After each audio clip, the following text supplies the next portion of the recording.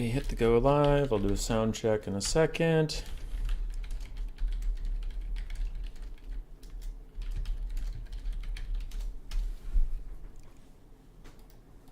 Alright, how are we sounding? Alrighty, hit the go live. We're good. We're using the right mic. Everything is good. Hey, Sir Groots. How you doing? How's everybody? It's 11:59. Technically, there's 1 minute left for checked-in. So what are we doing today? Basic land battle tournament. It is the Chieftain playoffs, meaning tomorrow we'll have the Grey Seer playoffs. Then we'll be done with Season 2 of the Vermin League, which is good. Today is the second largest prize. You can get $100 if you win today's tournament, or I will ask you at the very end if you want to get into the Grey Seer playoffs tomorrow, if you think you can win the whole shebang and get $200. Now note, if you opt into the Grey Seer tournament tomorrow and you lose, you do not get the $100. If you win today's tournament, it's $100 or fight for the $200. So, that is an either or choice. We have everybody checked in, our 10 participants for today. Shuffle, shuffle, shuffle, and then we'll just make sure no one of the same clan is fighting each other round one, because that tends to suck, and we do have 3 VM members here in Berserk, Thunderwolf and Caradox. So just want to make sure that that's all fair and fine. Dr. Jellyfish, Golden Floof, not of the same clan. Sorry, Total War's being loud. Shut up, you. Sir Groot, Cool Umbrella, not of the same clan. Alea, I don't believe, is RTK, so that should be fine. And Thunderwolf is VM versus GGX. So we are good. 2 VM players got bye rounds. You all saw me shuffle. Sometimes shit sucks. Yeah. So, we're good to go. Let's kick this off. Oh, let's spectate as many games as possible, so let's start in the back. Let's catch Sir Groot and Cool Umbrella. I know Dr. Jellyfish is streaming his games. He has gotten into streaming recently over on Twitch. He usually posts a link in my Discord or something like that. He's also on Turin's Discord, places like such. If you also have trouble finding it, you can DM me or something.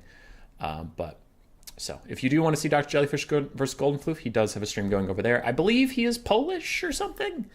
I don't know if he streams in English. I actually never stopped by, which I definitely should do. But yeah. Yeah! All right, that's what I got.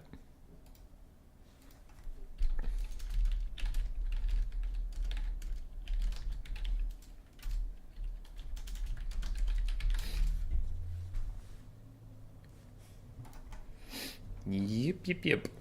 Now, again, there's $100 on the line. There's no gimmick to this tournament. It's just land battles of 3. It is going to be pretty sweaty. It is going to be pretty try-hard. Imagine you'll see a lot of skirmish cav, a lot of chaos. It's just what it is. You know, there's a lot of money on the line. People are going to try hard. So don't be shocked about that. Also, I don't know, with big money tournaments usually also comes rule breaks and stuff, so I wouldn't be shocked if we had some sort of drama. Mr. Casual's here. He did not let me play. I'm sorry. I'm sorry, Bird. Finally been waiting months for a hummus stream. I'm sorry, Kevin Burnt. I've been streaming like 3 or 4 times a week. I'm doing my best. It's weird to see Hubba streaming land battles since he became a Dom streamer. That's true. What's the pick and ban for today? It's what we've been running on Vermin League. So each player gets a global ban, and then pick 3, ban 1 all the way to the finals. Yeah. It's just a system we've been using. We'll vote on a new pick ban system come Season 3, but for Season 2, we're just finishing out with what everybody's been practicing. Alea will play Brett, I'm sure. Stay strong, brothers. Yeah, Alea's a Chad. We love Alea. Closing the stream now. See you after my games. Bye, Groot! Groot said he's here for fun, but he's a liar.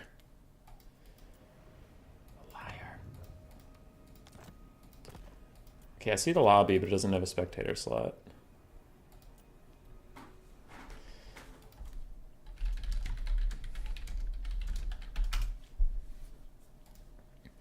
Blueberry fruit shake, is it possible to ban Hellstriders? Do you gotta say Warriors of Chaos / Slanesh?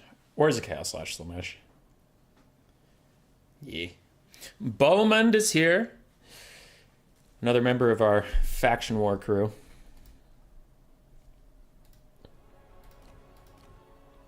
Faction War, the qualifiers are all done. We got everybody. We just need the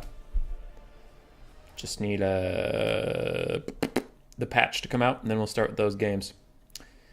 All right, I'm gonna message.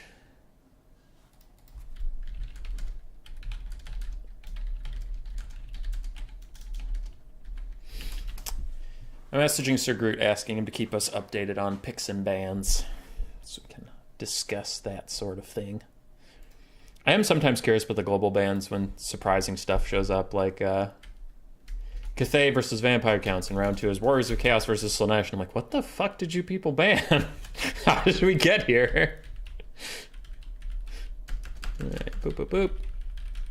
Give a little that.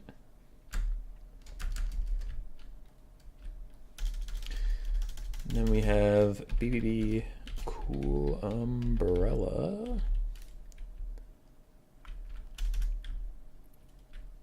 There we go. Lovely. If there's no Norska, the players have to pay you $100. Ben Von ruining people's day in quick battles. Only playing dwarves. Why are you only playing dwarves? You're the Norska guy. Why aren't you playing Norska?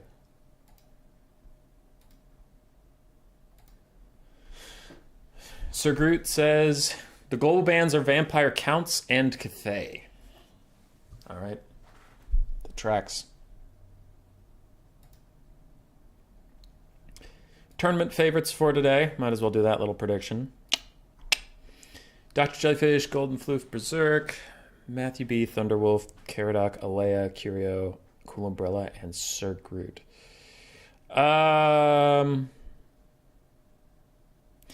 Tournament favorites are probably going to be Caradoc and Dr. Jellyfish, with my dark horse being Thunderwolf. Thunderwolf played really well in the last couple tournaments he's been in. He took Anticity to a close game. Now, Anticity had a build his chat gave him, but it was still pretty competitive. It was just some Lion Chariots that were kind of wonky. Yeah. So he's clearly a good player. I'd put him as my dark horse, but Caradoc and Dr. Jellyfish are real good. Real solid.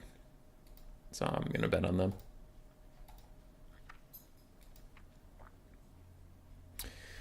Sir Groot picks Warriors of Chaos, Dark Elves, and Vampire Coast, banning Warriors of Chaos from Umbrella. Umbrella picks Tomb Kings, bans Warriors of Chaos. So Dark Elves or Vampire Coast versus Tomb Kings.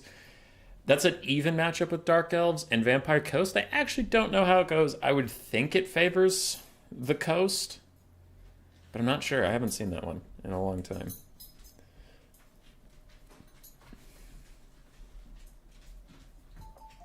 Yeah, I don't know. I mean, you'd think Depth Guard would just be world beaters in that matchup, right? All right, Sir Groot is going VP. Tomb Kings versus Vampire Coast.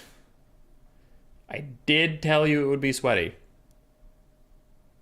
Get the brackets done before starting? What do you mean get the brackets done? The bracket is Cyrus, so before you slander my good name, I do have the Faction War, the bracket. It's there. But the reason I haven't posted it yet is I asked everyone, you have until we start to tell me if there's a fuck up. So like, you know, wow, I can't believe you put Cathay versus Tomb Kings. That's unplayable. That's a shit matchup. So I gave all the players a couple days. I mean, I just posted this last night. So they have a couple days to tell me if any of the matchups are shit and they don't approve of them, and I can move them around before I post the bracket. Because if I post the bracket to everybody, then it's locked. Because I'm not going to be like, all right, everybody, send your predictions back. I changed the bracket slightly. So Cyrus, the bracket's done. I'm just waiting to make sure everybody's happy with their round 1 matchups. So far, no one's complained. But, yeah. Don't you slander my good name, sir. Tactical mirror placement to stare at Ratboy's butt. Hold on, how noticeable is it? Not really. Yeah,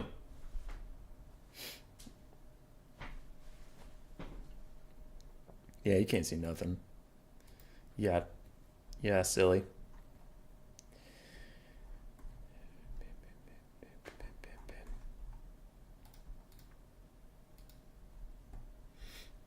Okay. Map is set correctly. That's what I was checking on real quick. Everything else seems to be going fine. What up, Caradog? Are you still the rep for Skaven? Yeah, I am. I put myself against Dark Elves round 1. It's not generally considered a fair matchup. It's Dark Elf favored, but I've played a lot of it recently, and I ran into some trouble. Making the bracket. I suppose we can just talk about that while these guys are building their builds. So the first thing I did was any duplicates we had. So we have 2 Lizardmen. We have 2 Kislevs. We have 2 Bretonias. I placed them on opposite sides of the bracket right away just to make sure they wouldn't have any mirror matches until finals. And if it's like, all right, if both Bretonias get to finals, then fuck it, mirror match. Nothing I can do about that.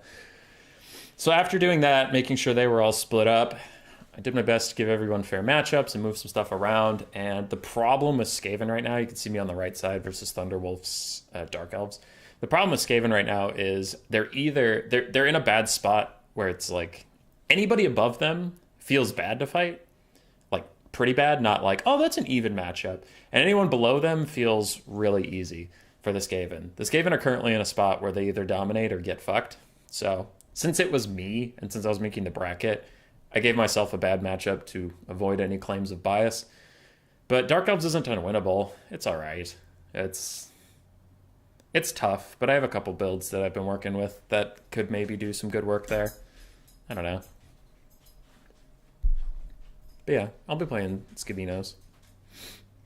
Man, if Bowman can beat Razel in the Beastman Bretonia matchup, if I can beat Thunderwolf, that would be a nice round 2. Just a nice, simple Bretonia. Because Bretonia is generally considered pretty easy. And then if High Elves...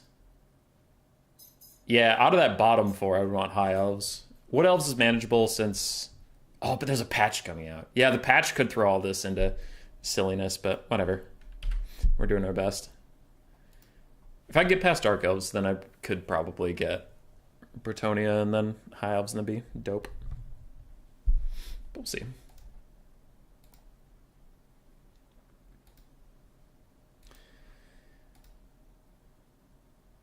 Dark Elves win faction war, change my mind. They're good. They're good. They're a good faction right now, yeah. I 100% think Vampire Counts is winning. I cannot, Vampire Counts is strong. I can't bet against Void Lulls. Now, there is a patch coming. Maybe they'll nerf Undead. I still can't bet against Void Lulls. Especially not on his Vampire Counts. I think he's my heavy favorite to win the whole thing. Skaven Pride worldwide. Yeah. From what I've heard about the patch, Mr. Casual, I am pretty excited about it. I'm not allowed to talk too much about it, but what I've seen, if they keep it, makes me happy. Now all this stuff changes up until the last second, so for all I know, I'll be like, fuck yeah, Dreadsaurian costs 500 gold, keep it. And then the patch notes is going to be like, Dreadsaurian gets a cost increase of 500 gold. We fucked up. We meant to say minus 500. Instead, we just said the cost is 500. That's incorrect. And I'm like, God damn it. I wanted a 500 gold Dreadsaurian. Why are Skaven so swingy in that respect? Because they're really strong right now, in general, that the only factions that can beat them are ones that can abuse their low leadership, which is fine.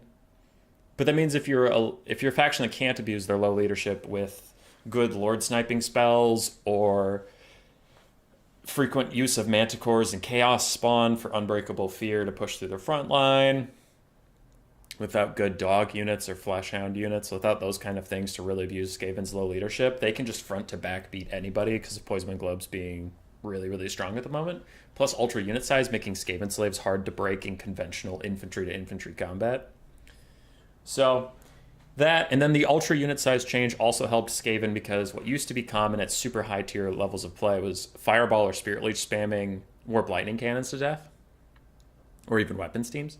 You could take them out rather effectively for low Winds of Magic cost, but with ultra unit size, it takes quite a bit more percentage-wise Winds of Magic to finish off a Warp Lightning Cannon. And that can make so front-to-back fighting Skaven with just pure infantry. It was never a good idea, but it got worse. It's a worse idea now. And then spell-kiting Skaven got worse. So the only factions that are really strong against Skaven still are ones that can rush with unbreakable or monstrous elements Which, to be fair, a shit ton of them got added to the game, right? All 4 of the new Chaos factions have Furies, dogs of some kind, monsters of some kind. They have Chaos spawn, right? So there's lots of things like that. And then Warriors of Chaos is still very strong. They only got stronger with Hellstriders. Slaanesh has an entire mechanic around lowering your leadership. You know, so things like that. There's still strong factions, but it's all, in the current state of Skaven, in my opinion, it's all about, can you abuse my low leadership? If yes, win game. If no, lose game. So, yeah. I don't think Skaven gets wrecked by Dark Elves. Malice is really hard to deal with a Firecaster at his side or a Pit of Shades caster or something. And then you also have to prepare for Malekith spam Soulstealing you while riding on his dragon. And that's kind of hard to deal with. Scourge Runners are quite strong. Dark Riders are very strong versus Skaven. It's not unwinnable, but it is a good matchup for Dark Elves. Massive Bretonnia buff incoming, Bowman. I hope so. They need a little bit of help. They're not the worst off faction, but they're not doing great. Wait, when does the patch come out? Rumored to be next week. Rumored. It'll be like 70k HP Dragon Archmage over again. Make Feral Mammoths cost 500 gold. Dom with the Chieftain on Summon combo. Yeah, and Dom that cheese is silly. We're happy with State of Warriors of Chaos buffs them. That was a great patch note sentence. We're happy with the State of Warriors of Chaos. Here's 4 buffs. All right. Armor's mostly set up, so now I can cast them without chasing them all over the map. For Cool Umbrella, we do have a front line of Skeleton Spearmen and Skeleton Warriors. Just a bunch of chaff, the Vampire Coast. You normally can't chew through that effectively, but with Bombers and Depth Guard getting their improvements into Warhammer 3, that actually could be a pretty flimsy front line. We have 4 Carrion to chase around Gunbats in case they exist. 2 Melee Ushapti, the Kepler Guard, Tomb Guard, the Eyes of the Desert Sepulchral Stalkers. Looks like 4 Skeleton Horse Archers, and then we do have Cetra the Imperishable on his very expensive Pimp Mobile. I am scared, I am concerned, but all right. He has 2 of his cheap spells just to give his whole army as much healing as possible for the bump and grind. The only concern I have with this is it's not a Tomb Guard build or anything, so you're spamming out heals for what? You have 1 Tomb Guard. But a lot of your carry potential isn't from your infantry. It's from maybe these skirmish cabs. So I don't know if like spamming out a bunch of healing is going to be that effective. It's always good, but I don't know if it's going to be that effective. I worry there's not enough infantry killing potential from this Tomb King's build. I am concerned. I think the melee Ushapti are hype. On the other side, we have Depth Guard with Polearms, Depth Guard, Depth Guard, and Depth Guard with Polearms. So 2 Depth Guard of each variety. We have 4 Animated Hulks, 5 Pistol Mobs. We have 1 Bomber from Sir Groot, double Scurvy Dogs, and Count Noctilus on foot with Pit of Shades and his summons and healing. Hi, Bowman. Hi, not hi? Oh, okay, yeah. You meant hi as in greetings, not hi as in... Yes. I am hungry. Good, Mr. Casual. I think these Depth Guard are going to be a real problem for Cool Umbrella. I don't see what he has that can really fight them. Because it's not like he has Arkin with Fate of Buna or Kotep on his DJ booth. Cetra's going to have to like cycle charge through them and not take a ton of damage like he tends to. And these Skirmish Cab aren't going to do anything to Depth Guard. So yeah. I'm concerned. I think the Tomb Kings are well set up to deal with everything except for the Depth Guard here. And Noctilus. What's gonna kill Noctilus? Again, probably not Cetra. 45 melee attack. He'll have to get a charge off. And even then, this guy has... Does he have charge defense? Yeah, he has charge defense versus large. So it might be hard for Cetra to get his stuff. I don't know. Alright, Pistol Mobs are well out trading the Tomb King Skirmish Cav. So far we're off to a good start for Sir Groot. Not super high on the damage value, but pushing things around. Hazel, do you have to do that right now? Do you have to keep dropping your toy on the ground? You're wrong, hubby. Many things can fight them. Just not many can win. Alright, I feel like that was implied. I fell to Imric, Butcherbird, struggle with Beastmen versus High Elves at the moment. Oh, Brett versus High Elves. Brett versus High Elves was a tricky one, and then High Elves got a bunch of buffs.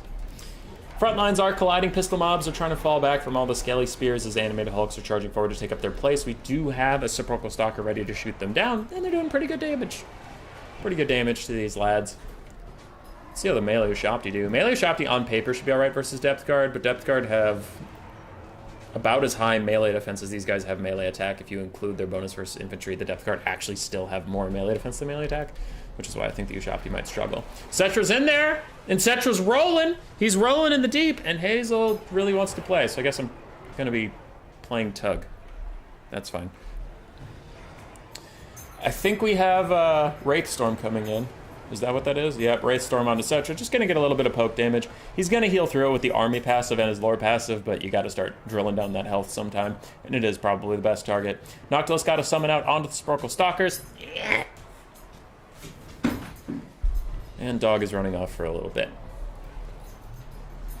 Carrion dove in to stop the bombers from throwing at anything, which is fine, but they don't have a lot of great targets. They were here in case of gunbats, and they're just not going to get that. Now, the Vampire Coast front line is falling apart a little bit. Skeleton Spearmen and Warriors are better than pistol mobs in melee, which I would kind of hope they are. And these Depth Guard are getting clowned on by Cetra and the Kepler Guard. The Kepler Guard getting 40% physical resistance and a bunch of healing from Cetra. They are just demolishing those Depth Guard.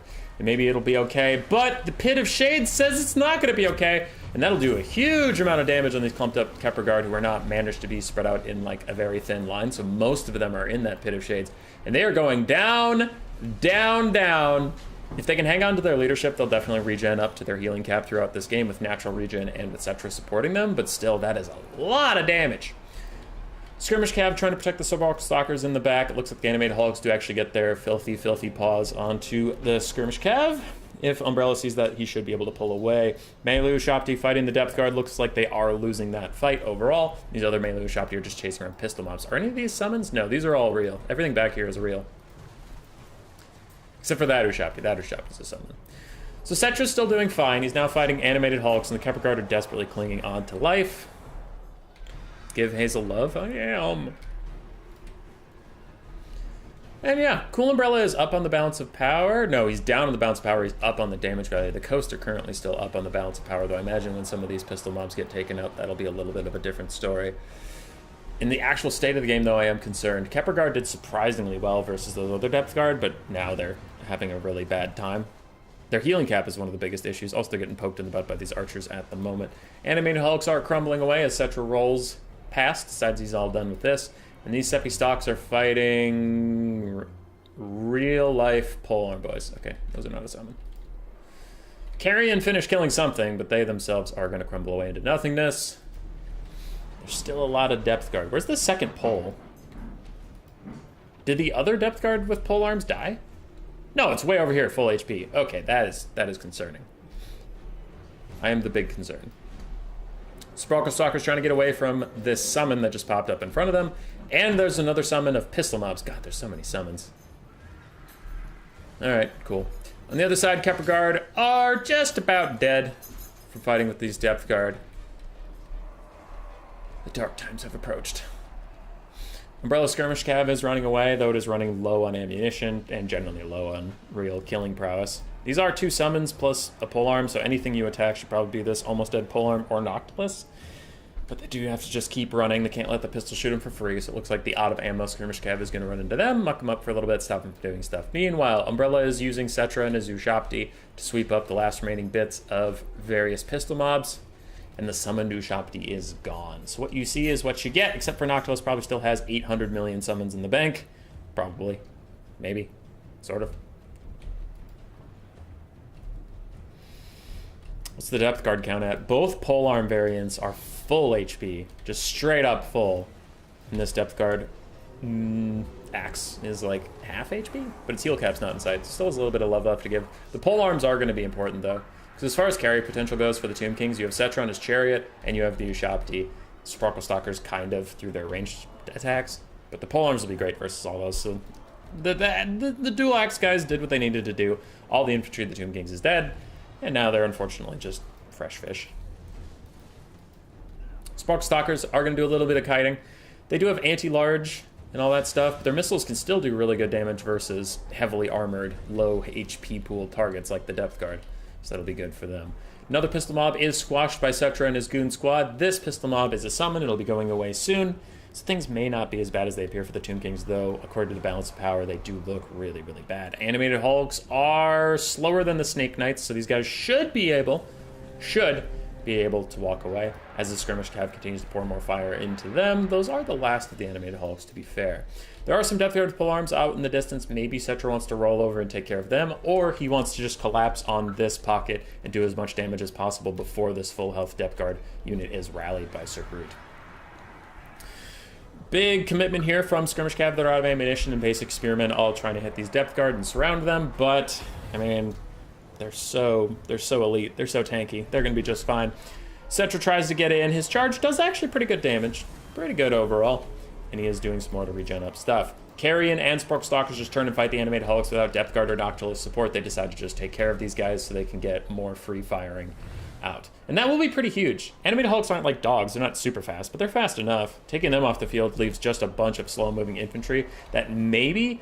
The Eyes of the Desert have a shit ton of ammo. Well, percentage-wise. They only have 8 volleys, so that's actually not that much. But still, if you could kite them out, maybe Cool Umbrella can turn this around. Balance of power is real bad for them. More stuff is starting to disintegrate.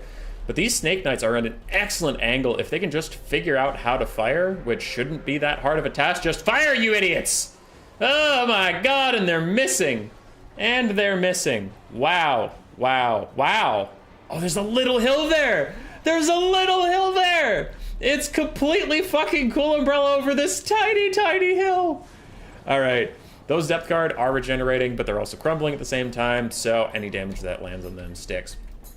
Melee Ushapti and the Skirmish Cav is running out here to deal with the Depth Guard polearms. If I were them, I'd probably want to get the Skirmish Cav to break their charge defense and then have the Ushapti run in, rather than have the Ushapti just kind of get grilled here. But they're not standing in place, so the charge reflection shouldn't apply. Shouldn't is a key word. Umbrella does not seem to realize that there is a little ridge there yet. I thought I heard someone in my house. Cetra's coming back. Balance power is getting a little better for the Tomb Kings as Cetra rolls in and uses his explosion, doing really, really good damage onto the Depth Guard. Nice stuff there. Still don't have fire weakness, even though they have regen. Bastards. And the melee Ushapti did stop fighting those Depth Guard. It looks like they were not having good times, so they ran away. Sparkle Stalker's doing so much work right now. They aren't getting their credit that they should be, but man, they're doing awesome. And Cetra is really proving me wrong. Wow, his value is really low. But I know what he's done. I know what he's done this game. He has done good work. Count Noctilus still being very healthy. This Depth Guard being very healthy is a problem for the Tomb Kings. They do have 5 ammunition left on the Sparkle Stalker. Yeah, that bar looks weird to me. These guys had 8 and it was almost full, and now they have 5 and it's almost empty. I'm confused. But we have gotten to the crumbling times. Skeletons into Ushapti, just trying to grind down these Depth Guard polearms. Cetra's going to charge back in, and he has been doing really good damage. Finishes them off, and a beautiful volley from the Sparkle Stalkers. When there's not a hill in the way, they can do a ton of damage. Hi, it's Izzy. Hunger isn't regen, but it should be. Game still thinks the Tomb Kings are out of it. The Tomb Kings are like, stop counting me out, old man! I do wonder what will kill Noctilus, but this has been a hell of a show. As Cetra gets off another gigantic charge. He's doing so much damage. So much damage. Very nice. Sparkle Stalkers are immediately going to jump on the Zombie Pirate Gunnery Mob summon.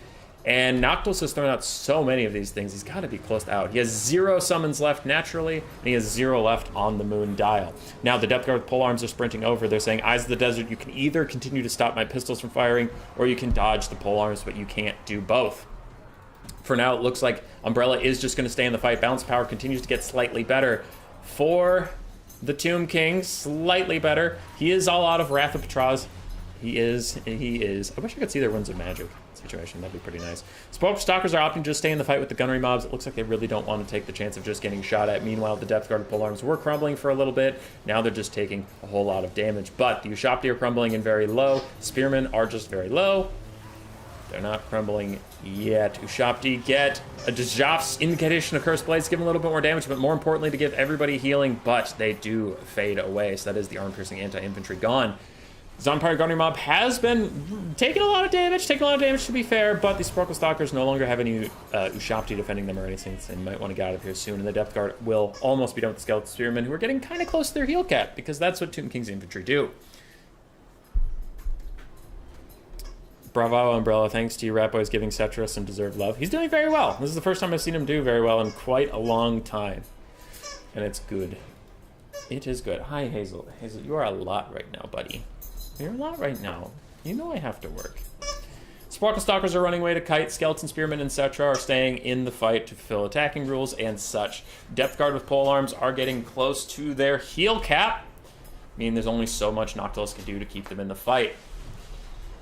Nice volley from the Sparkle Stalkers are going to take them quite low, but is there enough in the tank to deal with Noctilus? That is a big question. Cetra's used a lot of Winds of Magic this game, healing himself up, and he's been doing great, don't get me wrong. There's not that much healing left to give, and his healing cap's within sight. Soon these Skeleton Spearmen will be gone, and the Sparkle Stalkers, they're okay in melee, but they're not great, and they're anti-large.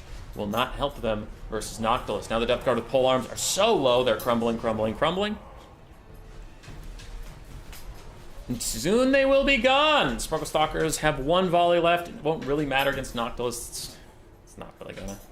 Shame Hazel's so keen to play. So adorable. Yeah, she's a good lady. That's it. It's Noctilus versus a very wounded Cetra. A very wounded and almost out of ammo Sparkle Stalkers. And a nearly heal cap Skeleton Spearman that at any day now will fade into nothingness. If I look weird, it's because I'm playing Tug of War with the dog just behind me. Sorry about that. She is full of love and energy. Cetra tries to get a cycle charge off. Does not appear to do that much. Noctilus has no summons left to help him. We checked earlier. He has 0 uses of that left. Sparkle Stalkers trying to fire off their last few volleys. It said they had 1. They fired a partial, but I think that means they have like 3 projectiles left out of their entire unit. They fired 3 and they were out. I was right. Fuck you. I was right. Skeleton Spearmen are almost gone. Cetra is trying to cycle charge, having a tough time really getting anything done. Huge hit from Cetra on to count Noctilus, and with that, the balance of power shifts into the Tomb King's favor for the first time since the game began. Since the game began. Can Cetra get more hits like that, or is Noctilus just gonna grind his way to victory? Skeleton Spearman barely holding on as he just tries to clear them out and get Cetra to stop cycle charging him. Now, this is where it gets more difficult, is Sparkle Stalkers are going to start getting in Cetra's way. The Sparkle Stalkers are important here. You need to keep Noctilus locked up while Cetra runs around and does Cetra things, but the Skeleton Spearmen were a lot easier for him to cruise through and get the big hits off. It looks like he got a partial one there or something. I saw Noctilus's health take a decent chunk. I don't think the Sparkle Stalkers can really do that much damage, but Noctilus is getting low. Does he have any Winds of Magic left to heal himself? He is healing up through the hunger, but a good Invocation to Heck could really keep him in this fight, and he has to worry now about getting army loss. Noctilus has been holding this balance of power up for so long. Every tick of damage he takes is a giant chunk out of the balance of power. And I'm not seeing any Invocations in the Heck. He's obviously low enough that he needs it. He doesn't have any other spells to help him, unless Sir Groot is saving up for a Pit of Shades, which I think would be not wise. Crumbling is still a real mechanic, by the way. Crumbling is so real. There we go. Those Skeleton Spearmen that were crumbling for 55 years are finally gone. Noctilus is super low. Sparkle Stalkers start to move out of the way as Cetra is going to charge in. Gets a decent shot off. And the Sparkle Stalkers are still here as well. And yeah, I think if Noctilus had healing, he would have used it by now. Saving up for Pit of Shades on the Eyes of the Desert wouldn't be worth it. Noctilus is swinging. This is the hard part of being down to just a Foot Lord, is you don't really get to pick your engagements anymore. You just have to fight whatever comes near you, grind through it, and keep grinding through it.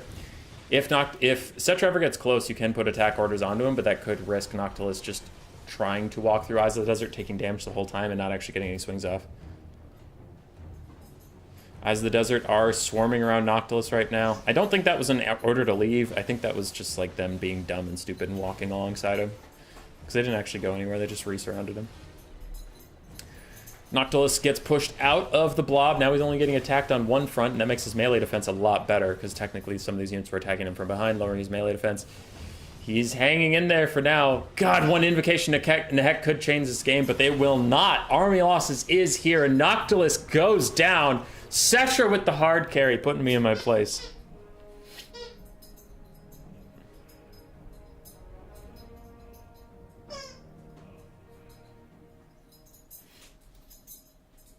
Noctilus 2,400 value. Depth Guard did pretty well overall. This one got shreked right away by Cetra and the Kepra Guard. Animated Hulks did great. considering their price point and their function. Dogs didn't have a whole lot to do, so they didn't get to do very much. Cool Umbrella shut down the bombers quite effectively at the very start, so they never really got a full volley off. And the pistol mobs did mixed, but they're mostly just a frontline tanking unit, and you can see even then some of them paid for themselves. Cetra got 3,000 value on his chariot. I still honestly don't think he paid for himself. Sparkle Stalkers got 2,500. Kepler Guard got wrecked. Melee Ushapti did just fine. Skirmishers did okay. They didn't have a whole lot they wanted to fight. Carrion were there in case of big birds, and they didn't have any big birds to fight. Hold on. Okay, Cetra barely paid for himself. Like, that is my biggest criticism of Cetra, is how fucking expensive he is. Like, Cool Umbrella did all that, and he barely paid for himself. That's funny. But Cetra was a good pick there. He did really well. I'm not pretending that he didn't do well. I think if they left him the exact same but made him like 300 gold cheaper on all mounts, I think Cetra would be a great lord. Ugh.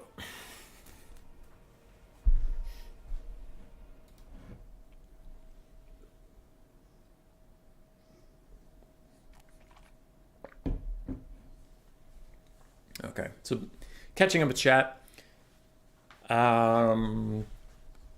Seacard spam really skewed Brett versus High Elves. I struggle with Beastman Brett versus High Elves too right now. It's nice to finally see the monster units of the Vampire Coast. Lots of damage on the Pit of Shades, but still 90 out of 120 models up. Yeah. Hi, it's Izzy. I think I said hi to you, but just in case I didn't, hi.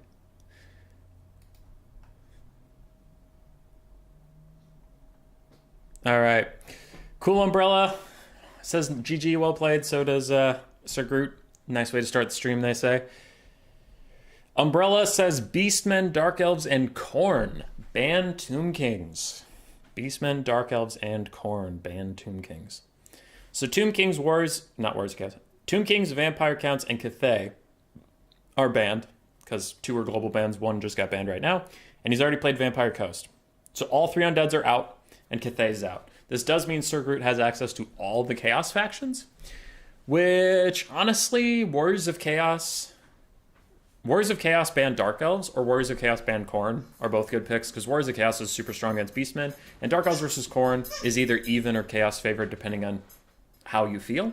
So Sir Groot could take Chaos and ban whichever matchup he doesn't feel like playing, and force Umbrella into that. Hazel, is this appropriate right now? Is this appropriate right now? Where did it go? Where did it go? So we'll see. Sir Groot's also a really good Warriors of Chaos player, so I would expect that to be coming. Umbrella loves his Chariot Cetra. Cetra on Chariot's always been good. Just dies fast to missiles.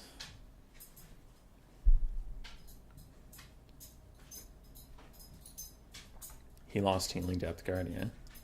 When was the last time Hubby made a land battle stream? I haven't seen you as a land battle streamer for like a year. Oh my god. I haven't streamed a land battle event in like 4.5 years. Yeah, it's been a while.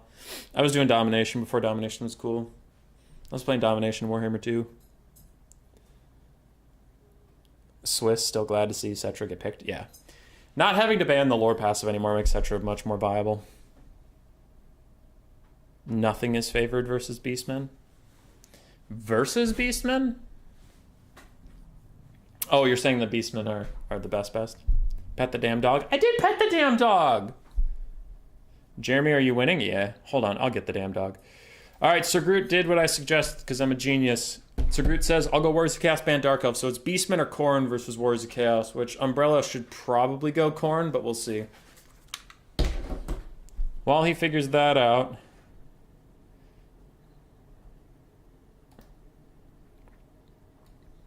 Hey, guys, come here! Come here! Come here! You're so rambunctious! You're so rambunctious! Hi.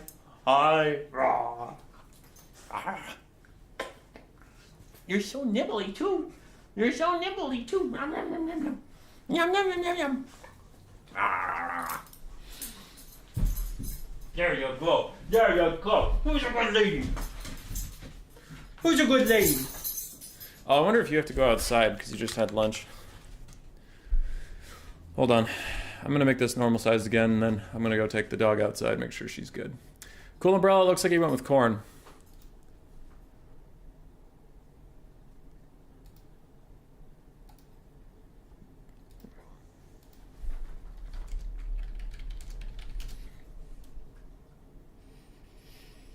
Alright, Sir Groot said we can look at his army. So you can watch him build his army. I mean, he said we could. So you can watch him build his army.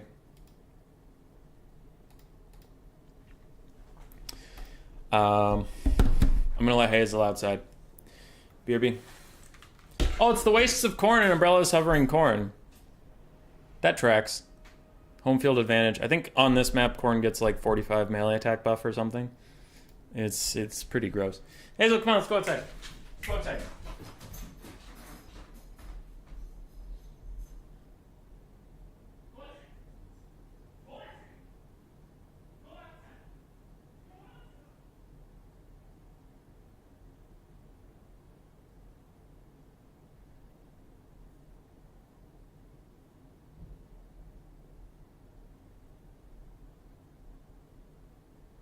Hey there, little moo cow.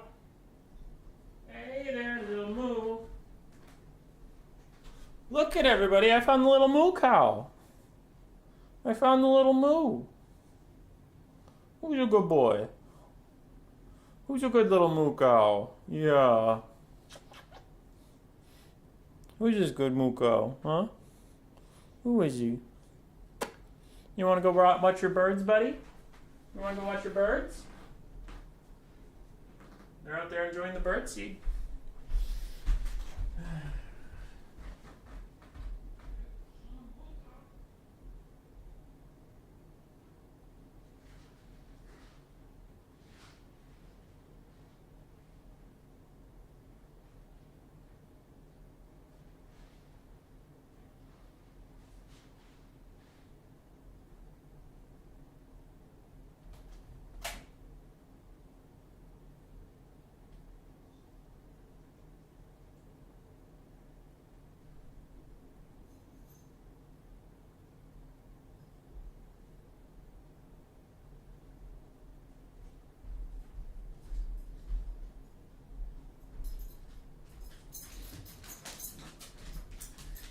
I thought your mom was going to take you to visit your grandparents, but those plans changed. So you're going to need to settle down a little bit, bud. Okay? They can play with you after the stream. I can play with you after the stream, huh? That'd be fun. Well, I'm going to be busy for a little bit, okay? I'm back. Yeah. He officially confirmed corn.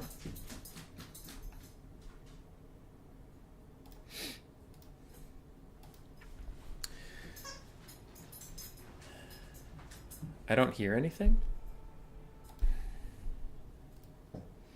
Yeah, he officially confirmed corn. Oh, okay. I hear stuff, sorry. Pet Hazel Moore. Yeah. She's nice. She's a good lady.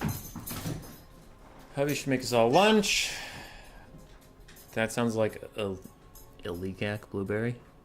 Mike the Guy, hi. I don't know if I've seen you on Mike the Guy, but hi. What, are you a witch hunter? I didn't do nothing. I think everybody here did something. Where'd it go? It's gone. CH make a faction as an April Fool's entirely of Skirmish Cav. Dude, if they... You know how they said there will be no DLC until Q2 of next year? If April 1st is coming and they say it's time and they release a whole bunch of Chaos Dowie teasers, and then on April 1st they release a DLC for all 4 of the Chaos, the Mono God factions again, and it's more fucking Skirmish Cav, I will literally explode with rage. I'd be so sad. Sir Groot's army shrunk. It needs more giants. I mean, Versus Khorne? Okay, actually versus Khorne you might be onto something. I still think Minotaurs with great weapons would surround it and beat it to death, but I mean, a giant could do alright, because there aren't basic archers. I'm playing a Bretonnia campaign right now as Alberic. I've unified all of North Lustria. I went to the center of Lustria to fight the Skaven, but there are no Skaven. The Lizardmen just cleaned house. So I am the entire northern, eastern, and western coast of Lustria, but the southern coast and the entire center belongs to various Lizardmen factions. And they're my bros. They love me.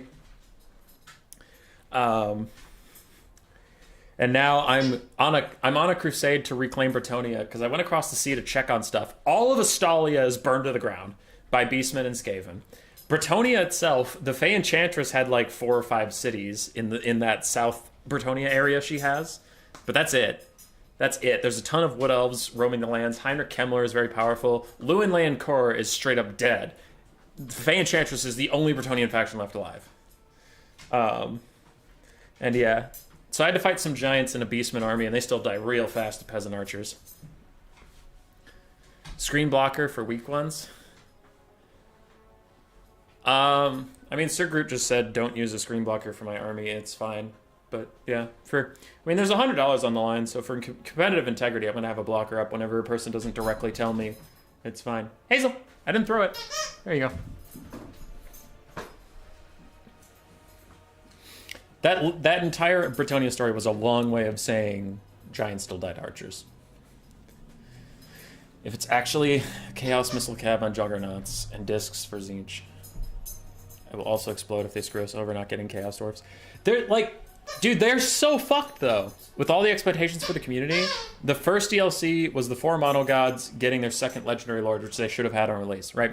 I bitched about that enough, but like, they should have... The Champions of Chaos DLC was actually just finishing the game. That's my opinion on it. So regardless of that, they're fucked now. Because, what do? Kislev and Cathay feel unfinished. And yes, a lot of people hate Cathay, yada, yada, yada. But not everybody hates Cathay, right? Cathay feels almost finished. Kislev feels like they need a DLC really badly. Most of the Mono Gods now feel like they need a DLC because they only got finished with their DLC. They didn't get like a DLC. They just got a complete roster now. But like, you know what I mean? So like, all the people who bought Warhammer 3 want DLCs for their faction. Ogres need more stuff. They need more stuff that isn't large. They can't just get killed by spears, and they need a rework or something.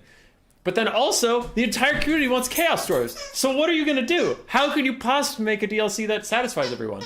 Well, the easy answer would be Kislev versus Cathay, I guess. Maybe do some of that. But then people are going to be like, where the fuck are Chaos Dwarves? Right? Or if you do Chaos Dwarves, is it just Chaos Dwarves, or is it Chaos Dwarves versus someone? If it's versus someone, it's versus who? Who are you gonna fuck over here? Because if it's Kislev, Cathay and Ogre's going to be like, what the fuck? And if it's Cathay, then Kislev and Ogre's going to be like, what the fuck? And if it's Chaos Dwarves versus Ogres, I just don't think that's going to happen, but that would probably be the best solution. I don't know. So they're just like, there is so much content that they need to put out. And that should be a good thing for a company. There's a lot of DLC we can put out, there's a lot of money we can make. But it's taking so long that they're like, you know, the game's bleeding players, the game's bleeding interest, it's falling out of the limelight, people are getting frustrated waiting for so long. And it's just like, God, it's not a problem you think that they would have. It's like, there's too much content. There's too much good content to put out. You're putting out none of it. Come on, man. Get in there. Fucking release some DLCs. But like, and I'm not an idiot. I know why they're having their troubles. You know, they're having the whole drama about that. They're having staffing issues. A lot of people are quitting. After the pandemic, it's still hard to get workers. Like, I get all that stuff. It's just like, stating why the problem exists doesn't make it like, well, problem solved. It's like, nope, the problem is it's taking too long to get DLC out, so people are losing interest in the game.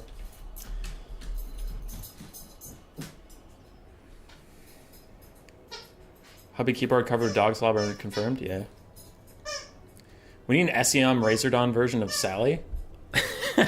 You have that. It's called the fucking Troglodon, right? The Skink Oracle rides one. That's pretty much a Razordon single entity. Cathay isn't finished. It's the closest of the Game 3 races to being finished, but yes, it needs a DPS melee unit. Chaos Dwarves versus Kislev and then Cathay versus Ogres makes the most sense. Cathay versus Ogres makes sense, but I'm confused what Zhao Ming would do, because isn't he friends with the Ogres? So like, what's his role in that? Next Chaos God DLC will be Malal. I don't know who that is, Tactical Lich. Also, hi, Tactical Lich! Armies are getting set up. I'll wait to cast them till they're more set up so I'm not chasing stuff around. Oh, we have Skarbrand! Fuck yeah. Skarbrand's my favorite lord.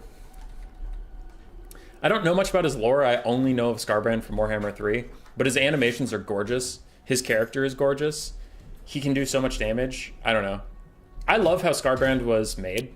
I was talking to somebody about this the other day.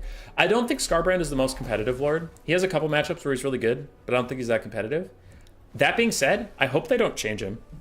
I think Skarbrand feels exactly how Skarbrand should feel. And just because he's not competitive in multiplayer, I don't think that that's a problem. Because he's awesome. I love Skarbrand.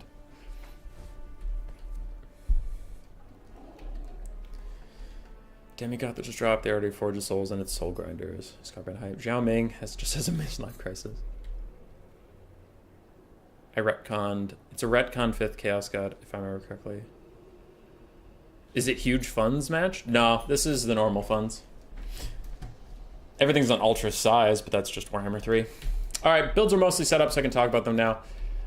For Sir Groot, there's Chaos Warriors with Halberds, Chaos Warriors with Great Weapons, and then Chaos Warriors of Tzeentch with Halberds that gives them the barriers. We have Marauders and Marauders with Great Weapons, 4 Skirmish Cav, all of which are Horse Masters. Then we have 3 Hell Striders of Slaanesh, and we have Archaon, the Everchosen. Probably the best Lord the Warriors of Chaos have now after the Sigvald and Be'lakor nerfs. Well, Sigvald and Be'lakor are still good. I think Archaon was sleeper. I think he was really, really strong, and then the super OP Lords getting nerfed brought him back into the limelight with Burning Head and Spirit Leech. On the other side, for Khorne, we do have Chaos Warhounds. We do have Flesh Hounds of Khorne as well. It looks like we have 4 Skirmish Cav. So it's dogs. It's dog spam. As many dogs as you can fit into dog. Whole bunch of Marauders as well, and Skarbrand. If Skarbrand can ever catch Archaon or Rampage Archaon, he can delete him very quickly. Archaon is squishy. Only 7,000 HP, which it's a lot for mortals, but like compared to Skarbrand has 9,500, and he has a weapon strength that can get up near 1,000. So he can like kill Archaon in 7 good solid hits, while Archaon with 500, he can also get up near 1k, but it would take him like 11 hits in a row to take out Skarbrand. Is there a reason to ever pick Kolek? Currently, no. Because Kolek's not even the best like anti-large duelist at the moment. That would probably be Archaon. Like, Archaon doesn't have anti-large, but he has enough buffs and armor piercing that doesn't matter. They doesn't have anti-large. Skarbrand was Khorne's sugar boy until Tzeentch made him stab Khorne in the back. Khorne was even more pissed than usual. Literally yoked Skarbrand in the Mortal Realms, wings burning. Yeah. Skarbrand's great. The reason I don't think he's super competitive is his price point and not being able to fly. But I don't want them to change that about him. I think he's great. If you ever opt to do a fight with Skarbrand, you're going to lose, and I think that's all he really needs to be fun. Chaos Warhounds of Khorne are just sprinting straight into the Chaos Marauders, and they are currently trading up in that fight, it looks like. Because these dogs do have Frenzy in the Mark of Khorne, they can get pretty insane values on the charge until they start to lose momentum. Skirmish Cav of Khorne are trying to support. Their throwing axes are great, and their melee stats are great. They will get out-skirmished by Chaos, which is unfortunate for them. Kolek looks cool. I still try to bring him, but he does kind of suck. And dogs are just sprinting straight into Chaos Warriors to hold them in place for a little bit while the Marauder Horsemen fire, and that's pretty funny overall. Flesh Hounds and Chaos Dogs are trying to fight the Hellstriders. Now, the Chaos Warhounds took the charge so the Flesh Hounds could opt into the fight later on, and they are just melting through those Hellstriders after they got the fight. And Khorne's doing well. So far, we're even on damage value, which for Khorne in the early game is good, because the more kills he gets, he starts getting his buffs and stuff that the Warriors of Chaos don't have. Spirit Leeches are getting thrown out onto Skarbrand. Currently has 25% spell resist. It's not really going to help him that much. He gets a good breath attack down into some Chaos Warriors. Nice stuff from Cool Umbrella there. And dogs are getting pushed off. They will rally and come back, but it leaves only the Flesh Hounds to really stay in the fight. Marauders of Khorne somehow catch the Marauder Horse Masters of Sir Groot. It looks like they will be pulling away now with very little damage done. Kolek should get bigger the more damage he does. That's true. Hazel, that's enough. That's enough of this one. Use your other toy. The other toy's quieter. How about this one? That's much better. It's so much quieter. Skarbrand is getting in a fight with Archie. I imagine Archie has everything popped. Yeah, he has Slayers of Kings right now. So Scarbrand's trying to walk away from him, but it looks like with some Marauder Horseman support, he will just turn and take the fight. He misses his first couple attacks onto Archaon, and that could be problematic. Meanwhile, in the back, the Hellstriders are getting routed off by the Fleshhounds and Chaos Warhounds Resurgent, doing well there. And Cool Umbrella has pushed off the 4 skirmish cav of Sir Groot. They are not here to support in any capacity, leaving Archaon alone in a 1v1 fight versus Scarbrand. Now, I guess I shouldn't say 1v1 because there's a whole bunch of halberds and great weapons around supporting him, and with the Terror routing Hellstriders fucking off, Scarbrand will also leave, but he did lose that first trade. It looks like he didn't bring any of his melee buffs. Oh, you brought Slaughter and Carnage? Why? Slaughter and Carnage sucks ass, dude. You have to get so many fucking kills. He has 14 kills, and he's 3% charged. 3%. He has to get 30 times as many kills to get fully charged. You would have to get 300 kills with Scarbrand to get charged up. I hate Slaughter and Carnage. It's a terrible ability. Do not take that ability. I wish he had the, like, Axes of Khorne or whatever. All right, he got a really solid hit onto Archaon. If he could pop his Rampage right now, because he didn't bring the Self-Rampage either. Yeah, I Rampaged Archaon. Okay, that's a huge play for Khorne. This could be a moment for him to win the game. Spirit Leech comes out onto him while Archaon's Rampage, probably because he was casting it just before the Rampage popped or something, but you can see exactly what we were talking about. If he can ever Rampage Archaon, he can get him in a bad situation like this and just takes like half his health off instantly. And he's still trying to get more attacks off, though he is missing. Horn of Khorne popped on him, gives him 109 melee attack. He's really trying to get everything he can off onto the Lord, Caster, and Duelist of the enemy army. Meanwhile, frontline fight is mixed. Skirmish fight is honestly going to Khorne, if you consider all the dogs and stuff. Mobility fight, I should say, not necessarily skirmish, but there are some Chaos Warriors with halberds still around. There's Chaos Warriors with great weapons still around. And Scarbrand did not manage to one-off Archaon. He's getting rather low, and he's missing a lot of attacks onto Archaon. So many attacks! Holy shit, that RNG! There, he finally got one, but man, that is really unfortunate for Cool Umbrella. He did everything right, but Scarbrand just missed like 4 or 5 attacks in that whole fight. We saw 3 at the end, but I saw a couple at the start where he was missing. And that was a huge opportunity for him to take control of this game, and Scarbrand just fucked it up. Yeah, Scarbrand's 50% damage booster causes him to Rampage, which can totally screw you. I get that, but I think in a fight like that, like in that exact moment where he had Archaon surrounded by his own troops, there were no enemy troops nearby, he could have popped the Rampage and then like deleted his ass. I don't know. I think Slaughter and Carnage is shit, though. Like, he's still 3% charged. We're 5 minutes into this game. Like, he needs so many kills to get Slaughter and Carnage buffed up. This might be the death knell for Khorne. Skirmish Cav and Halberds are just chasing Scarbrand off the map if he even turns and fights Archaon. If he doesn't fight Archaon, he's going to get rear charged, so Scarbrand is going to go down. And without him, there's not a whole lot that can really threaten Archaon. There's not a whole lot that can threaten the Halberds. Scarbrand is gone. Is down. Scarbrand hates hitting his swings.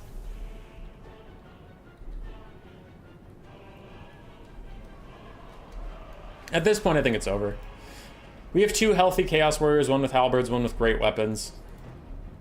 There's a lot of skirmish cav left with a decent amount of ammo. Archaon's still here, and he can offer burning heads and spirit leeches. And what does Khorne have? We have some healthy-ish marauders. Everything else is wounded. That'll be that. We're going to game 3. Army losses hits for Khorne.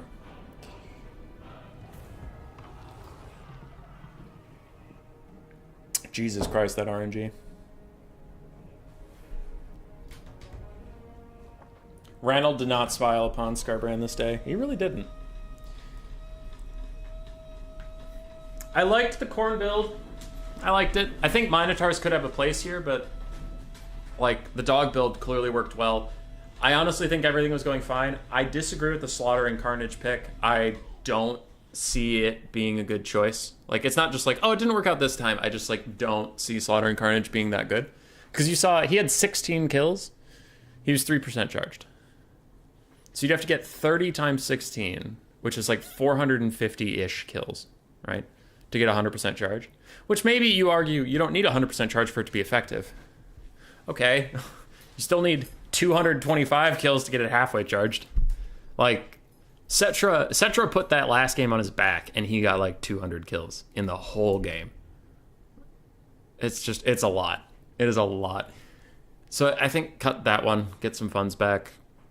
I personally prefer the Rampage that gives you stats, but I understand, like, Blueberry was arguing about it where if he rampages into a bad situation, he's completely fucked.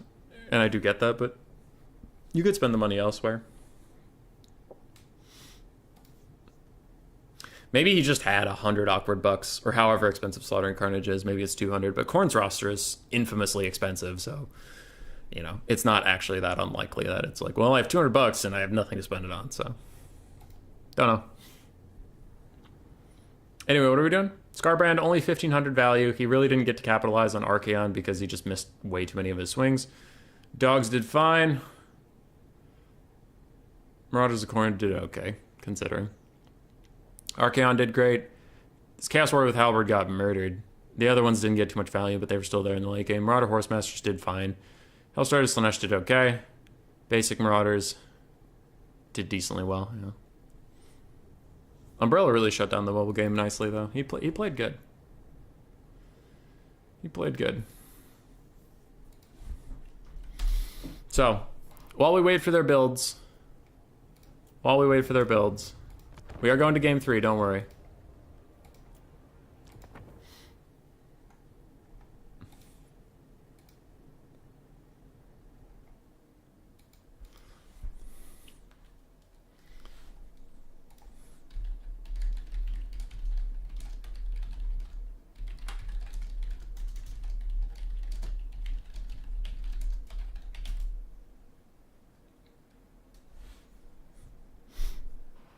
Okay, I told them not to start without us while they do their builds and stuff. I just want to see, like, how bad Scarbrand's RNG was, because it felt like he got fucked multiple times. Because he only got 1,500 value, which I feel like he was in really good situations, so how did he not get more? Too bad Scarbrand did not get his rebirth. Slaughter and Carnage is great if you're playing Dom and can farm a bunch of Marauders and Peasants. Oh yeah, Dom's very different, yeah. Trying to get back into the game, Khorne feels like it's a bit underpowered, like throw units in melee and they just kind of die. They rely heavily on dogs and Minotaurs right now, and the Marauder Horsemen Cav are quite good in melee, but yes, a lot of their melee infantry are generally overpriced in my opinion. Now, someone could say like, hey, Khorne's infantry isn't overpriced. If two infantry slam into each other, they do quite well, and it's like, yeah, but they're also slow, super expensive, and heavily armored, so they usually just get walked away from and kited and stuff. So they can't pick their own fights. Anyway. So Scarbrand has 85 melee attack. Archaon only has 60 melee defense.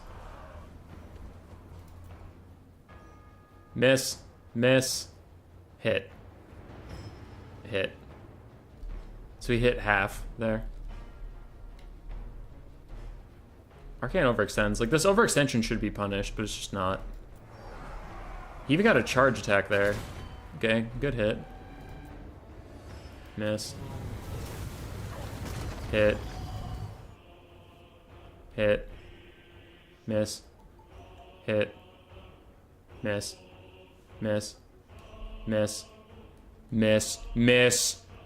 Jesus Christ, he missed so many! Oh my god! Scarbrand, what the fuck?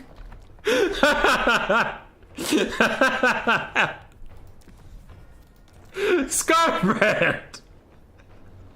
Bad boy!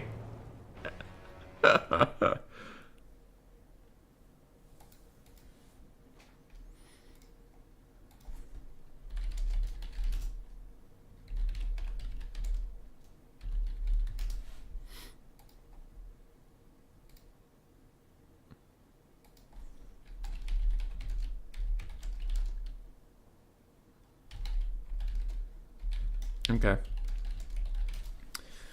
Sorry, there was a rules question while I was already there. I don't think that's worth making a video about, but it was funny. There's Groot, spectate, 1, 2, 3.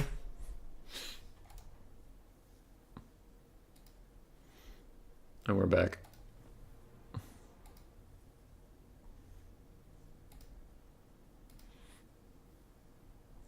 Oh, Groot was wondering why we were checking the replay. I was just having fun with that.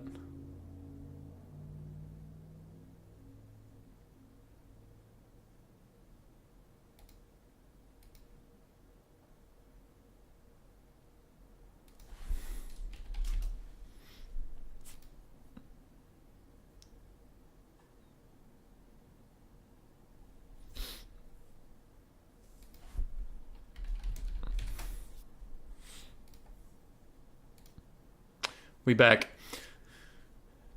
So, what do we have? Sir Groot picks Tomb Kings, Dark Elves, and Skaven, removing dwarves because nobody likes them, is what he said. Cool Umbrella is going to go Greenskins, ban Tomb Kings. So it's Greenskins versus Dark Elves or Skaven. Those are both bad matchups for Greenskins, in my opinion, but Dark Elves is much worse. So I think Sir Groot will probably be going Dark Elves. Single entities doing drive-bys instead of hitting, yeah.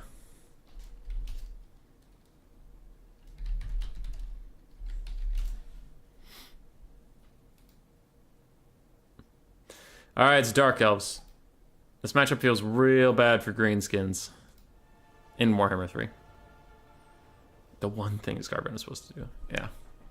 Like he missed a lot, considering. I guess Screen Blocker's a myth. Caradoc.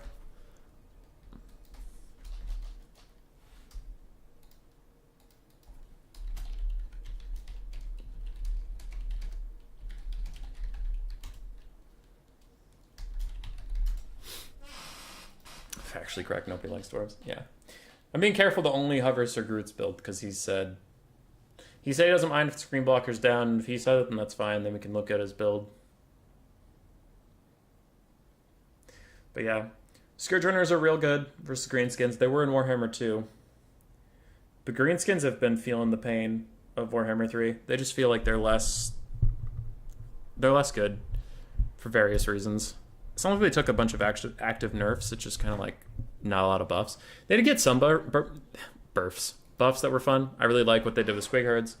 I like that sort of philosophy. But Dark Elves are just feeling so strong in Warhammer 3. It's insane. They're not super OP, but they are very, very strong. Scourge Runners, Malice, Malekith, either one of those. Soul Stealers in general do a lot. Oh, and Dark Elves got a buff from the fact that Winds of Magic charges above 30. Because one of the things that used to hold them back was Soul Stealer was super strong, but it would eat up all your Winds of Magic, then it was slow to recharge. But now you can charge up more Winds of Magic, so you could have like 3 Soul Stealers pretty much off of cooldown if if we all sat around and did literally nothing until they had 60 Winds of Magic, and then they charge into a fight, they could do Soul Stealer, Soul Stealer, Soul Stealer. Because it would recharge a little bit between those, right? That's a pretty big buff for them. Because it used to be like, if you were holding a Soul Stealer until Marathi got damaged, you pop out a Soul Stealer.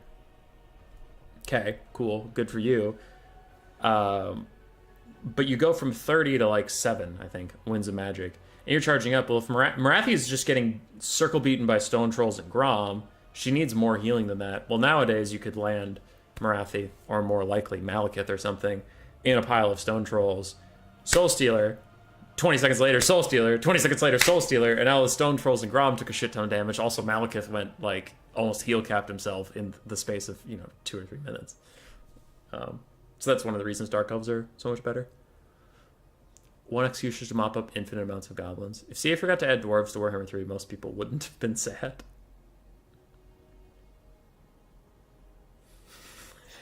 Hey, Grieven. If Scarface could do the one thing Gorn should be good at. I mean, he had plenty of stats. He just had some bad RNG. Oh boy, he missed a lot.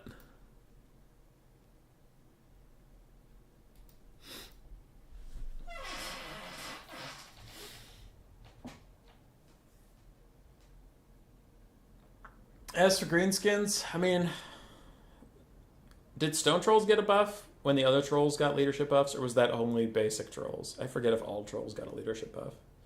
Stone Trolls are still alright. One of the things that really hurt them was a good change in my opinion, but they got spell resist instead of magic resist. So now melee magic damage has nothing that counters it except for damage resist, like the flat damage resist that takes out all kinds. So Stone Trolls aren't nearly as tanky without that. It seems like a small change, but there's a lot of stuff that does magic damage that now gets through them. Because then their physical resist, they lost their magic resist for spell resist, right? So there's no longer that magic resist. But what you also have to think about is you're also still bypassing their physical resist. So now magic damage can actually just straight up get to the Stone Trolls. And a bunch of magic damage got added to the game to deal with demons being added. So now Vampire counts Graveguard For some reason, Graveguard do magic damage. Don't know why. That's stupid to me, but they do. You know, all of Tzeentch's units do magic damage. A lot of Cathay's units do magic damage. Some of Kislev's archers do magic damage. A lot of Kislev's lords do magic damage. So, like, a lot of magic damage got added to the game. And Stone Trolls lost their magic resist. And the Greenskins were heavily carried into... In Game 2, they were so strong because Stone Trolls were strong with Grom and with Skirmish Cav. Well, Skirmish Cav took a hit because of ultra unit size. They're still very popular, but like Greenskin Skirmish Cav can't carry a game like they used to. They barely do any damage now. They're still good. They're just not going to carry the game. Stone Trolls took the nerf we just talked about at length. And Grom took not really a nerf, but just Game 3... Game 3 Cav got a lot better about like actually surrounding and hitting Grom. And there's a lot better single entity duelists in the game now. Like, you know, Kugath, Exalted Heroes of Nurgle. Blue Fire is really detrimental to Grom, like really, really bad for him. And Blue Fire's now in the Warriors of Chaos and Tzeentch. Slaanesh is really good at punishing low leadership factions. Like, just a whole bunch of Greenskin counters got added to the game, which is why they've been struggling. And this only got better for Dark Elves, so. That was a super long answer to I think this is quite Dark Elf favored. We really don't even need more bugs in this game, even if this one sounds like a good thing. Just crash their game if somebody picks Dwarves or Cathay.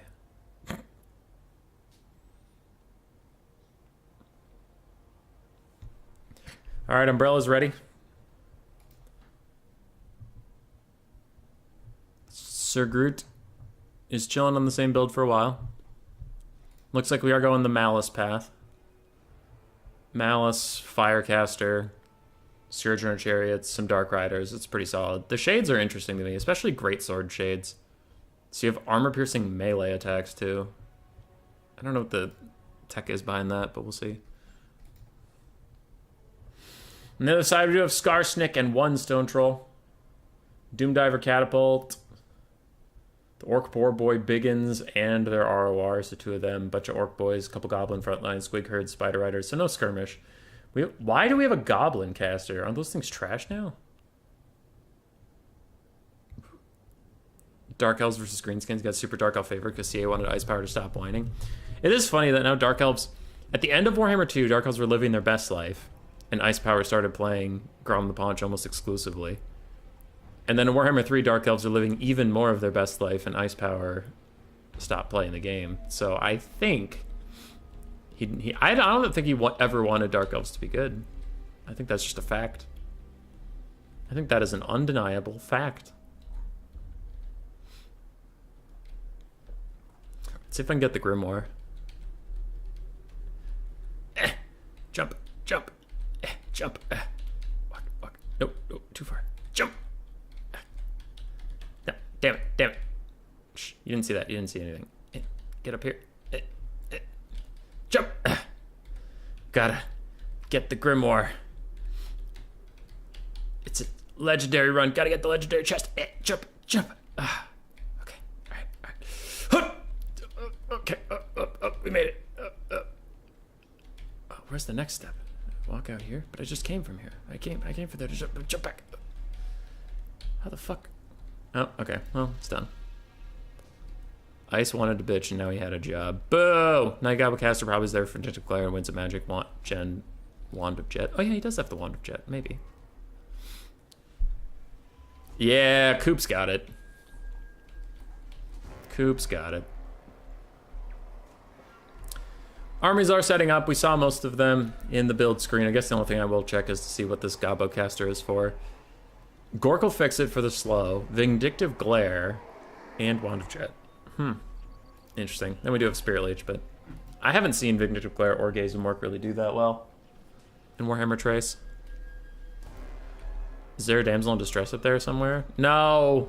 It was just to get the Grimoire for Vermintide reference. It was just fine. You know what? Fuck it. I'm gonna go get that Grimoire. Where was that thing? There it is. I cheated. I used sky hacks. Fuck you, windmill. How do pro armies look so big compared to mine? I don't know. Alright. Alright. Okay. I think, actually, the easiest answer I can give for that, Larry and Matt, is probably mages. Mages and lords, a lot of high-level players take very few of their abilities, and that makes them a lot cheaper. Scar Snake does have Ferment to Fungi, Spider the Bad Moon, and Get Back Ear, his usual stuff. Giant Ritual Hag just has Spirit Leech and Mither, and the Night Goblin Shaman has Wand of Jet, Vindictive Glare, and Gork'll Fix It. Front line of Orc Boys, like we discussed, triple Squigs. We do have a Doom Diver Catapult, double Orc Boar Boy Biggins, including the Broken Tusk mobs, and we have 1 Stone Troll. 2 Goblins, 4 Spider Riders. Also, this is looking a lot like a green skin box build. Is someone building a box? Is someone using a box that isn't me? Is chat gonna freak the fuck out that this person is in a box formation? Or is it just me? Wah. Alright. For legal purposes, that was a joke. On the other side, we saw this build. But double Black Arc Corsairs, a whole bunch of Bleak Swords and Dread Spears is the front line. We do have Malice, Darkblade. We have a Firecaster up on a Dark Pegasus, interestingly enough. The Greenskins don't have any aerial presence at all outside of Azhag, so largely I guess she just feels safe up there. We have 1 Shade with Great Swords, double Scourge and Chariot, quadruple Dark Riders, all with shields. I don't really like the Shades pick here. Maybe if you want Shades, just don't go the Greatsword variant because you're paying extra money for armor-piercing anti-infantry melee weapon strength, which is weird because Shades don't really want to be in melee unless they have to. And what's probably going to be in melee with them is going to be Spider Riders. Spider Riders, Wolf Riders, that's what I foresee getting to them. I don't see melee bonus versus infantry and armor-piercing. That implies you think Black Orcs are going to fight your Shades in melee combat. I don't know. I don't like that. The rest of this army is really, really good. Don't love the Shades with Great Swords, probably just regular variant. Technically, Foot of Gork is also a form of Gork'll Fix It. Ha! Boxes are illegal. Hub your Rampage triggered, but it subsides. I'm curious why the Goblins are all the way over here in the trees. I get the Spider Riders, but I don't understand why the Goblins are all the way over there. I'm a little confuzzled, I'll admit.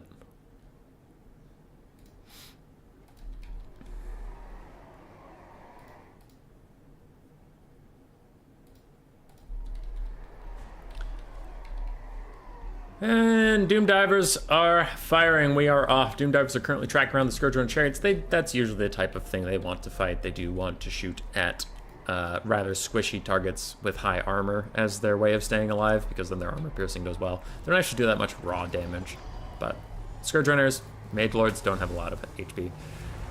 Vindictive Glare and Spirit Leech tracking the Sorceress of Fire, doing a lot of damage to her. I wonder where she's going.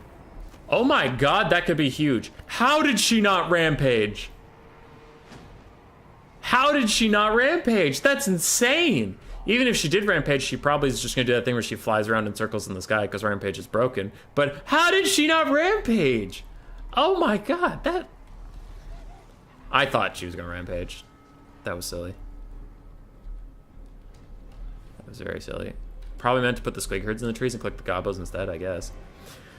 The Doom Diver catapults are all turning towards Sir Groot's caster, who's just hovering over their army right now, and he definitely needs to move her.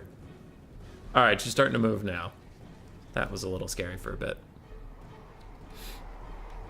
Malice and the Dark Elves are moving in. Their front line should demolish the Greenskin front line. Not even close. Vindictive Glare goes a little wide. That means the Spirit Leech is off cooldown soon, and she'll probably take 1 more on her way out. Burning Head, is it overcasted? Maybe? I don't know how much damage that does to Orc Boys. It's doing a good amount. I don't know. Bleak Swords are going to go fight the Orc Boys, but with Squig's support, they should honestly lose that pretty badly. But there's Shades. There's Black Arc Corsairs coming. So Bleak Swords will not be alone for long. Imagine having a single archer unit now. Yeah. Goblins are still sprinting their way over from Cool Umbrella. They coming. Oh lord, they coming. Stone Trolls are also piling into the front line, so Squigs and Stone Trolls are going to make this pretty greenskin favored at first. But again, those Black Arc Corsairs should be going nuts. Currently piling onto an already saturated fight, so they won't get that much off, unfortunately. But anyway, they're still around. Shades are here, though it looks like most of them are focusing on the Scar Snake Snipe. And Scourge Runners are here, also focusing on the Scar Snake Snipe. They should probably be shooting at the Stone Trolls. for sure. Bleak Swords, with a little bit of help from Malice, are able to push off the Orc boys with his Demon's Curse. Minus 16 leadership is pretty brutal for them. Now, a Get Back here gets popped when they're already routing, so it will take them a bit to come back. And Skarsnik himself is just trying to keep things locked down here while the Broken Tusk mobs charge forward. Gunfight Scourge Runner Chariots, they will do okay. On paper, they're quite good against this sort of target, but the Scourge Runners could just be walking away from them. Currently, they are a little stuck. Some Dark Riders in the trees have been forgotten, but other Dark Riders have not, and they are going to catch the Night Goblin Shaman and the Doom Diver Catapults as Spider Riders streak in with a Wah popped.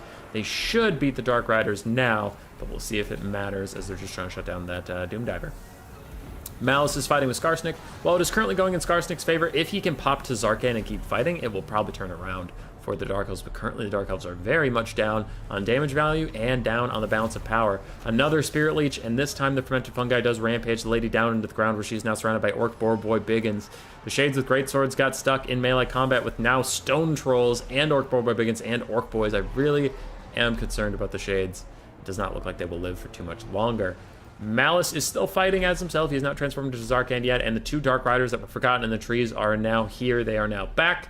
But is it too late for them to really make a difference? The balance of power is turning significantly against the Dark Elves, and I tend to agree. Shades are routing. Fire Sorceress is just about routing. Dark Riders are going to pile in and try and save her as she gets off one last Burning Head as she's routing.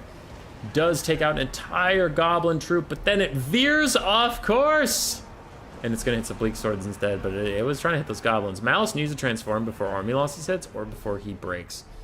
He can Terror out too is another thing. He's getting awful low, and there it is. Zarkan transformation brings the balance of power back away from Army Losses for the Dark Elves. It does keep him in this game. And he's about to pop a whole bunch of abilities that'll kill everybody in this area, and it should allow him some super fun, happy time with Skarsnik. Reaper of Souls is going to hit the Broken Tusks mob. It doesn't quite hit these Orc Boys or the Spider Riders, but it does hit the Broken Tusks mob. And he's going. He's out here. He's vibing. Dark Riders are back. They again try to stop the Doom Diver Catapults, but there are some annoying fleeing goblins in their way. How's the rest of the fight going? Greenskin mobility is still rather healthy. Stone Trolls are rather healthy. Their infantry is not feeling so good, but man, Malice is not having a good time. There's a Broken Tusk mobs with Wah popped and the other Orc Boar Biggins. There's a lot of anti-large armor piercing all around here. Zarkan is currently having a terrible, terrible time. He's not enjoying that whatsoever. Bounce power is significantly buffed up by having two mages on the field, and both are rather healthy, so you do have to remember that. I don't think things are as dire for the Dark Elves as that indicates, but that does not mean they are not bad. Malice is having a bad time. If he can continue to fight, he can continue to regen up for most of this. He has another thing that heals him, right? Yeah. Reaper of Souls can heal him if he can get another one off. Warp Sword of Cain is healing him, but his healing cap is popping into sight, and he's still fighting for his life as an actual large amount of Dark Elf infantry are charging in. If they rout off the Broken Tusk mob, this could turn into a really good situation for the Dark Elves. Meanwhile, Scourge Runner Chariots trying to rout off some things. It could be firing back at these Stone Trolls. We will see as another Spirit Leech is spammed out onto Malice Darkblade. But with Bloodstorm popped, he has 20% damage resistance. He's just trying to withstand the storm. The Stone Trolls are here. The Stone Trolls are coming in. And I think Army Losses is a lot closer than it should be. This is not over, but Malice being so low on HP and no caster for the Dark Elves means the game really thinks that they are completely fucked. Don't you Army Loss yet, you son of a bitch. He's fine. One more Reaper of Souls and those Stone Trolls are routing. Both of the heavy cav would be routing, and Army Losses, fuck you! You're full of shit! You don't know anything! Army Losses does hit. Malice is left on his own. And that'll be that.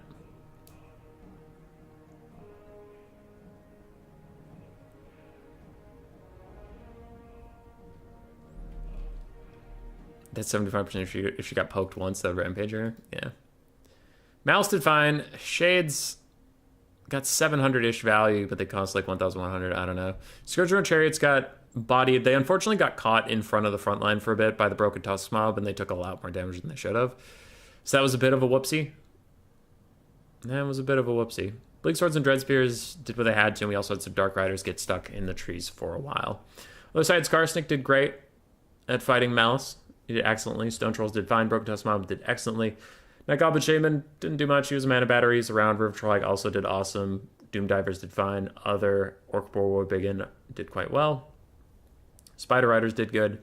Squig Herds did nicely.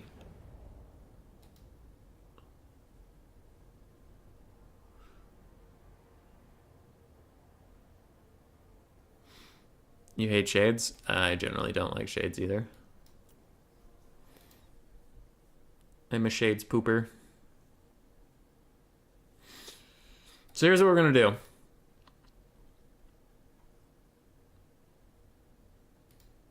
Here's what we're going to do. Since Berserk, Jellyfish, and Matthew and Thunderwolf have been going on for a little bit, I won't stop them and try to figure out where they are. Let's just follow Cool Umbrella to fight Caradoc. We'll watch that entire best of 3, and I'll tell whoever ends up in this top best of 3 to wait for the stream. Okay? So we'll do that.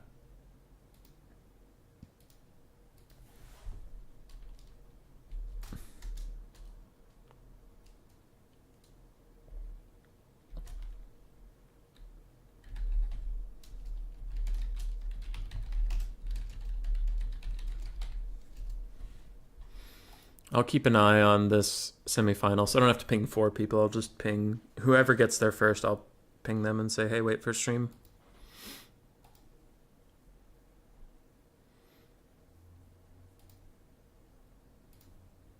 I know I have to update the nameplates, but I'll do it when I figure out who's on what side of the lobby, so it's not confusing.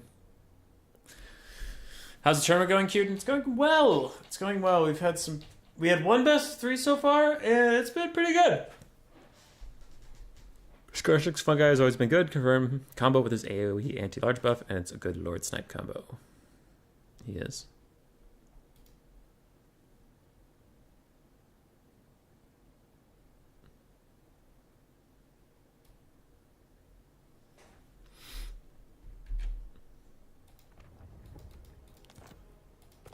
Nurgle's Hot Yoga Studio, Spectate 123.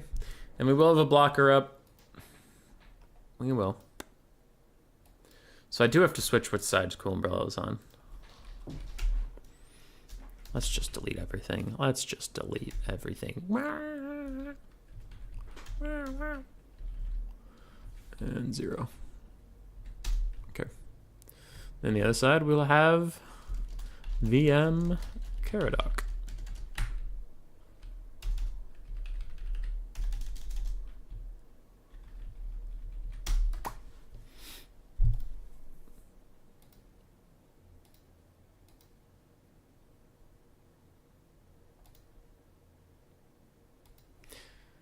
All right. How are my tournaments predictions doing? I guess Dr. Jellyfish and Caradoc would be tournament favorites, with a dark horse being Thunderwolf. Dr. Jellyfish has prevailed over Golden Floof. He's now fighting Berserk, and Caradoc is currently fighting Cool Umbrella, though Caradoc did get a bye round. So they have currently not been tested. Thunderwolf is fighting Matthew. And considering how long their best of 3 has gone, it must be competitive, because if it was a 2-0 that lasted an hour and a half, that would be one hell of a 2-0.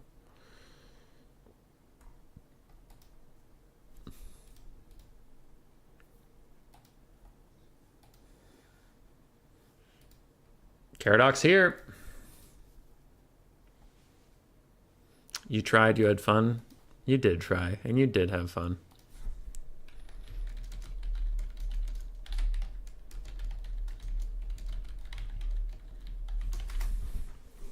I'm asking them to again tell us picking bands, because I know some people like that.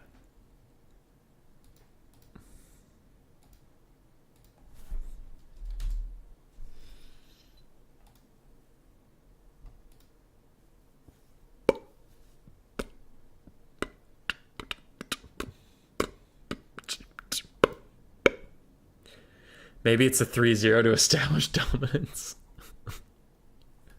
All right.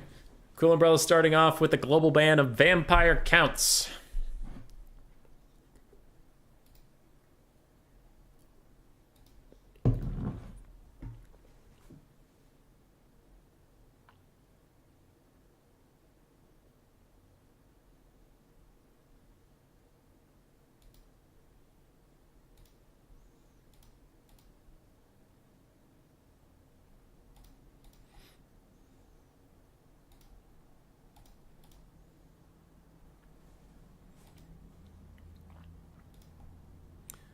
Also, we saw the bracket earlier, but RTK Curio did advance over Alea. We have again Vampire Counts and Grand Cathay are both global banned. We will not be seeing them today, which is fine. I am fine with that.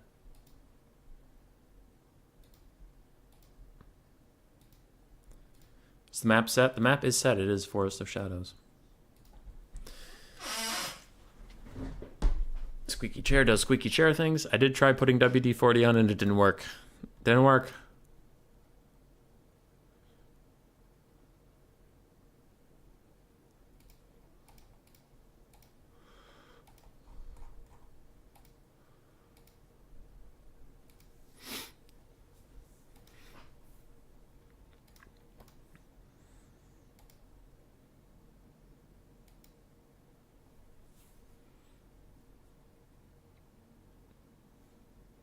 Skarsnik.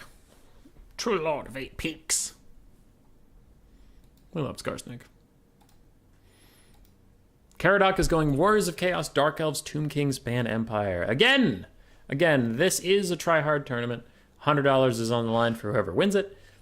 So you're going to get a lot of the meta stuff.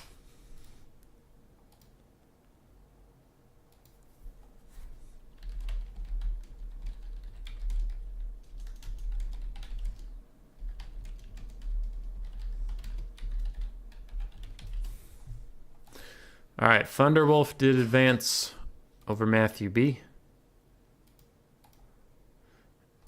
And a 2-1.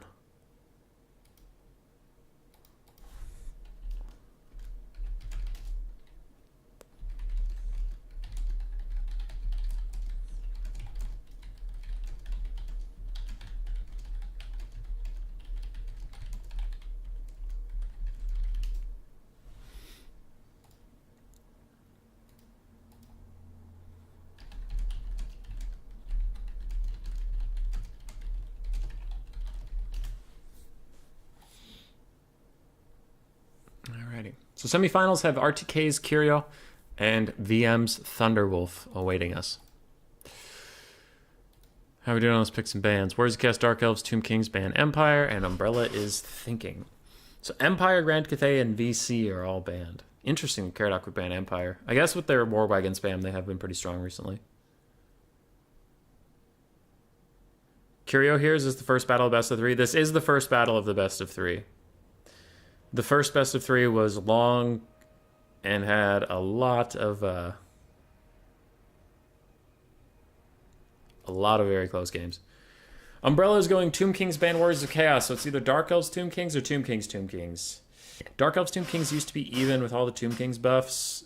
I mean, though with the Dark Elves buffs too, I don't know. I feel like that matchup still might be even, maybe slightly Tomb Kings' favorite, but it doesn't matter. You're about to see Tomb Kings, Tomb Kings. Tomb Kings, Tomb Kings, Tomb Kings. Why is no one clapping with me? Tomb Kings, Tomb Kings, Tomb Kings. At least tomorrow you'll get to see some Skaven. Because the Grey Seer tournament's tomorrow and I'm in that, so I'll play some Skaven. Unless they fucking global ban it from me. Like cowardly bitches.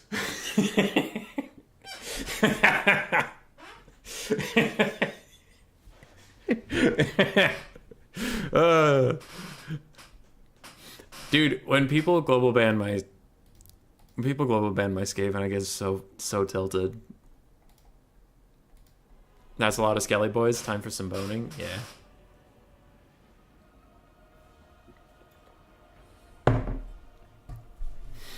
Tomb Kings, Tomb Kings. Still better than VC. Yeah. Tomb Kings is at least interesting-ish because they do have archers, they do have artillery, they do have cavalry. They have all the basic components of what mortal armies have. So it's just kind of like playing a game without the concept of routing. Coast is also fine. I think it's less interesting than Tomb Kings, and I think VC is the least interesting of the three.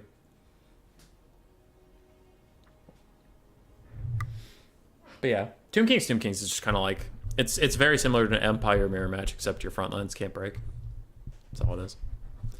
It's much more about winning the cavalry engagements, keeping your ranged assets safe, don't let your lord get sniped, all that sort of stuff, so it's fine. It's not about Mortis engines, because Tomb Kings don't even have one.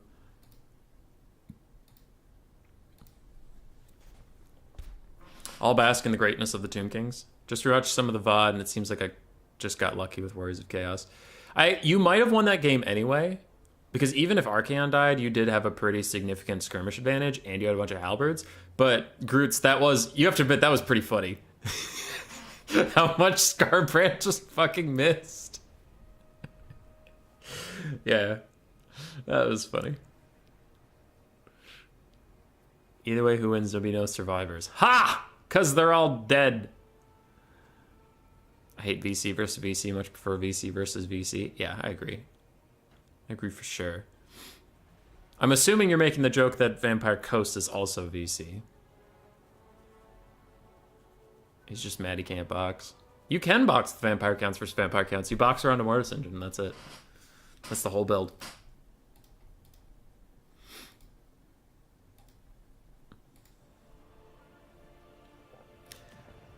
Behind the blocker, Cool Umbrella's ready. It looks like.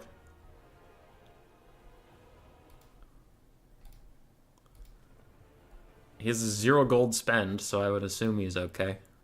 Unless for some reason he wants to ruin a 0 gold spend. Caradoc side. Figuring out some stuff, cutting a few units, adding a few. Technically, Kotep still alive-ish. Yeah. Neither side is the basic Tomb Kings. We have some elite pros here. We have some mega gamers. And we're off.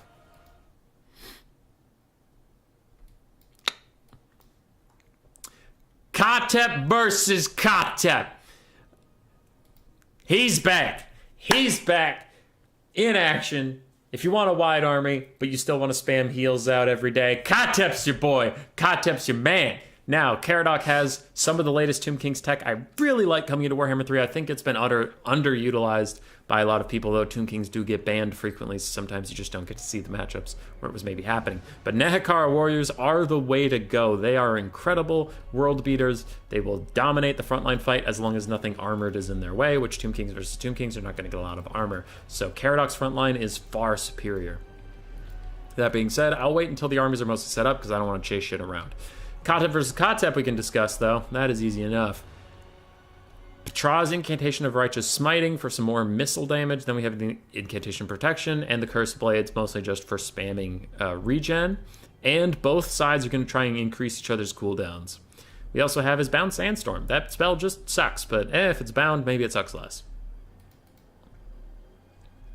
For Cool Umbrella's Kotep, we also have the Lich Staff. We also have Incantation Protection, Cursed Blades, and the Skullstorm, but we do not have the Petra's Righteous Smiting. So both of these guys are going to be canceling each other's cooldowns. Very nice. On the side of Umbrella, we have a melee rush. We do have the Arwar Eyes of the Desert Stalkers. We saw him use them to great effect versus Sir Groots earlier. We'll see if he has a similar performance. 2 Carrion, 4 melee Ushapti. 2 was not enough. He needs more, apparently. 4 Nehekara Horsemen, and a front line of Skeleton Spearmen, a secondary line of Skeleton Warriors. Interesting. No snakes? There's a snake. There's some snakes back there. Khalita's a vampire now, right? No, she's not. No. Well, maybe like in the end times or something, but the books I read with Khalita in it, she was still a normal Tomb King. On the other side, we have Triple Ushapti Great Bow, one of which is the Chosen of the Gods. That does limit your melee capacity because you have 3 ranged units to your enemy's 1. And their 1 unit is a hybrid, so their front line is going to be Skeleton Spearmen and Nehekara Warriors as a secondary, and the Kepler Guard. So superior range, superior front line. That does leave us with 4 Nehekara Horsemen, so literally the same mobile elements. So the only advantage Cool Umbrella has is his melee Ushapti. And man, I'm not a believer. I'm super, super scared for him right now. Out of the builds, I think Caradoc's is better, personally. He's better front line, better ranged. Same mobility. Her frenemy is the melee Ushapti might ruin his day. We'll see, dude. I just don't believe in him. Kotep overcast something. He did a bunch of damage to himself. Is it Petra's something? No? I don't know what he cast that cost him so much. Shit hurt, though. Technically, there are 2 Khalitas, and I don't know which one is the one we got right now. I don't know what you guys are talking about. I'm just gonna ignore you. Chosen of the Gods are bouncing off the trees. That's why you occasionally saw those arrows just hitting the dirt. And we are going to have 40% physical resistance thrown onto these guys as they take a shitload of damage. But they take considerably less now that the basic Ushabti are running away and the Chosen of the Gods are them on fire, and their spread shots are really bad against monstrous entities. They're good against big single entities, and they're good against spread infantry or cavalry, but they're not super good against, like, small single entities. The scatter shot actually hurts them in that aspect. They're all done with skirmishing now. They want to get behind their front lines, and I can't say I blame them. Meanwhile, the Ushabti from Cool Umbrella might overextend without any infantry support, sprinting straight into these skeleton warriors, where the ranged Ushabti could turn around and hit you in the face. Could be a bit of a problem, but it looks like he's not backing down. Wow, he's really just going for it, isn't he? Cool Umbrella's in it! He's in it, and he does manage to collide with the Chosen of the Gods now. They aren't super scared of Nekar warriors, and I guess these are skeleton warriors. These aren't skeleton spearmen. Yeah, you're thinking of Neferata. Neferata is definitely a vampire. Incantation of Cursed Blades. It's overcast, so it gives these Nekar warriors anti-large, which is really bad news for these Ushabti. They have to get the fuck out of there. They are getting torn apart right now. Carrion for Cool Umbrella are diving onto the back line. Also going to harass the Chosen of the Gods, just trying to stop them from firing, as one of the Ushabti from Cool Umbrella is already just toast. Cool Umbrella does take a fight on the sidelines, but there's Nekar warrior support, and other than that, we are seeing the same units fighting each other, so there is no inherent advantage for him there. He is going to be falling down. Caradoc is taking an early lead on damage value, though with superior range, we shouldn't be shocked that is the case. Sparkle Stalker is also taking a ton of damage. Ushabti just trying to hang on. They are currently getting healed up by the Lord passive. More Carrion are diving into their deaths. They know it's their deaths, but they just want to stop the Ushabti from firing for a little bit, as Umbrella is going to get off his bound Skullstorm we saw the enemies going through earlier, and it will help try and clear out some of these Nekar warriors, hopefully not come back into his own troops for his sake. Umbrella is trying to catch up on the damage value. He's doing all right, but he has some Nekar horsemen that were forgotten in the distance. They're coming back now, and the Seppi Snakes are just trying to find something to fire at. Far side, Caradoc is winning this engagement. Again, there are Nekar warriors supporting an otherwise mirror match.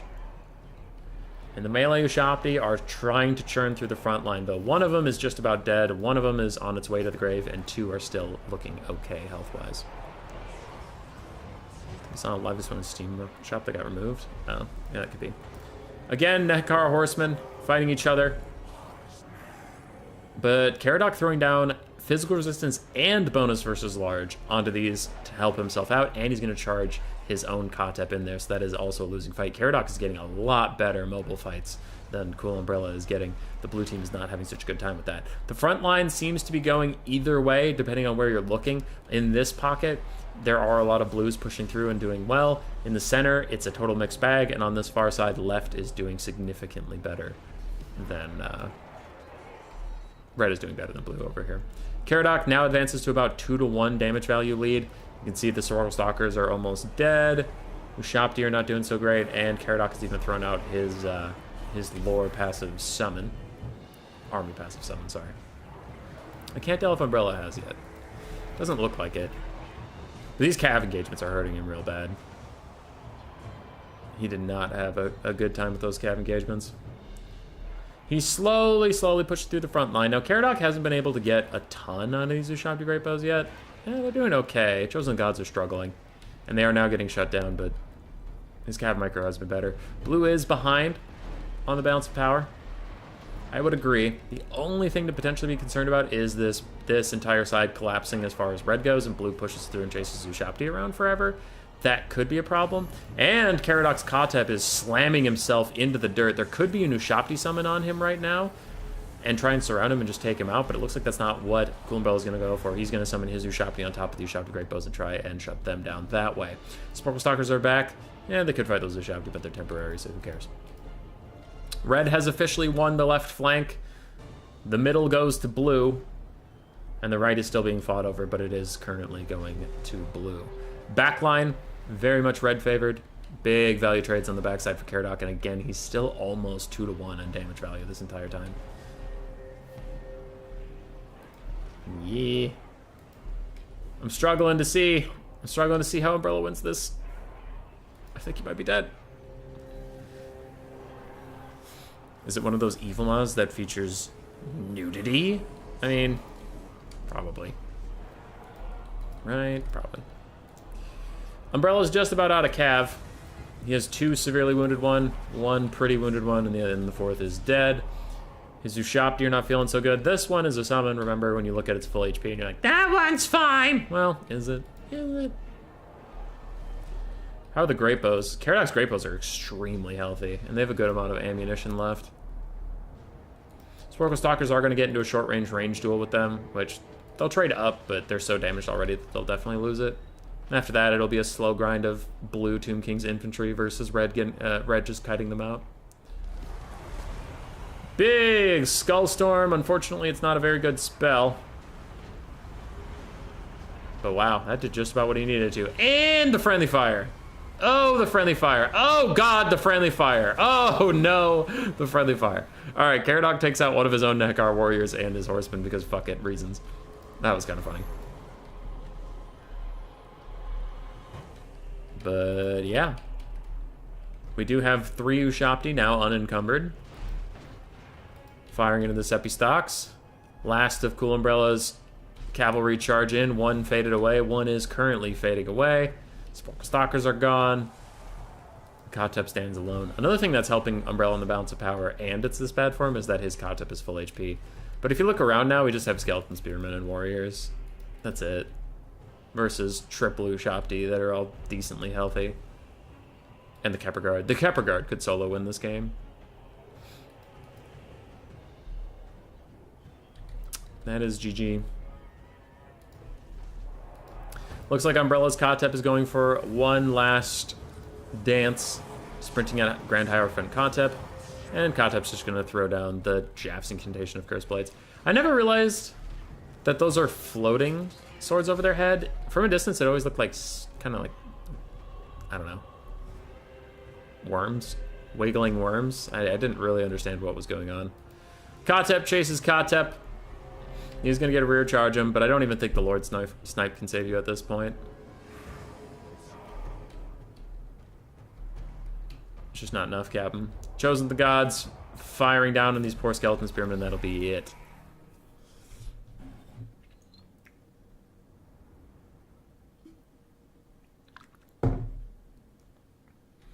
Melee Ushopti.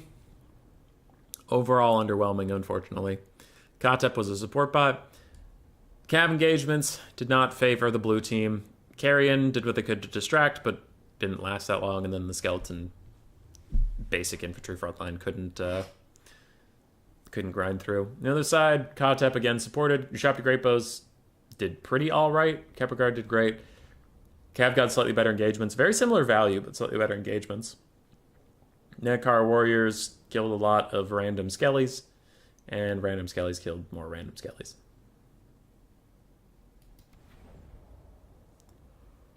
That is that.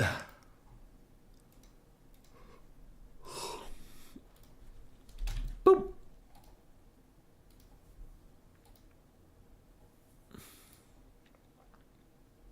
Guess that makes the blue Kotep the not so great Hierophant. Ha! Because it's the grand Hierophant? Is it great or grand? Grand. So he's not so grand, sir.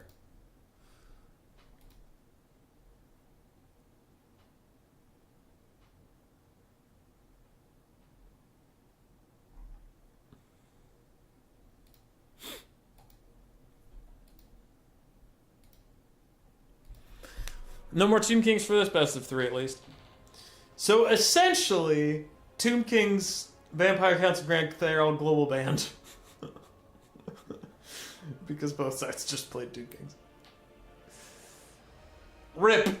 Rip my Toomey friends.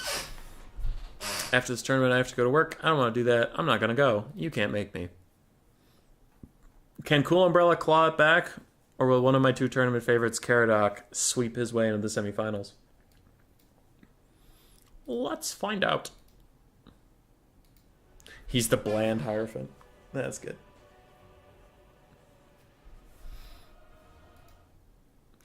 Umbrella's going Slanesh, Dwarves, and Greenskins. Ban Warriors of Chaos. So Warriors of Chaos, Grand Cathay, Vampire Counts, and Tomb Kings cannot be picked. Karadok, if you still want super strong factions, can pick Tzeentch, Vampire Coast, Slanesh, Khorne has been popular recently. I don't know about their actual strength, but they seem to be fine. Skaven's fine. Empire's pretty strong, so a lot of good picks left here for Caradoc. High Elves are still on the platter. So a lot of good picks. Slaanesh, Dwarves, and Greenskins. You could go Slaanesh, ban Slaanesh if you're confident in the Slaanesh Dwarves matchup. I think that one's even or Slaanesh favored. And it's very favored in Greenskins. Could go Dark Elves. Caradoc's probably going to go Dark Elves. Dark Elves ban Slaanesh, and then just take Dwarves or Greenskins. I could see that being the pick. They're typing now, so I'll stop guessing because I'm out of time. That's it. Dark Elves ban Slaanesh is my guess.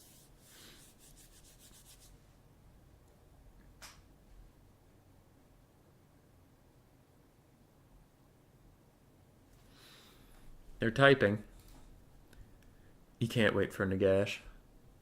Oh, you can't wait for Ganesh. Dark Elves ban Slaanesh! Let's go! Human Boy's the smartest person in the whole world. Oh my god, how is his brain so big? I do have the biggest brain. Dark Elves ban Slaanesh. So it's Dark Elves versus either Dwarves or Greenskins. I mean, we saw Cool Umbrella win it before. The problem for him is Caradoc also saw him win it before, so we know what his build is. So if he picks to go into that matchup that he won, he would have to change his build slightly or face being counterpicked. He starts to hover Dwarves. He starts to hover Dark Elves. Have we seen a Nurgle yet? No. Nurgle is not popular in land battles. He's not that strong, and even when he is strong, his playstyle is usually considered quite boring.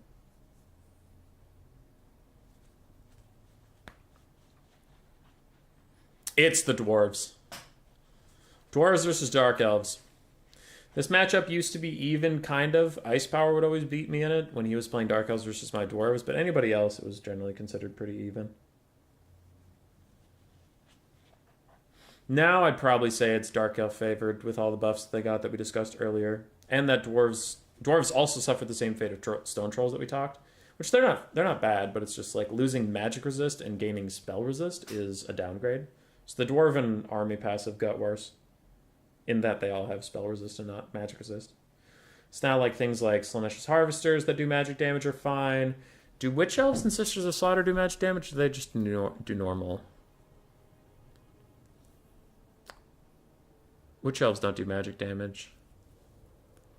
Okay, so Doomfire Warlocks and Slaanesh's Harvesters do magic damage. The missiles of the Medusas are magic damage, and those no longer get fucked. Okay. So it's not that huge on the matchup, but it's something. I thought maybe the Witch Elves did magic damage, but they don't. So. Thoric got buffs coming into this, but the Dark Elves can deal with him decently with all of their armor-piercing missiles. Thoric's a pretty easy target to hit because he's usually on his anvil, making him a big boy. That doesn't mean he's a bad lord. He's still the best lord in this matchup by far, in my opinion. It's just like the Dark Elves can kind of deal with him. Kind of. Malice, Malekith are both really good options still. We used to see some Lokir on foot because he was a really solid duelist.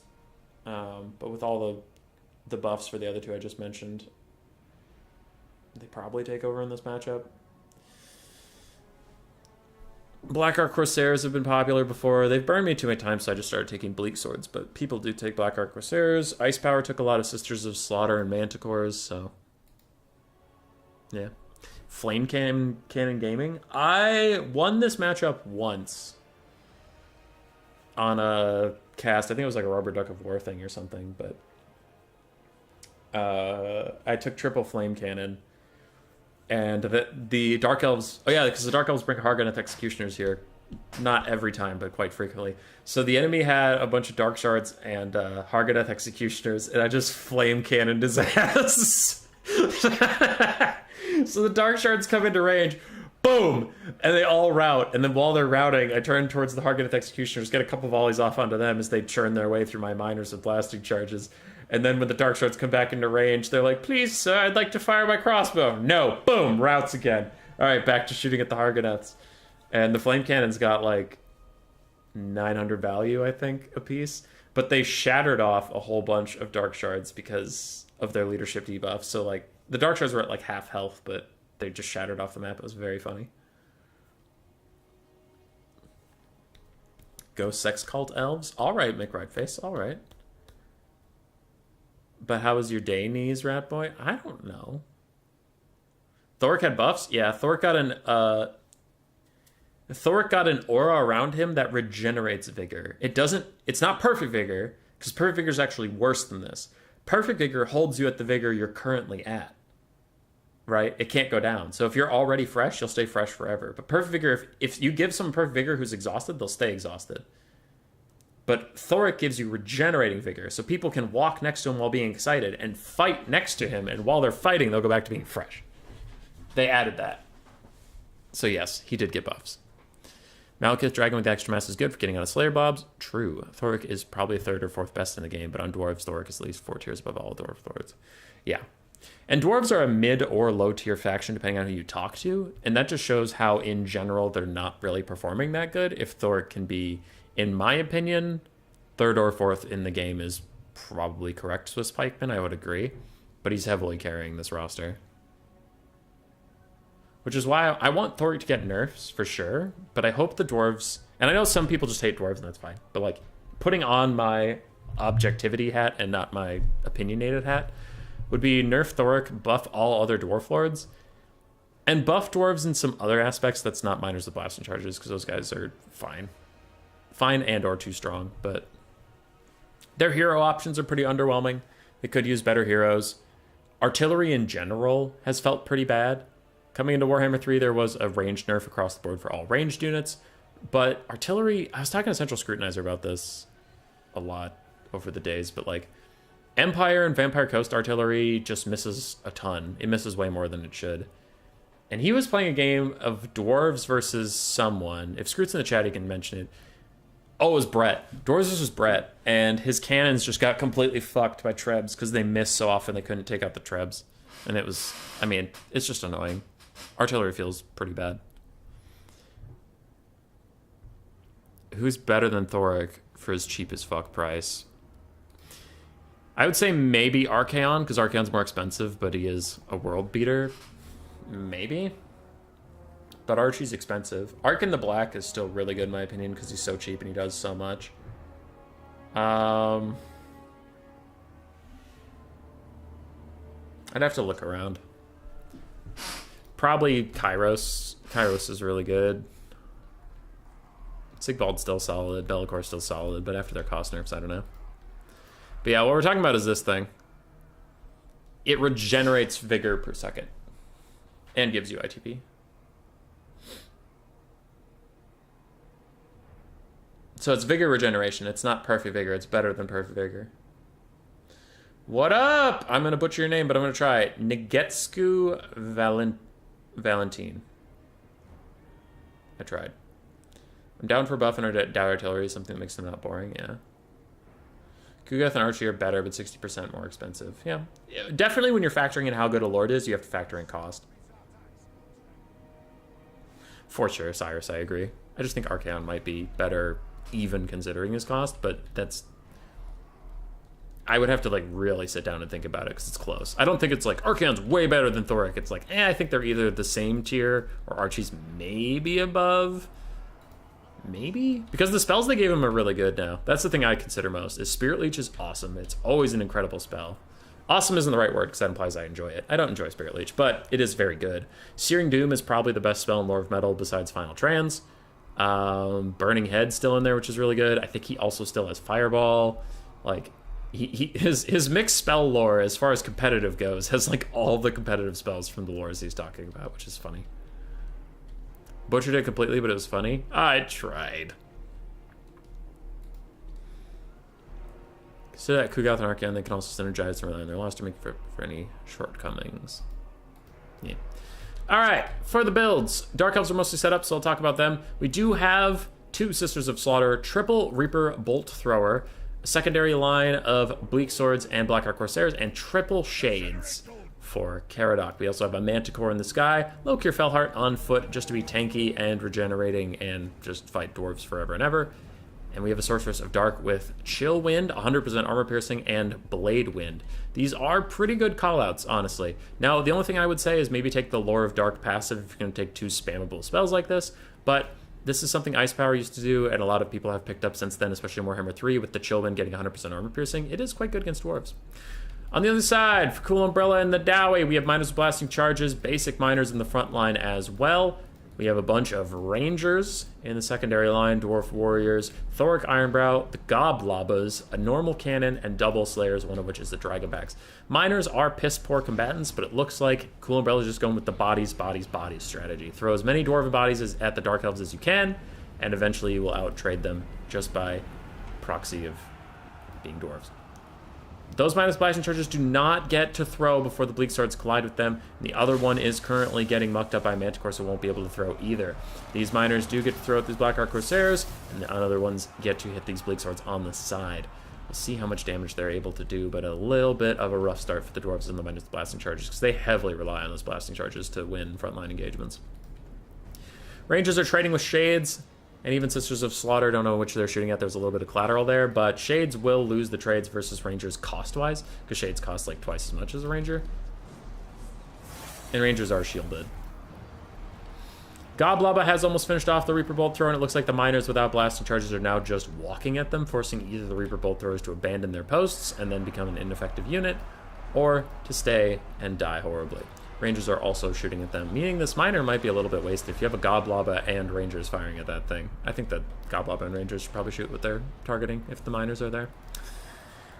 This Miners with Blasting Charges did escape. He's currently facing the wrong way to throw at anything, and he should 100% throw at these Sisters of Slaughter. He would do a lot of damage to them, but the Black Ark Corsairs are going to push through their front line, muck up these Miners, and stop them from throwing at the Sisters. Rangers and Miners chasing the other Sisters off from Caradoc, though it is distracting some Dwarven units, so maybe Caradoc is just fine with that. Thoric has also not popped the Rune of Doom, as far as I'm aware. He hasn't been doing very much. Thoric needs to get much more active. That doesn't mean he has to stand up close where all the Shades can shoot him, but he needs to do something. I haven't seen him casting anything. Like, he does have Rune of Wrath and Ruin that he could cast on these Sisters at some point. We have Rune of Speed. I don't know. He needs to throw his buffs out. Or does the cast have a Nurgle caster they can heal Archie? They don't? They don't even have a hero Nurgle caster? Rocket? I don't remember if they do or don't. Miners with Blasting Charges do rally, throw at these Bleak Swords, do a ton of damage, as another Chill Wind is going to hit the Dwarf Warriors. A little bit of a lag spike, and that's fine. I'm torn someone Umbrella to win, but he's playing Dwarves. Archie's a better spellcaster duelist. Thoric is more buff and better support, yeah. Cannon's now getting a side shot on these Bleak Swords, just trying to get a little bit of damage out. Looks like they've given up on the artillery duel for the most part, since Miners and Dwarf Warriors are finishing the duel for them. Balance of power is even. While the frontline fight is going terribly for the Dwarves, they do have some characters in the backline that are stopping the Reaper Bolt throwers from firing. The Dark Elves have taken a lot of damage in these advances, so it's not all one-sided. And Thoric's out here. He's trying to help. He's doing his best. Sisters and Shades looking a little haggard on this side. They're now fighting the Dragonback Slayers, which is okay for the Slayers. I mean, the Sisters of Slaughters are great into the Slayers, but someone's got to stop them from getting to the cannons. And the Shades, I mean, Dragonback Slayers are shielded, 0 armor, 0 armor piercings wasted. Rangers are firing in. We have Blasting Charges back. Again, need to get up here and throw at the Sisters. Other Sisters of Slaughters wrecked the regular Miners that were chasing them, but they are at half HP, meaning that they've taken about 550 damage value worth on themselves. A Bleak Sword is taking a trick from the Dowie book and just walking straight up to the artillery, winning the artillery duel by proxy. And it looks like these Miners with Blasting Charges have orders to go shoot the Bleak Swords rather than the Sisters of Slaughter. I really want these Sisters of Slaughter to get Blasting Charge, but I guess that's just not going to happen.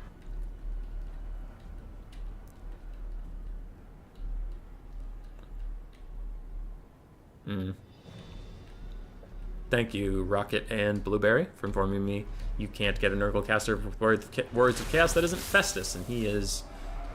I mean, you might be able to get a basic one, I don't know, but you can't have Archaon and a Nurgle caster was the main point. Things are looking a little rough for the Dwarves. A lot of their balance of power is currently wrapped up in Thoric, who is full health, but the rest of his roster is falling apart, and there's still plenty of Shades to shoot at him, with a good amount of ammunition if this one doesn't die, but we have 39 models here, so if this one doesn't die, I can fire at Thoric for quite a while. There's a Bolt Thrower, still technically 1 alive here. Another Bolt Thrower with 4, able to shoot at Thoric later. And Lokir can also duel him quite effectively. I think Umbrella is in big trouble. Damage values are about even slightly dwarf favored at the moment. And these Midas Blasting Charges are just chasing down the Bleak Swords, doing their best.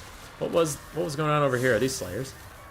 These Slayers did surround the Manticore and beat the piss out of them, but we have Sisters of Slaughter ready to finish them off. Dwarven Cannon Crews are trying to go get back online, and the Dragonback Slayers push off the Sisters of Slaughter at the cost of their entire health bar. They are quite good units in that aspect. Rune of Slowness is onto the Bleak Swords, trying to let these Midas Blasting Charges catch up to them. It's slow progress. It's kind of working. I personally prefer the Rune of Wrath and Ruin to just deal damage while you're chasing them around, and you can knock them over, so they'll take a little bit of time to come back. Slayers are trying to walk away from the Sisters of Slaughter. It's not working. They're just taking free damage. They should turn around and fight the Sisters since they can't get away. Yeah. They should just be fighting since they can't get away. Umbrella is going to target the Shades since they're the biggest threat to Thoric left on the map. He's going to target the one with ammo and health. There is one with no health and no ammo. There's one with some health and almost no ammo, so he is focusing on the most bang for his buck. Minus the Blast Charges are still chasing around Bleak Swords, and I don't know. Like, Rune of Wrath and Ruin, Rune of Slowness never seems to do anything for me. Like, you can lower anybody's stats as low as you want. It doesn't seem to matter. I've never seen someone with, like, I have 1 speed. Yeah, but I'm still going to outrun Horsemen because of reasons. Darkcaster is going to stop these Miners with Blasting Charges from ever throwing at the Bleak Swords. And the last of the Slayers are dying fighting various forms of degeneracy. Slayers and the Cannon actually did really good work on those Shades that had all the ammo. Cannon finishes off that Bolt Thrower, so it's down to just the crew. Can Thoric solo carry? Versus Lokir Fellheart? Probably not. Probably. Thunderwolf is still waiting for his opponent in the top bracket, though, so it's not even like we're holding up the whole tournament, waiting for them to ask them to wait for us or anything. Bounce power's gone significantly against the dwarves, while the damage value is rather similar. We're down to just Thoric. Looking around the map, there's a Cannon Crew that's going to shatter any second now. There's a Grudge Thrower crew that'll never get back to their 1 Grudge Thrower. That's the only one left alive. And even if they do, what's it going to do? We have a Miner with Blasting Charges. It's probably going to rout before it actually gets to hit. Yeah. They are fresh, though, because they're right next to Thoric. So there's down to just Thoric, who is getting shot by Bolt Throwers and Shades. And Lokir is coming. What up, Rusty? How you doing, dude? Dwarves are currently getting killed. It was overall a close game, but there's just no way. Shade's got a beautiful volley off onto Thoric, did half his HP. Army losses even hits him as Lokir just sprints. Possibly if Thoric has Rune of Hearth and Home and Lokir's Vigor is kept low? I don't think he has. Thoric, 165 value, was not able to find a fight. I never really saw a Rune of Doom go out, but I'm sure he must have cast it at some point. Rangers traded down. Minus the Blasting Charges. Caradoc did stop a lot of them from throwing, which was good by him. Lokir ran around. Killed some stuff. Sisters of Slaughter did excellently. Shades did very well also. Caster did just fine. Manticore didn't get to do much, but it was around. Bolt Throwers did well. And Bleak Swords did great. The OP guy just got shot. Yeah, don't fight him. Do not fight him. Do not.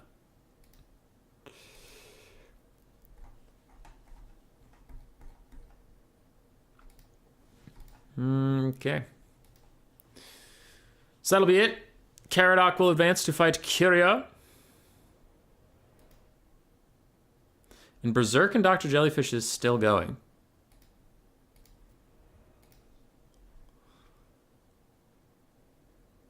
So, yeah. This will be a 2-0. I guess we'll go watch Caradoc versus Curio. I did want to hop up there, but that best of 3 is taking a long time. When did... Oh, yeah. Dav Plays is streaming the Warhammer World Championship Dom stuff, if you want to go watch that. That's fine. I won't be offended. When did they start?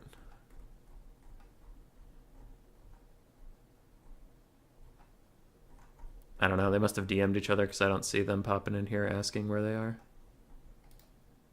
They have to be done soon, right? We'll see. We haven't seen a ton of Caradoc today, so if we go watch Caradoc and Curio, it's not a huge deal. I just, like, if Cool Umbrella won it, I didn't want to be like, this is the Chieftain playoff stream, and we're just going to watch one player go through the whole tournament. So I did want to get up there and watch someone different, but if they're taking too long, I'm not going to just sit here with the stream and wait for them.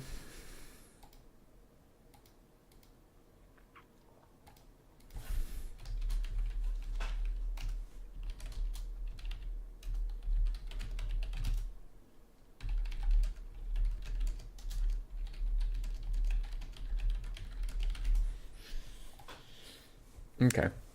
I'll message Thunderwolf. Tell him he doesn't have to wait for me anymore.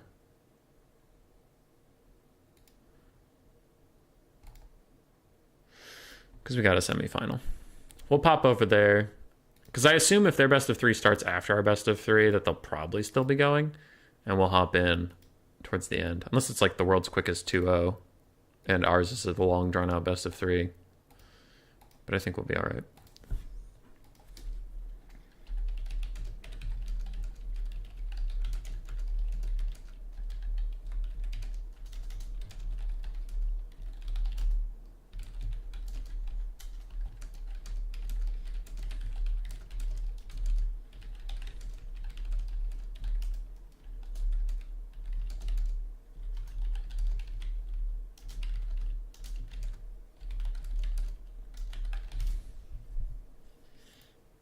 All right.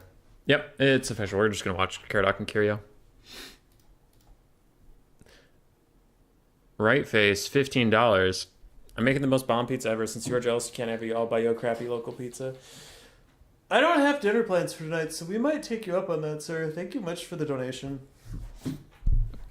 Thank you, sir. Your book is out, The Truth About Dragons. We hosted a tournament to celebrate that. But I think you can still find it on Amazon. Dovstream has 100% Rat Boys and therefore has 100% Rat Boys and is therefore inferior. So having Rat Boys is inferior. Okay, all right. Caradoc has the lobby up. Let's go get in there. Give me a spec slot. 100% less. Ah, okay, all right. Okay, I see how it is.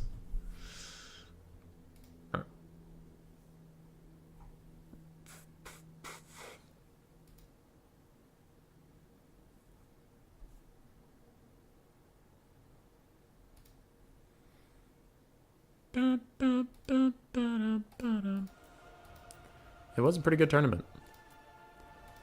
It was. We had some good games. 1, 2, 3. And we are in. And Caradoc switch sides. That means I have to move their name. Delete.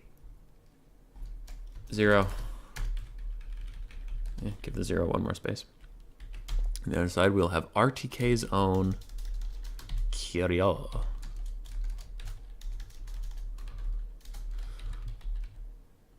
I think last time I fought Curio, I got salty. Curio. Did I spell that right? Yeah, I spelled it right. Nice. Last time I fought him, I got real salty. As I do. Doesn't mean it's right. Just means it's true. I remember we were playing, he was Chaos, I was Beastman back in Warhammer 2. My Torox just wouldn't swing. He was surrounded by 2 Exalted Heroes on a Manticore and Archaon, but all of them were 1 hit from death, so it didn't matter what he swung at. If Torox swung, he would kill something. And I was way up on the balance of power. They were all just attacking him, and Torox just stood there with his axes like... I'm like, swing at anything. I'm not even giving you attack orders anymore. Just swing. I don't want to distract you. Just swing at something. He was like, rah. As all 3 of them surrounded him and just kept beating him, he was like, rah. And the balance of power just kept getting worse and worse and worse for me. And I'm like, dude, just fucking swing. And Torox just, rah. And he died. And I was so pissed off. So pissed. It's not Curio's fault, but I was still pissed.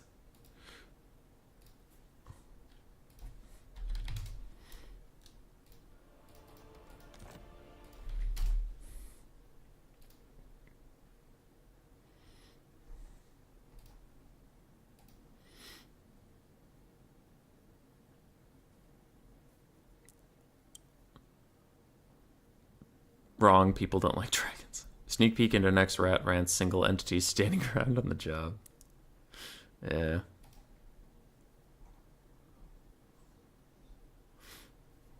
Alright, Curio's up. Curio's here.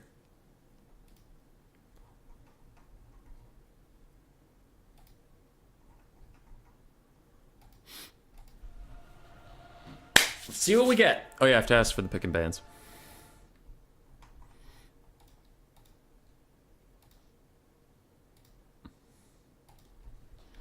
And you tell us the picks and bans in tourney opponent so stream can see.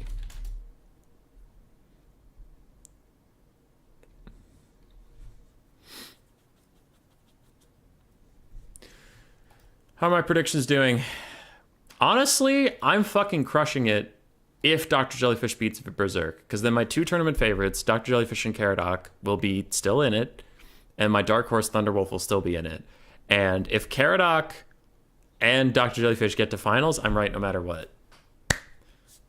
But in the interest of having different clans, because Dr. Jellyfish is Son of the Mountain, VM Berserk still in, VM Thunderwolf is still in, VM Caradoc still in, and RTK Curio, I think for the sake of fun, I would want Dr. Jellyfish to win, so we have 3 different clans in the semifinals. VM's already there, so that's just going to happen.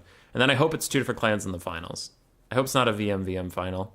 If it's VM RTK, if it's VM Son of the Mountain, I'm fine. But VM is a lame way to end it, because there's no clan rivalry.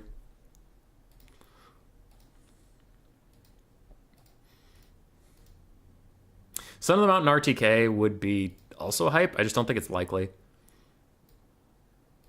Out of the 5 people left, 3 are VM. So what are the odds that... what are the odds that we get the Son of the Mountain RTK final? Also, when my 2 tournament favorites...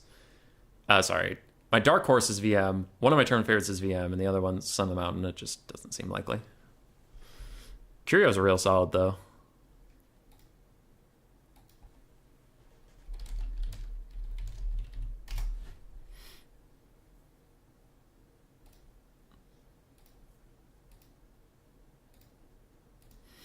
I mean, these are the Chieftain finals. All these players have played a shit ton at this point.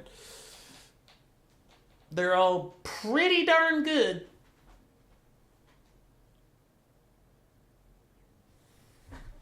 Season 3 will be going to an ELO system rather than just points. Points reward you for playing a lot. ELO rewards you for how well you play, how often you win, and stuff. So... I fucked up, but we'll finish out the season.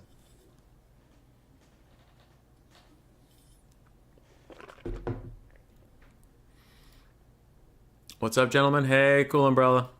Mostly just watching your games. This stream has just become following Cool Umbrella through the tournament. What did I miss? Your own games.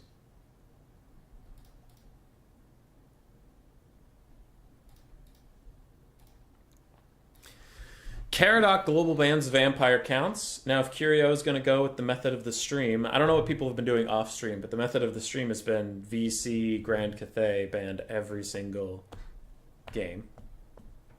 So let's see.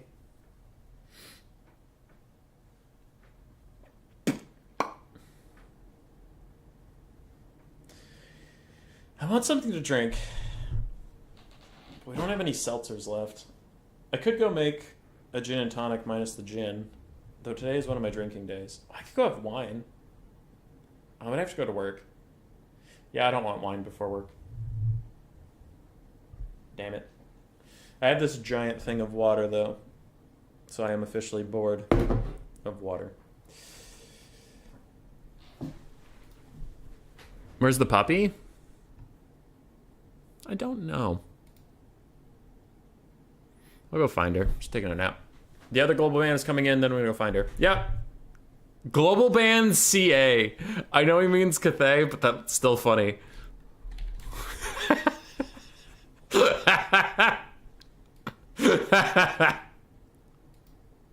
Global band BC, global band CA.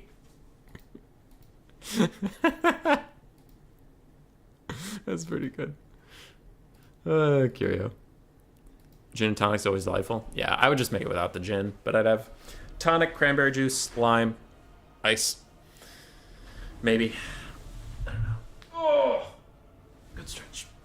All right, BRB while they do their picks. Take 5, everyone. Take 5.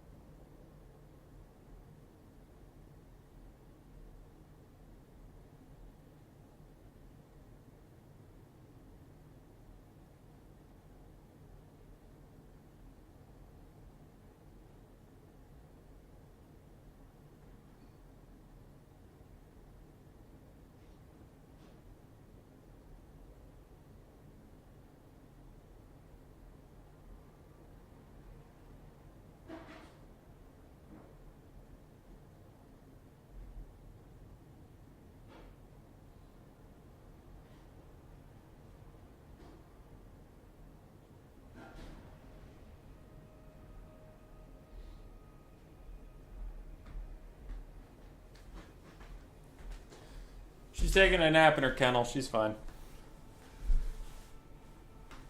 Doggo can host while you're gone making drinks. Gin and tonic's why I thought I liked gin. Turned out I mostly love tonic. Yeah, tonic grows on you. It's pretty good. Gotta go back to your commentary from that first game I brought Scepter just for you. It was good. It was a good time. All right. Caradoc picks Warriors of Chaos, Dark Elves, and Vampire Coast banning Tomb Kings. Curio says, ouch, Beastmen ban Warriors of Chaos. I meant Dark Elves ban Warriors of Chaos also. What? I think what Curio's saying is Dark Elves ban Warriors of Chaos. But the way that sounds is... Yeah, Caradoc's asking the same question. The way that sounds is Dark Elves ban... Wait. It sounds like Beastmen ban Dark Elves, but anyway. Dark Elves ban Warriors of Chaos. Okay, that's fine. So Caradoc now has to pick between Dark Elves and Vampire Coast.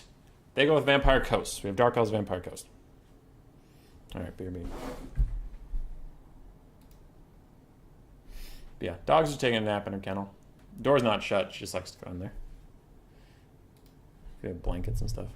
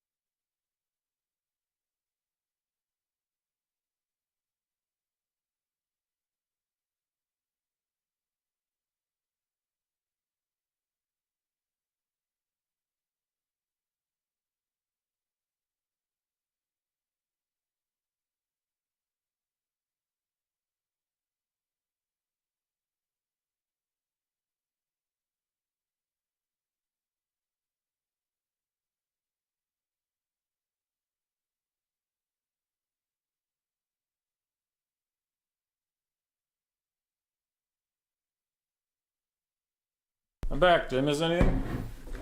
No. Alright. Here we have... Oh, fuck. I forgot to stir it. Well... Rip. Tonic, cranberry juice, lime juice with the lime in there. Ice. Gin and tonic without the gin. Hooray.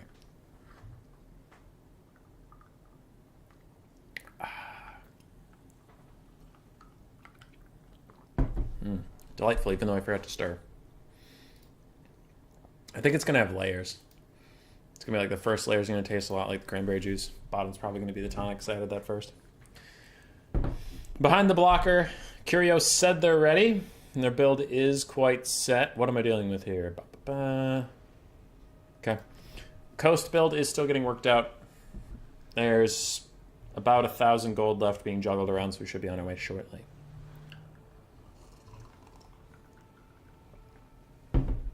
Delicious. Berserk has advanced over Dr. Jellyfish, so we have a VM RTK semifinal. And it's up to Curio to keep the hopes of a non-clan Civil War final alive. Meanwhile, Thunderwolf and Berserk will be kicking it off. And one of my tournament favorites in Dr. Jellyfish has fallen.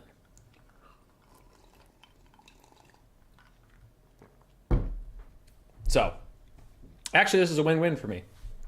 If Caradoc wins this best of 3, my prediction for tournament favorites will be kept alive. And if Curio wins, a non-VM final will be kept alive. So I'm happy no matter what. And we're off. The poster on the screen is rather cool. Thank you. I had it commissioned. Except for I did the lettering of Chieftain playoff slam battles, but everything behind that, like the Neon Vermin League and all the people, we commissioned that, so it was Dark Elves Vampire Coast. The meta in this is normally a lot of bombs. A lot of bomber squads. Take out the Dark Elf relatively elite frontline. Because you can't bring any like chaff as Dark Elves, right? So everything's almost 500 gold. Does not look like that's the way we're going. As Caradoc brought what's honestly considered pretty meta now is a frontline of entirely pistol mobs, 4 scurvy dogs, double animated hulks, 2 handguns. It's been a long time since I've seen actual honest-to-God handguns. Count Noctilus on foot with Wind of Death, not Pit of Shades, Wind of Death, Drown Dead, and Invocation of the Heck. 2 Depth Guard somewhere. I just saw them. 2 Depth Guard on the flanks, and then in the sky we have quadruple bomber bat, including the Salt Lord Scuddler's bombers. So yes, I was right about the bombers. I just thought they would be on the ground. They are not. They're in the sky. On the other side, for the Dark Elves, we have Slanish's Harvesters, Doomfire Warlocks with Bound Soul Stealer and Words of Pain. We do have Dark Riders with shields. We have some Blackheart Corsairs with handbows, Bleak Swords, Dread Spears, Bleak Swords, Dread Spears, a whole bunch of shades.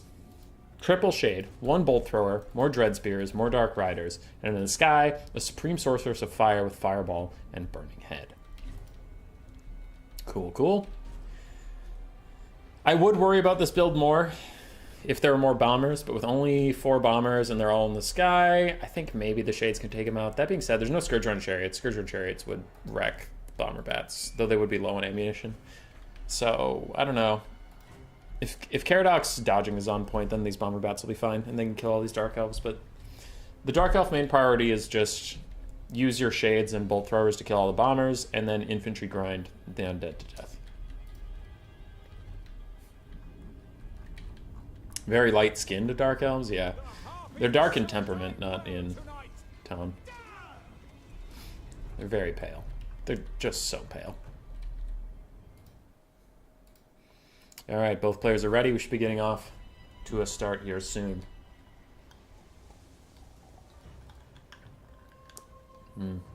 Delightful. Delightful. Hazel's awake. Hi, Hazel. How you doing? Coast is going to waddle up. They are under pressure from the Bolt Thrower to not waste a bunch of time. Bolt Throwers start off on the animated hulks. It should get decent damage onto them, though I do think it won't get its value back before it gets shut down. It's their heart that's dark, although do try to explain that to anyone working at Netflix. Dude, if Netflix did a Warhammer series and there were Dark Elves in it, they would 100% for some reason be like misunderstood, which is just not true. Like, Dark Elves are just straight up evil. They're not misunderstood at all. But the Netflix series would be like, oh, you just don't get it. You just don't understand why they want to kill, maim, and torture. You just don't understand them. Hello, I am a dark elf. I derive sexual pleasure from torturing others. See, he's a good guy. What? What? All right. Scurvy Dogs are going to get the charge on Dark Riders. Dark Riders can wreck Scurvy Dogs, but only if they get the charge. But currently, they got charged, and they're not having such a good time. Bomber Bats in one volley take half health off of a Bleak Sword. Good lord. But a Shade counterfire takes about half health off of it in return, and the Supreme Sorceress of Fire is going to chase them off with a little bit of a friendly fire burning head, but it does at least push the dogs away, I guess. Noctilus throws out 2 summons, 1 pistol summon in front of the Shades, and another regular summon onto the Reaper Bolt Thrower. And the Sorceress of Fire is just going into melee with the Bomber Bat. She fears nothing in this guy right now. There's nothing that can threaten her. Pistol mobs are taking their day out on the Bleak Swords. Now these boys are silver shielded, so as long as they're facing the right direction, they shouldn't take that much damage, but that does leave their backs exposed to all of these bombers. More Shades are moving up, and Dark Riders are peeling off the summons.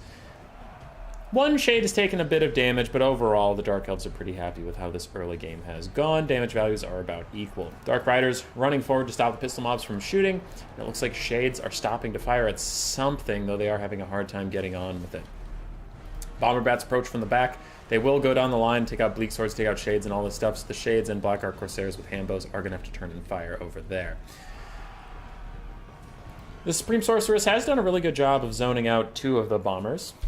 I'm liking that play a lot. She's not really getting punished for it in any meaningful capacity. Sinestros Harvesters are here, and I wonder what they will spend their time doing. Now, dogs are running over the back line from the Vampire Coast, and a rear charge on these Shades could honestly get them to break, and those dogs will just feast. Meanwhile, Caradoc has lost one of his precious Bomber Bats. We'll see how much longer it can continue.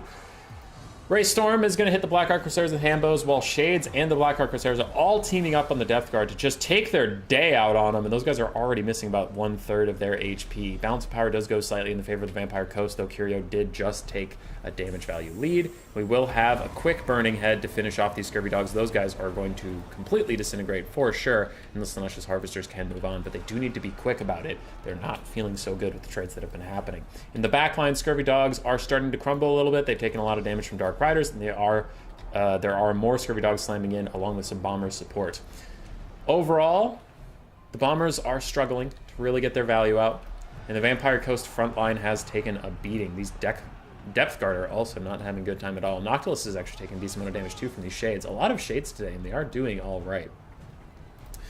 More Shades are rallying on the backline, and Noctilus just takes so much damage from that Shade strike. Holy crap. That was great. That was awesome. Now they are going to get mucked up, and he will heal, but still, that was probably the best for what they could hope to achieve. Sinestros Harvesters are moving along. They're trying to make sure all these handguns do get shut down, and the Bomber Bats are running out of ammunition, so at this point, focusing a ton of resources into stopping them isn't really worth it. Those ones anyway. Salt Lord Scudlers and these basic bombers do have tons of ammo, so dealing with them is fine. There's no reload for the Vampire Coast in this game, so it's not really worrying about that. Dark Riders are trying to just stop the backline threats. They're trying to stop all of these summons, make them go away. And Noctilus throws out even more summons. How many do you have left there, big boy? You have used a ton. No more from the Roth's Moondial, 1 more from the Drowned Dead summons. That is pretty good for the Dark Elves if they can hold on. They are currently ahead, or even, depending on how you look at it, on the balance of power. Though, the Shades are carrying this game, and every time they get caught by Death Guard or something is going to be a huge shot against the Dark Elves. Salt Lord Scudlers are crumbling away to nothing. I doubt they rally? No way they rally. Okay, good. They're crumbling again. So, no way they rally. And the Firecaster is in melee with the other ones. Now, more and more Shades are getting pushed off in the backline by these Death Guard and by these summons and by Count Noctilus. But they are doing their best. Black Arc Corsair is getting bombed by the last couple volleys here from this deck dropper. And the Doomfire Warlocks are finally pushed away. But man, this is a close one. Dark Elves have skyrocketed ahead on the damage value, but they are looking really tattered across the field. To be fair, the Vampire Coast are relying heavily on summons at this point. 2 full health infantry units back here are fake. The last bomber is taken out by this Sorceress of Fire, who has dominated the skies in melee. Hasn't gotten a lot of value, but just has been annoying. And Depth Guard are getting kited out by Shades. And I think Curio's in a really good spot to take this one, honestly. It's looking quite solid. Animated Hulks are crumbling. The last of the gunnery mobs is crumbling. Celestial Harvesters are back. I haven't seen them use their Soul Stealers, but I could have been distracted while they're using it. But they have to have at least one Word of Pain left. And Noctilus's summons are fading. Does he have one more? He does. He has one more summon in the whole game. Both the Depth Guard are still alive. One is healthy, one is not. But we saw what Shades did to them earlier if Shades can just get a little bit of room to breathe. Also, this lady, I haven't seen a ton of casts out of her. She threw out a couple Burning Heads, but she for sure has Fireballs left. She could just sit above Noctilus and spam them. And just wear them down. Bomber Bats are going to commit to fighting the Reaper Bolt Thrower that's just trying to get back online. It takes a nasty charge, and it is going to break again. I doubt it will be able to come back. Shades are going to get a really nice volley out of the Depth Guard, who are running away. They're trying to dodge. They're trying to juke back and forth, but they just get completely chopped into the dirt. Ow. If these Shades can fire again, they might even start those guys crumbling, but they'll have to run soon. It looks like Curio is on top of that. He's going to run. Now, he might get sandwiched between these two Depth Guards, so he's going to need to find somewhere to go. And Bomber Bats are after them. Meanwhile, elsewhere, the Dark Elves are rallying a lot of their forces, trying to come back, and even get these Shades away from Noctilus to maybe shoot him down. But we are down to just 2 pockets of strength left for the Vampire Coast. Their Wounded Lord and their Depth Guard, who are polar opposites of the map here. The Dragons are dark. Dahmer happens. Maybe they'll be lore-accurate Dark Elves. Maybe.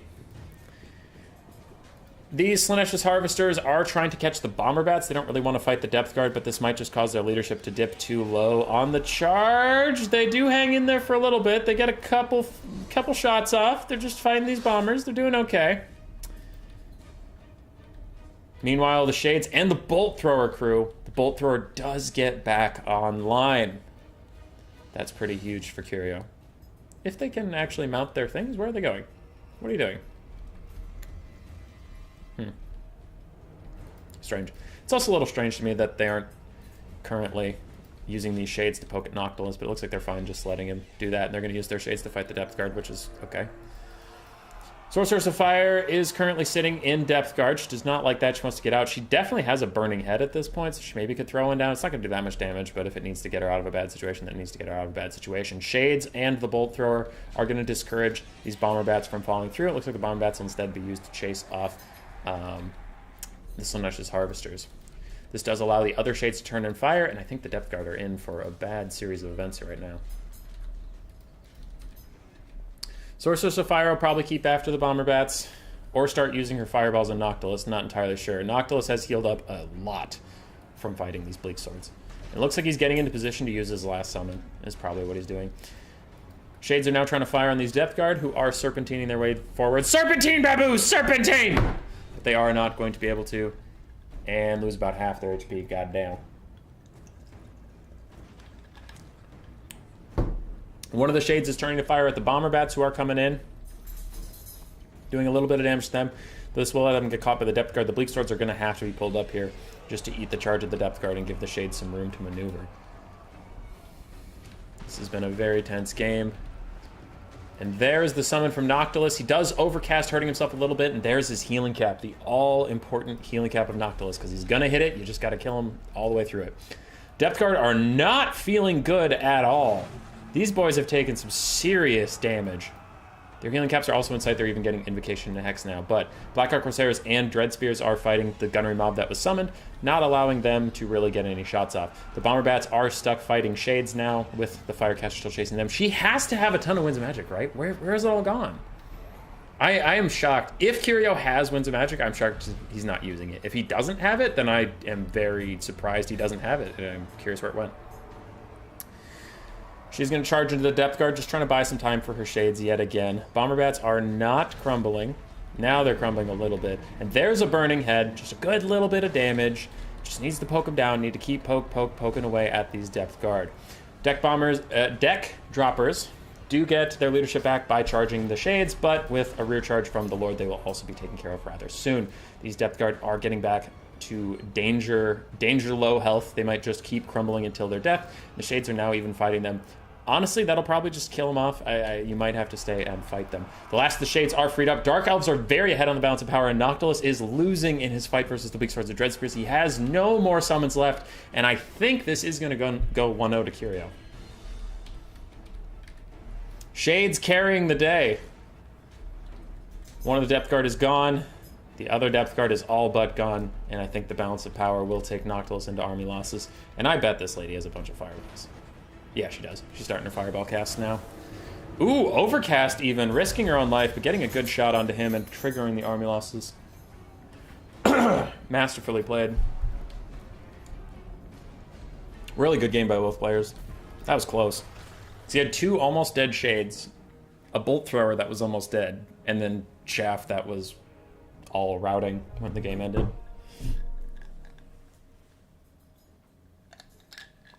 That was good stuff. Nocti got 650. Couldn't find a fight he really liked. Depth guard also struggled a little bit. Handguns struggled a lot. Bombers overall did well, but Curio was really good about zoning them out. Dogs chased off a lot of stuff that routed, but the Dark Riders peeled them. And Pistol Mobs did well. On the other side, Sorceress of Fire got about 1,400 value. Shades got 1,300, 300, and 1,400, almost 1,500. Blackheart Corsair Hambos did fine. Bolt Thrower did fine. Doomfire Warlocks and Dark Riders did what they had to, though they didn't get great value numbers. Bleak Swords got incredible value numbers as long as they kept the bombers away from them, as did the Dread Spears. The front line of the Dark Elves really getting most of the value.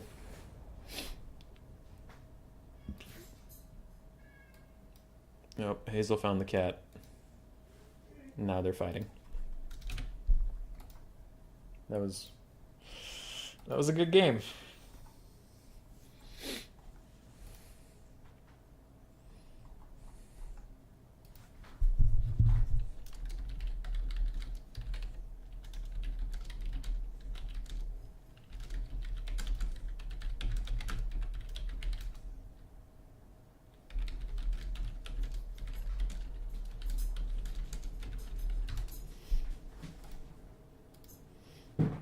Why aren't handguns picked as much anymore? Let me see.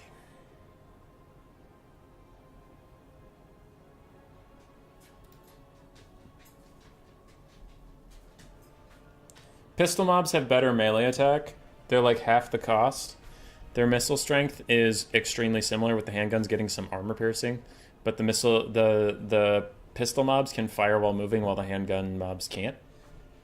So there's just a lot of reasons people have been liking the 300 gold pistols over the 550 handguns, because you can also use them as you can use the pistols as a frontline piece.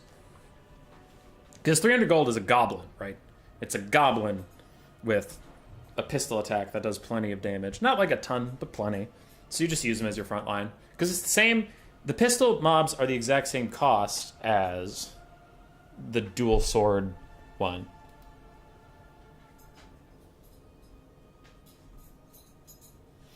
They're the same cost, and the pistol ones are just better. So I think people have been replacing their front line with them for more flavor.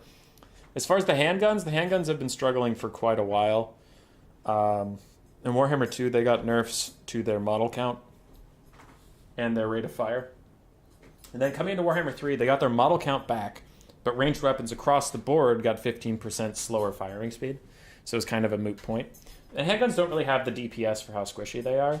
And the Vampire Coast got a bunch of buffs in other areas. Like their Sirens got buffs, their Depth Guard got huge buffs, Animated Hulks got huge buffs, Bombers got huge buffs, so Deck Dropper Bombers and regular Bombers are buff as hell now. So people just don't really need the handguns. Do you have any tips for someone getting into streaming content creation besides being cute? Oh, I'm adorable, it's true.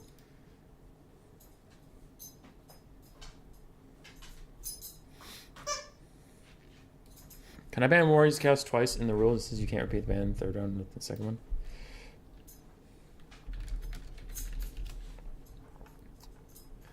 Okay. Ban Warriors of Chaos. So you can remove Warriors of Chaos from Caradox pick 3, but not ban them twice. So round 3.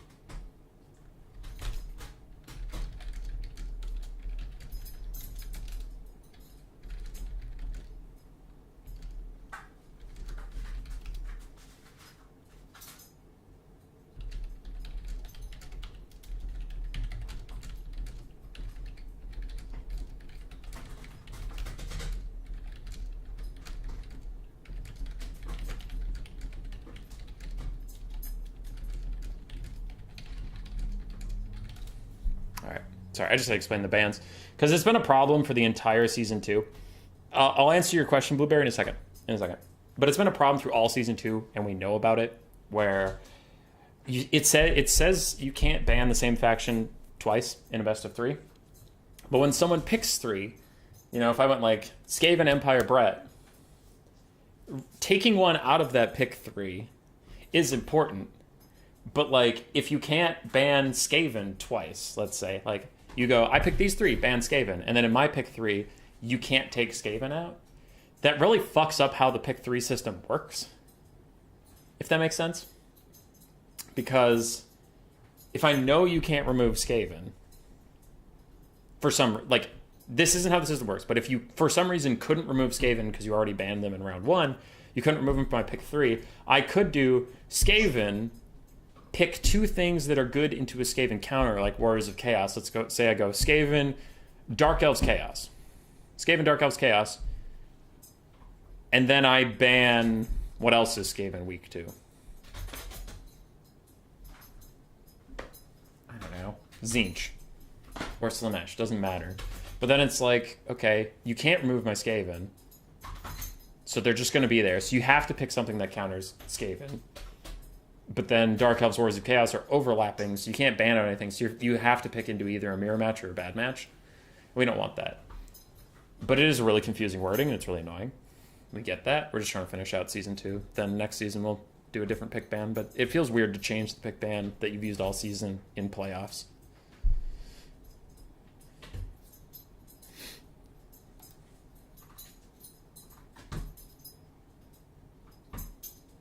Beastmen, Wood Elves, Dwarves, ban Warriors of Chaos. Yeah. Okay, so Kira's going Beastmen, Wood Elves, Dwarves, ban Warriors of Chaos. Cool. Job ever so cringe. Working at a Warpstone lab. Alright, so tips for getting into streaming. Hi, Yano. How you doing? I had an inside route. Because when I started out, I was on Turin's streams a lot before I started casting, so people kind of knew I existed as like a pretty solid Skaven player. So I did have some community knowledge of me before I started, some name recognition. Then there was hosting tournaments. So usually people that are in the tournaments want to hear your casting, especially when they're the ones on stream. So hosting tournaments is a good way to start. It's really hard to start if you're not a player people already know and your content is going to be mostly focused around, I'm going to play a bunch of quick battles. Because then, like, it's like not trying to be mean. It's just like the question is, why should people watch you? Okay, well, are you really good? Yes or no. Even if you are, if people don't know you're really good, they wouldn't tune in. But like if Alfredino or Felcon started streaming, I mean, Alfredino does stream over on Twitch, on their whole Discord and all that stuff. But when he streams, it's like people tune in because they want to hear Alfredino talk, right? They want to hear his thoughts on the game because he's really good. They want to see him play the game because he's really good. He's a person they already know is really good, so they care about his stream for that reason, right? Or there's Logic streams, right? Logic, no shade on the guy, but he's not the best player. He's not an elite player. He's fine. But people that like Logic like him mostly for his personality and for his casting style. But to get that following, he, one, was really good friends with Robo Duck of War, who was already a personality in the scene, and two, hosted a lot of big money tournaments in Battlemania. So then people came by for the tournaments, they stuck around to hear what Logic thought of their play, his community grew. So those are the two ways to do it, really, I see. If Logic started out just playing quick battles and trying to be like, I'm Logic, come watch me, I don't think he would have grown that much, because he's not, like, the best player. You know what I mean? So if you're not the best player, just try to have a good personality and host tournaments. Campaign streaming, I don't know. Some people do it. I clearly don't know how to do it because all my campaign streams do pretty poorly, and I kind of gave up on doing that. Anticity's another good source. If you're in any of his Discords, just message him about streaming stuff. He's really good at that. All right. We get an El Clasico. All right. So it was Beastmen, Warriors of Chaos, Dwarves. Ban Warriors of Chaos. Sorry, Beastmen, Wood Elves, Dwarves. I think I said that. Caradoc goes Lizardmen, bans Dwarves. Curio goes Wood Elves. We have Lizardmen versus Wood Elves. This has been a pretty common matchup throughout all the games.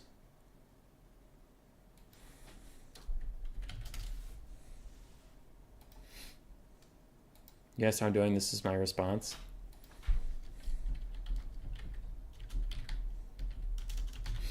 Ayano, that's a good picture. I like that. That's a good rat. It's a good rat doing good rat stuff.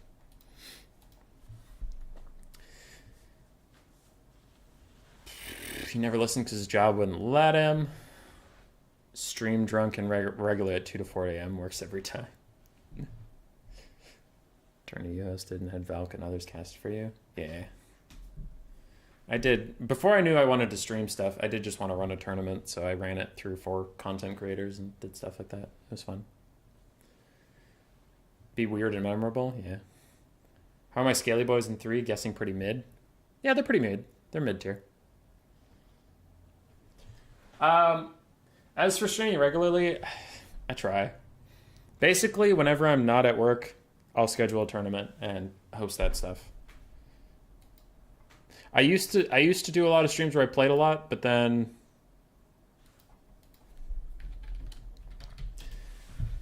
I just haven't had the time recently because, like, there's a ton of tournaments in Warhammer 3 right now. There's a lot of streams in Warhammer 3 right now. Almost all of them are domination or players playing land battles.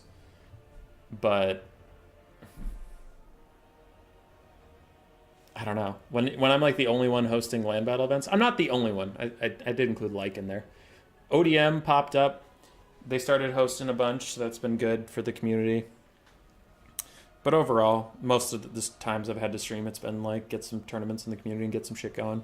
Not just me playing, but I like doing that when there's other content creators in the scene making a bunch more land battle content. I might get to do a bit more of that, because these are the playoffs for Vermin League. So I want to have Vermin League tournaments every weekend.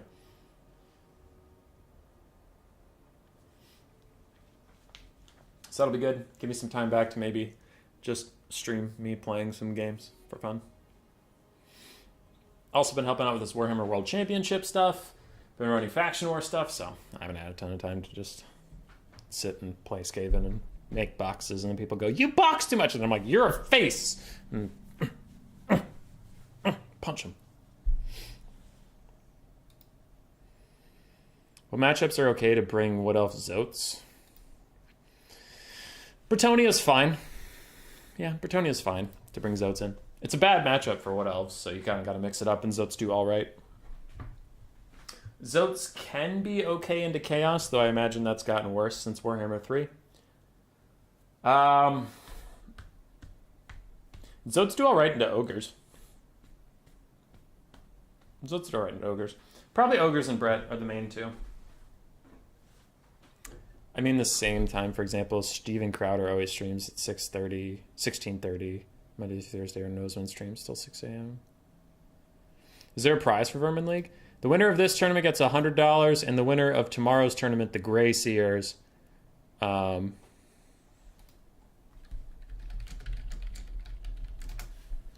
Tomorrow's the Grey Seers, which is the highest rank, and the winner of that gets 200 schmeckles. So we did Skaven Slave gets, I think it was $25. No, it was 10.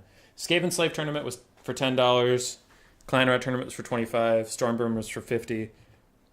Chieftains, which is today, is for 100. And Grey Seers is for 200. So believe it or not, as sweaty as today's stream's been, this is only the second most sweaty it's going to get. Grey Seer tournament's going to be sweaty as fuck.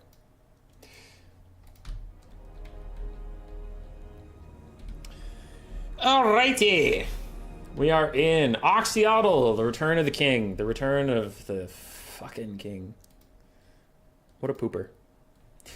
He's not that toxic in Warhammer 3. I just remember his release and I hated him.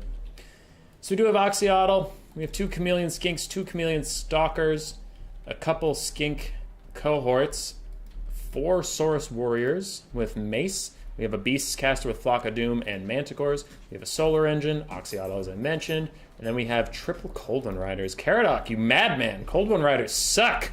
Why are you taking them? Ugh. I'm scared. I'm scared for the Dock of Care. On the other side, front line of Dryads. Not Eternal Guard, interestingly enough. Dryads. So unshielded. Pretty meh melee combatants. I suppose Eternal Guard also aren't that great, so Dryads are fine. Then we have, triple Great Stag Knight, 1 Glade Riders with Spears, it looks like, triple Waywatcher from Curio. No, double Waywatcher, a Glade Lord with Prey of Anathrema, and Arrow of Kurnos on a Great Stag, and then we have a Branch Wraith with just Earthblood. I also am closer and closer to organizing a new player 1 build tourney. I think it's a good idea. I just worry nobody will play. It is hard to sometimes get the word out. That can be difficult. McRightface spanning a bunch of geckos, which I assume means go Lizardmen.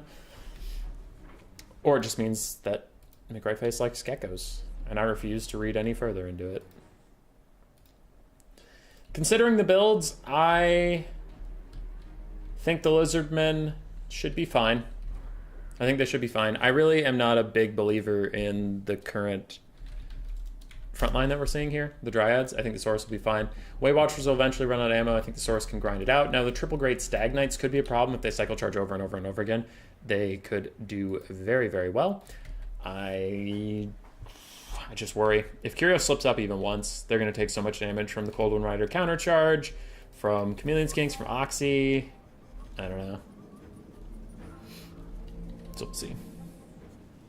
It's close, though. I think both these builds are pretty good. I just slightly favor the Lizardman one. Didn't Hubby have one of these and it did fine? Yeah, I had one of those. It was good. I think Ayano means because I have a Discord of, like, what is it, 500 people? I forget how many we have, but I can ping all of them and I get, like, 15 people to play. So then, that's not a great ratio. Best way to build stream is to put a thong on and get in a hot tub. That's how I did it! I mean, what? Oxy out here poking. Waywatchers are creeping, stalking, moving up. And boom. Pretty decent shot from the Solar Engine. I don't believe in these guys, but Loopy and Central Scrutinizer gave me a pretty convincing argument that they're good units, so I accept that they're good units. They're still not my favorite, but they are good. I could be convinced. I ain't stuck in my ways. Who the fuck? What up, punk? What the fuck is wrong with Malice Darkblade? I don't know. What did he do? He fucking soloed my entire army. Yeah, he's kind of a trash monster. What army were you? Beastmen. That sounds like him. Did you have Torox or Great Bray Shaman? I had, what's his face? Morgar? Chaos. Morgar, yeah. Oh, yeah, Morgar's not going to be able to duel him. Did you have Minos? I had my entire army left, almost. Jesus. Yeah, I had 5 archers shooting him, and, like, 7 infantry units, and a full health mortar. He didn't fucking care.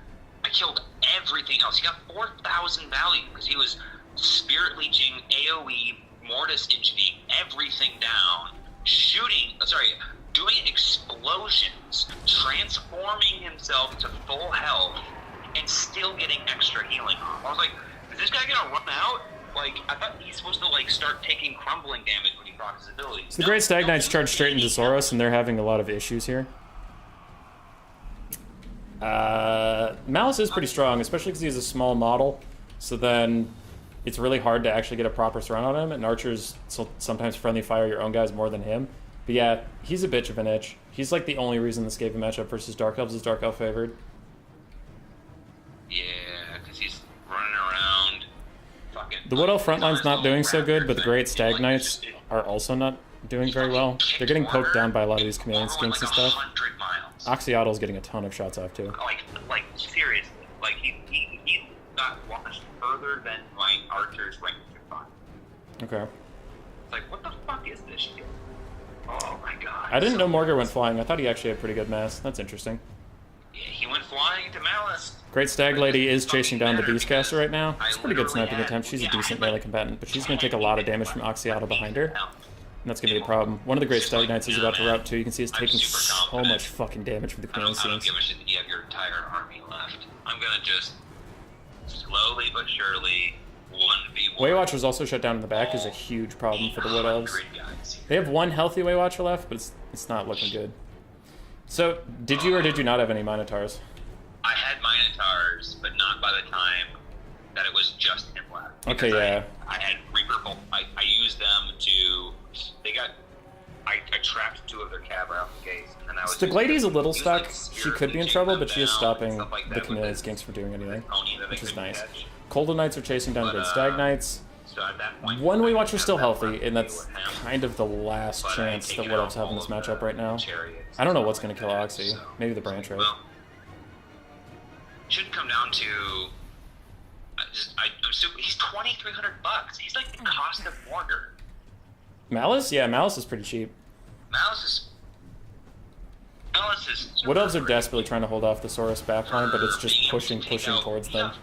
Stag Knights are trying to cycle charge, but this one's really caught up, so it is just going to get killed off. Yeah, he's not even a spellcaster, so all of his abilities that kind of act like spells aren't spells. That's what I'm saying. Like, the fact that he was able to get 4,000 value against Chaff. It's like... Okay. I love the way What you am I say supposed to do? Chaff. Well, what am I supposed to do? I brought an army to deal with all of the kites and all of the other bullshit. I dealt with everything else, and it's like, no, but you didn't bring something to deal with. Chameleon Skinks are just shooting at point-blank range, doing so much damage to the Glady, and Oxyotl sniping out. I think Caradox has got this. There's just nothing left for the Wood Elves. Oh, I just called the rave. That's fine. Just fucking annoying. I was like, hey, I actually have a decent shot at this time. Hey, the balance bar is super in my favor because I killed everything. Hey, nope, doesn't matter. Oh, it's just gonna swing towards him. I don't know. Like, can you? I don't even think there's a way to see what his abilities are when he's alternate. Or I have no idea.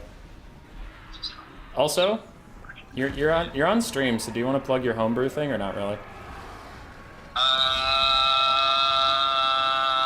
Wow, put me right on the spot there. I just want everyone to know that Malice Darkblade is a piece of shit, and he might end up becoming a Wood Elf in our in our campaign, so I can have you guys kill him.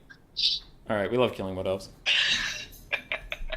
All right, I have to. But everyone else, stay tuned. If you want to watch Rat Boy play some D&D, we have some awesome Genesis homebrew stuff going on. Homebrew, YouTube Homebrew, and Call of the Hunger is the campaign. Watch him and some other friends struggle to live as the forest around them turns their very minds against them. That's my plug.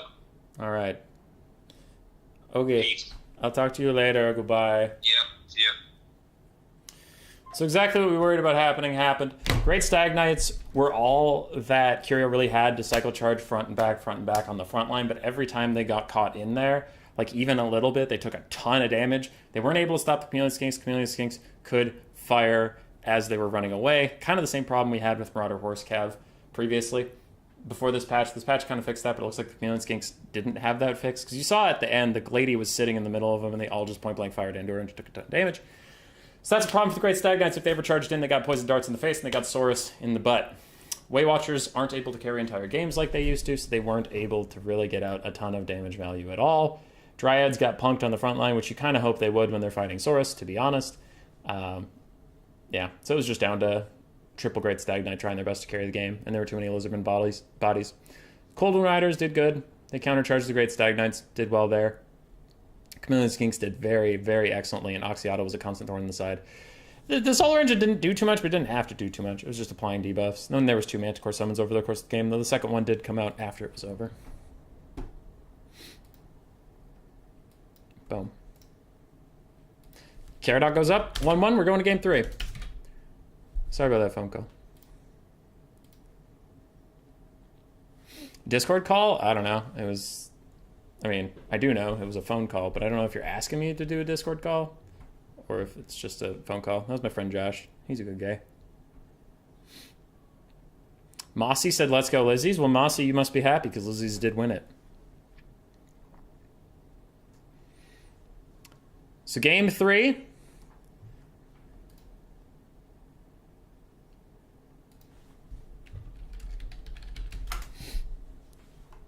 Game 3 time.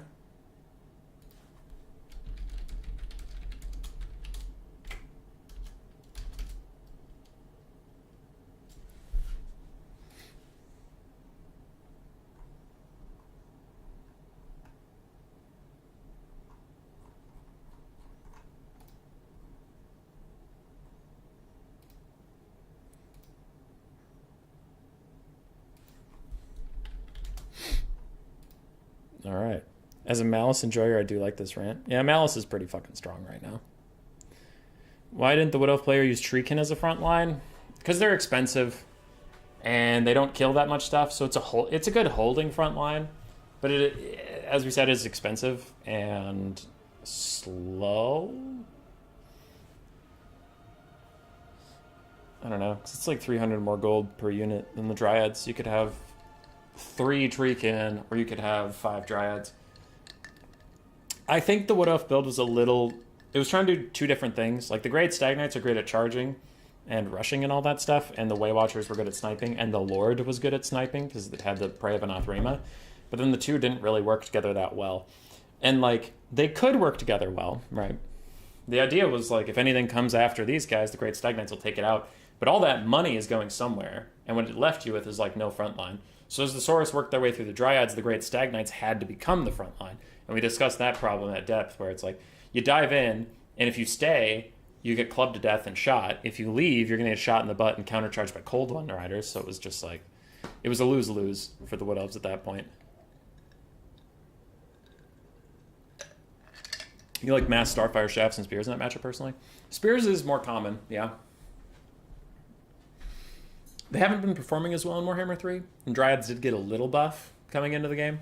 So maybe that's what Curio wanted. The Dryads did fine. I didn't mind them. I didn't like the Way Watchers and the Great Stag Knights being on the same roster. It made it very, very small. What are you whining about, whiny lady? Why are you so whiny? We love you, but why are you so whiny? Who has wronged you? Little pup.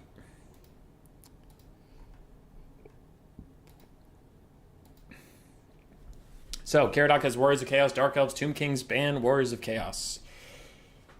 Curio's got to find something to do into 3 very powerful factions.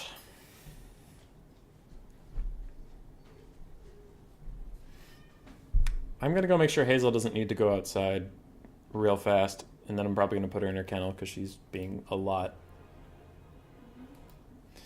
But I'm just going to make sure she doesn't, like, pee her pants. Come on, Hazel. Last shot to go outside before you're taking a nap. Come on.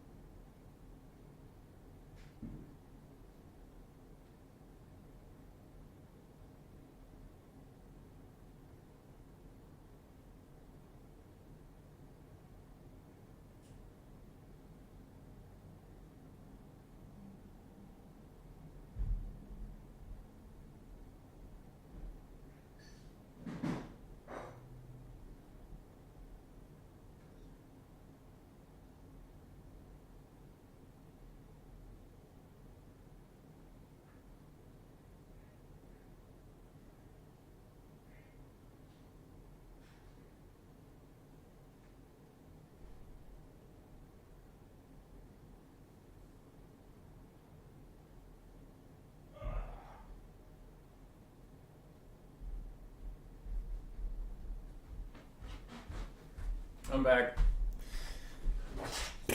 Hazel can visit mom. Grace said she was coming home to get Hazel and hang out with her parents, but then she did not. I think she's at a festival right now.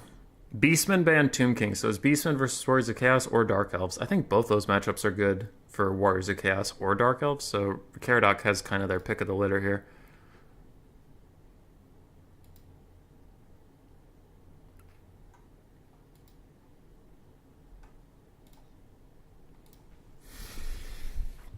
Are melee damage reflection good on tanky monsters infantry like Treekin? They get surrounded by other infantry, which normally take out monster infantry, but they or by themselves, but not Treekin would benefit from the melee damage reduction. I don't know. Reflection, sorry. I have not tested too much stuff about the melee damage reflection, but every time I have tested it, it has been extremely underwhelming.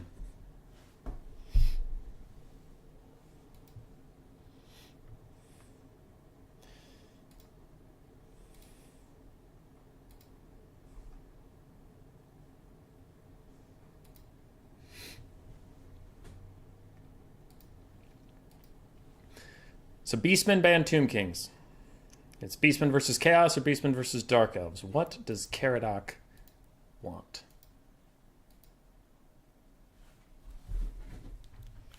Looks like they're hovering Dark Elves for the moment.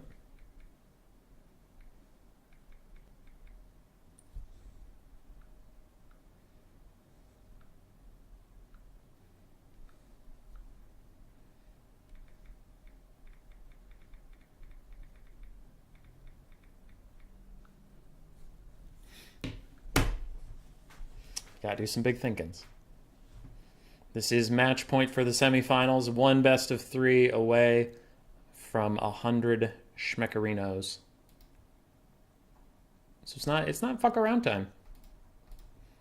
It's put on your big boy pants time. Caradoc is now on Chaos. And they confirmed it. Warriors of Chaos. Chaos versus Beastmen. This matchup used to be even when Beastmen were OP. Then Torox took some nerfs. Beastmen overall took some slight nerfs. And Warriors of Chaos got some buffs. Can Curio still do it? Also, this matchup is literally one I told you about last time I fought Curio. I was Beastman and he was Warriors of Chaos. And he stun locked my Torox into death. And it made me very sad. But does Curios know better than me? Does Curio know how to win this? Can he do it? For the last hope at a non-VM final. Or is it doomed? And VM is just going to take over the world. How's it going on your hunt? All right. All right. Oh. Not a ton of board game design jobs, so just applying for the ones that are there. And then pretty soon I'll have to switch into just applying for like dream jobs and just applying for random jobs, like just normal jobs. But it's tricky because I'm leaving my job because I hate my job. I'm not leaving my job because I have another job. I have some saved money, so I'll be okay. But it's tricky because Grace and I don't want to leave Rochester until probably the summer of next year. So it's hard to apply for jobs right now because I don't want to apply for just in-person jobs like, hey, I can't move for 6 months. You want to hire me for some reason? So I don't know. I'm only applying for remote work right now. Something I can do from here. Wait. So it's tough. Also, if I get a new job, I might have to stop streaming if I get busy, so that would be bad. Oh. But what can you do? What's your current job? I'm a development tech at Mayo Clinic, so I develop new... A Mayo doctor. No. I develop new tests. So if the easy example I can come up with is if there's a new drug that comes out that cures heart disease, whatever. It cures heart disease, completely gets rid of it.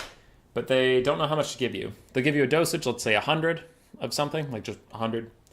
You take it, and then 2 weeks later, they have you come back in, and they take a bit of your blood.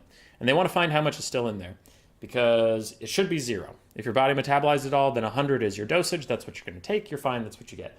But let's say you still have 25 left. Then they know to give you 75 because your body can process 75 every 2 weeks. Okay? But they need to know how to find this shit in your blood. They need to be able to find it for every patient they'll have into the future. So they come to someone like me, a development tech, and they say, hey, here's this molecule. It comes from this company. Here's a vial of blood with it in it. Find it. I have to figure out how to find it, isolate it on a mass spectrometer, point at it and say, there it is. That's it. And they go, great. And then I need to turn it into a format that is easily reproducible, cheap, and that like any tech can do it. Teach the techs how to do it and say, boom, boom, it's a test. And then you can get that test ordered. Like your hemoglobin count or vitamin C count or vitamin D counts, like any of those were developed at some point. Now, mostly I work on pharmaceuticals because most of the normal body molecules have already been done. Like there is a test for vitamin D, so I don't need to develop a test for vitamin D because it's there. But yeah, so right now I'm working on ceramides and leaky gut syndrome, where leaky gut, they give you radio-marked sugars through a milkshake, and then I get a bottle of pee, and I need to figure out how quickly it came out of you. Because if you drink it, pee that moment, and it comes out, it means you have a big fucking problem because that liquid literally went from your mouth straight out. That's bad. But usually leaky gut syndrome is if you drink it and it comes out in about 8 hours, that's still way too early. It shouldn't be coming out that fast, so you have issues. If it comes out 24 hours, you're normal.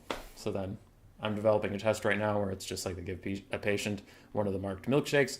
You drink it, you pee into a cup 3 times, and figure out where it is. If you're at the 8 hours, you have leaky gut. If you're at the 0 hours, you have a big fucking problem. And if you're at the 24 hours, you're fine. So that's the whole thing. So the whole test is about finding those radio-marked sugars. Ceramides is weird.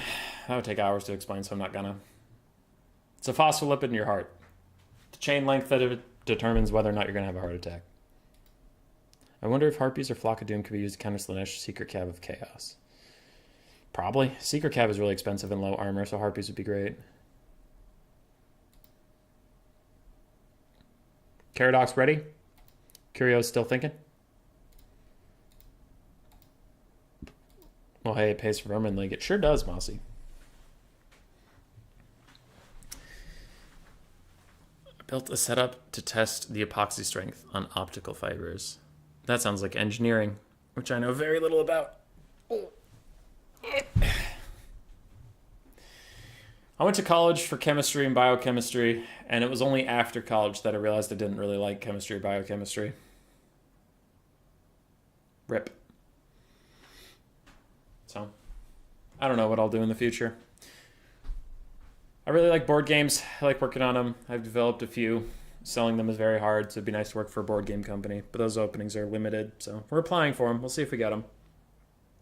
It's not seeming likely. If I don't get something like that and I just need a job, by the time Grace and I are ready to move, I'll get some basic job. I don't know. I like water treatment plants. I've also thought about going back to trade school and like becoming a plumber or electrician. Because I think that kind of stuff's... It's not fun. Like, work's not fun, but I like manual work whenever my dad and I get to go do that kind of stuff. I'm not super handy, I guess, and I'd like to change that, so... Trade schools are all right. It's only 2 years. What up, Dr. Jellyfish? How you doing? Curse Vanner, here's a good spell to win the cavalry fight. It is.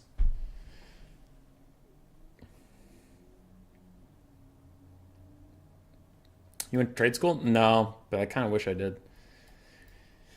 I went to the University of Minnesota. And it was fine. It was a good school. It's just like, I don't know. The way things are currently set up is people like me who enter college and they don't know what they want to do with their life, but you know you want to get a job. And getting a job in America largely focuses around getting a college degree. So, okay, I'll get one. And then I picked chemistry because it's safe and good work, and that's fine. But then when you figure out you don't like chemistry, it's like, well, fuck. I have this 4-year, very expensive degree for something that I don't enjoy. Definitely good to have a trade to fall back on. Yeah. Bad loss, Chieftains playoffs. I'm sorry. Sorry, Dr. Jellyfish. Sorry. There was a wide spectrum of things you just listed. What? Cool umbrella, what? Sorry. What are you talking about? There's a delay, so I don't know specifically what you're talking about. For Caradoc, this is the the rubber match, the final game in this best of 3 between these two. We have 4 Marauder Horsemasters from Caradoc. We have 4 Hellstriders of Slaanesh, 2 Forsaken, a Chaos Warriors with Halberds, triple Marauder, and Bellicor with Dark Master, Shadow Shroud, and Pit of Shades. Why don't you just make Crystal Meth? You think I don't? I'm pretty bad with fine motor skills, so working with things that are 1 millimeter in size is pretty good for that. Yeah, that'll train you.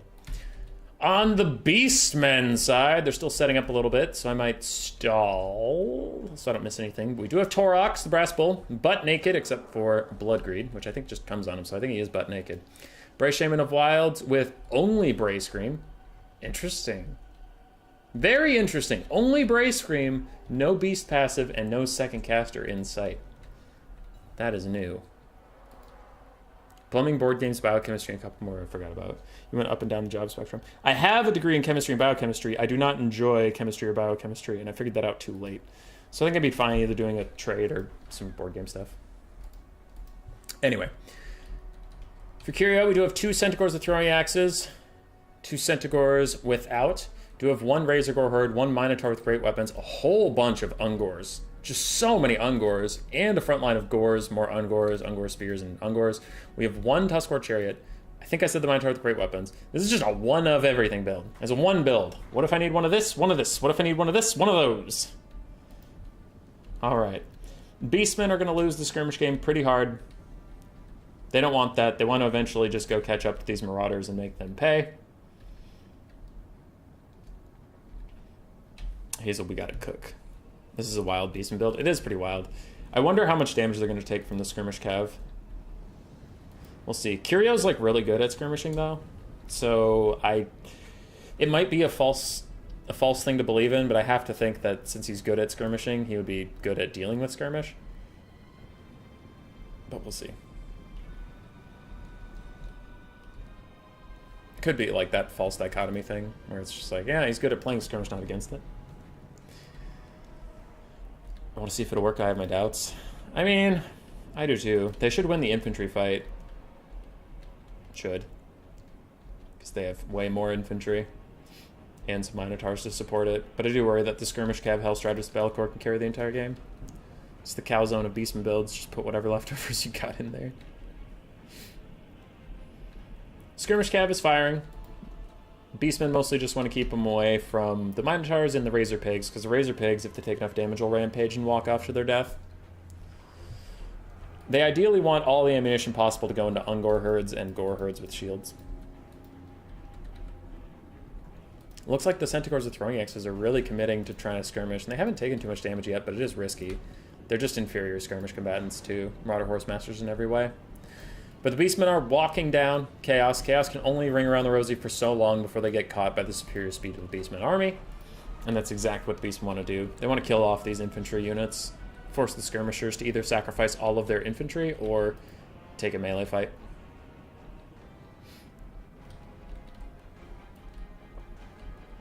But this do be the way Chaos play.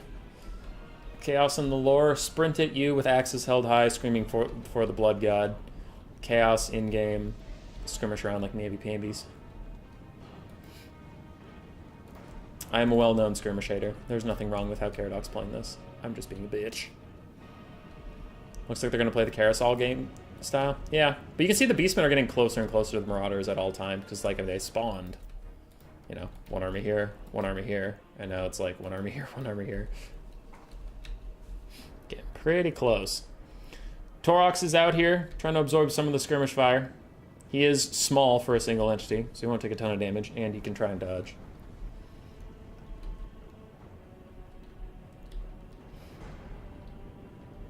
Now the Beastmen are in a pickle. They could split up and force the fight on these guys, but if you split up, Chaos will dive on everyone that's on one side. So it looks like they are just going to opt into following the Chaos Marauders, but now they're not. They're falling back, which gives Chaos more space. So they're not really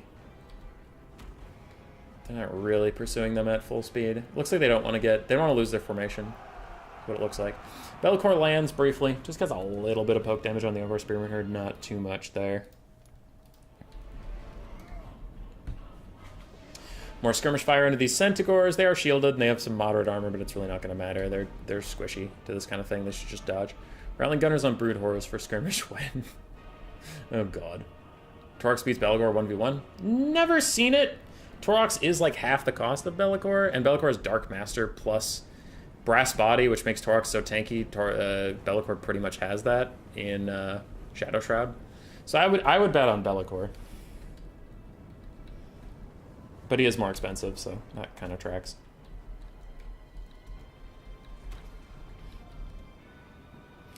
Now, the skirmishing is continuing, but we are just under half ammunition for all of these Marauder Horsemasters. The Beastman army, while it has taken some damage, I mean, a lot of the damage is on dogs, some of it's on some Centaurs, some of it's on some Tuskor chariots, but it's not like the Minotaurs have been hit at all. So, it's good trading for Caradoc, definitely, but Curio's been managing it well. We did see a game on the last Faction War qualifier where Strat Game on his Vampire Coast just took a shit ton of damage from somebody on, I think, maybe High Elves? I don't remember. There's a bunch of Skirmish Cav and Foot Archers. It was just skirmish, and then that faction ran out of ammunition, and Strat Game survived, and then won. I think it was Wood Elves, I think. I don't know. So we've seen it done before, where, like, you take a bunch of punishment in the early game, but then later, you can just win. If he had Brass Body and Devolve, a Curse of Honor here, then he would probably stand in back. Yeah. Jezzail's riding Rat Ogres, using the Rat Ogre's heads as the Jezzail's shield, firing between its ears. Firing between its ears? I hope you mean over its head and not just, like, through the cranium, because that would be a headshot on your own Rat Ogre. Be'lakor and some Hellstriders Slanesh are going to pick off these Centaurs that extended a little too far, though they were honestly so damaged that maybe Curio just wanted to eat some more ammunition with them or something. But it's the skirmish game.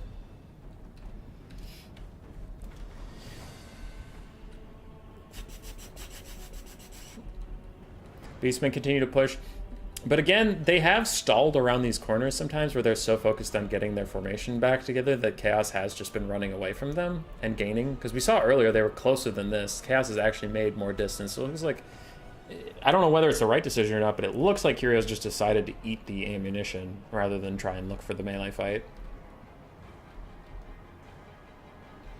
Which is a bold choice. We're going to fight or they're just going to waste everyone's time. That's skirmish. Be'lakor terror routes the Ungor Spearman herd that has almost full HP.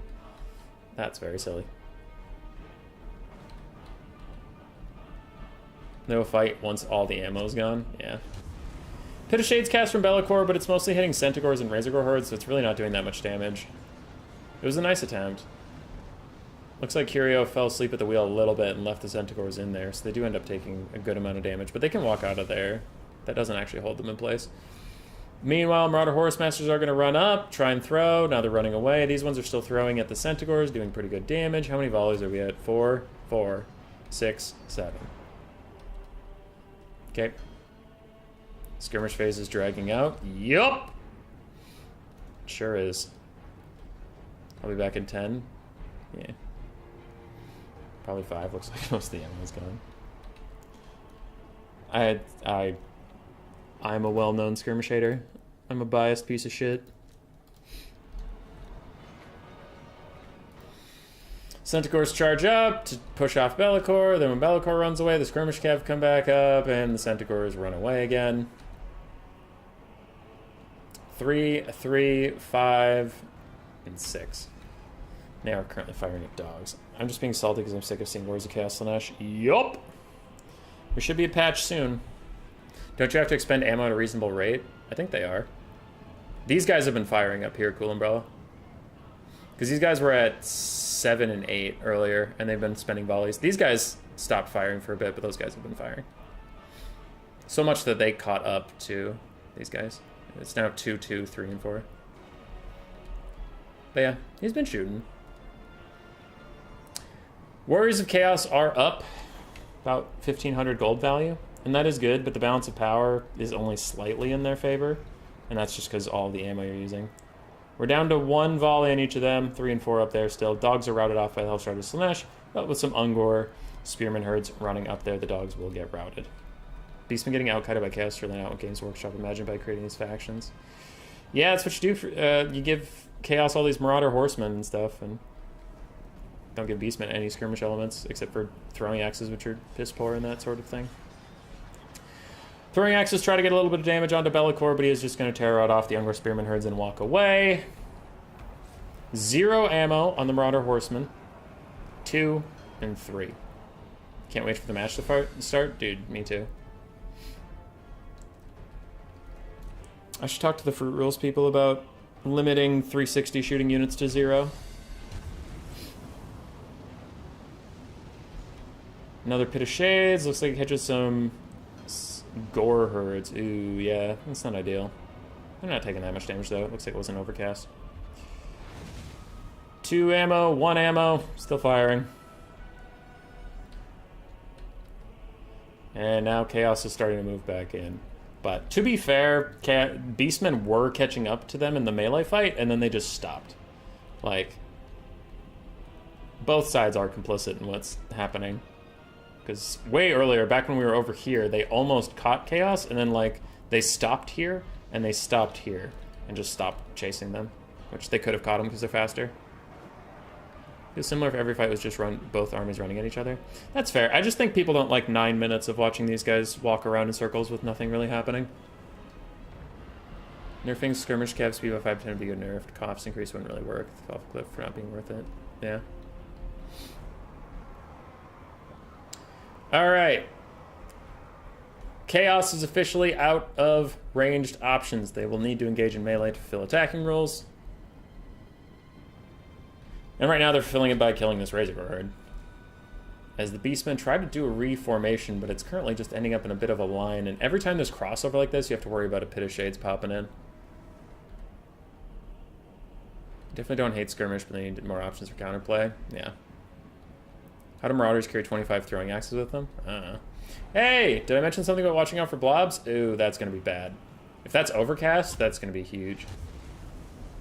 Catches 2 ROR infantry units and some Centaurs, and it looks like it is overcast. Yeah, that is big fucking damage.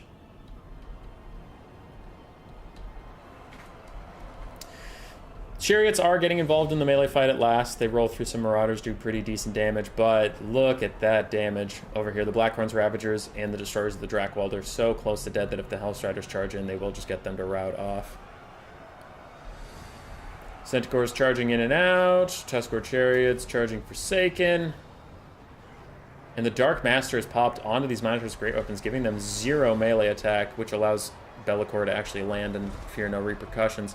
The Beastmen lines are collapsing as Hellstriders and all of these horsemen are piling in from all sides. We have some shattering from the Destroyers of Drakewald. The Ungor Spearman herds, we've seen them rout a million times already. They're probably going to rout again as the Blackhorns Ravagers are already routing off. Tuskor Chariots are not feeling so hot, and Minotaurs do charge into the fight. Even with the Dark Master popping on them, their bonus versus large will give them positive melee attack, and they can actually do something about this. Balance power shifts heavily away from the Beastmen. Damage value is still increasing for Chaos above them, as we just have a mass rout. The Beastmen are down. Even bred archers are poor accuracy, are accurate enough to get land hits 80% against infantry. Yeah. I like Son of Cunan's take about skirmish cav being slower than, like, their regular cav counterparts or something. Like, realism aside, yeah, they're fast because they have low armor, but, like, gameplay-wise aside, it is so fucking hard to catch skirmish cav, and it's just not, like, it's, for, I think, most people, not an enjoyable experience, what just happened. Where if both sides have skirmish, a certain amount of people like it. I don't personally like skirmish versus skirmish, but I know a lot of people do. But things like this are just really annoying. Though, again, devil's advocate, Curio was catching up to the Chaos Force and then just, like, stopped chasing them. So that's, like, you could argue whether or not it's a misplay, but eating all the ammunition didn't work out for the Beastmen.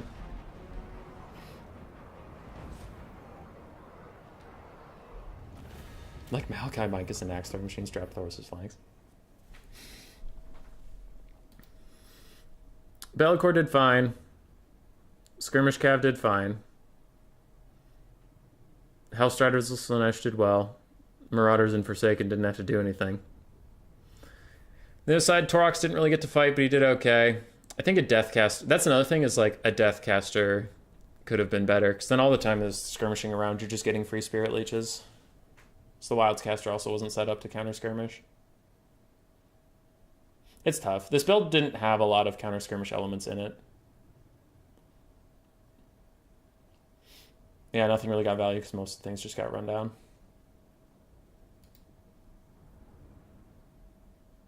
Oh, goody, we get to see Warriors of Chaos again. Yeah.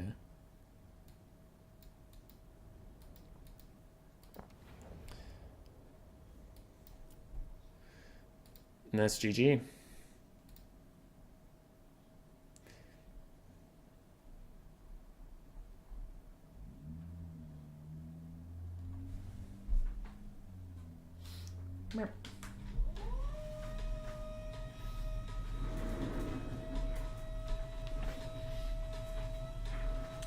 I mean, yeah, we can nerf skirmish cav and stuff for sure, but like, again, just the devil's advocate is Beastmen decided not to take the melee fight in that game, and even then their build had very little counter skirmish elements in it.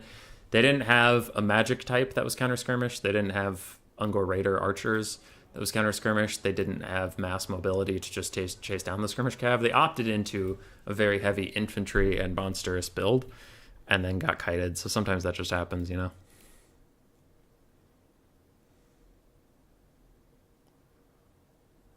I like the match and just don't get that whole super boring to watch thing. Yeah, like, it's Izzy. Different people have different things they want to watch for sure.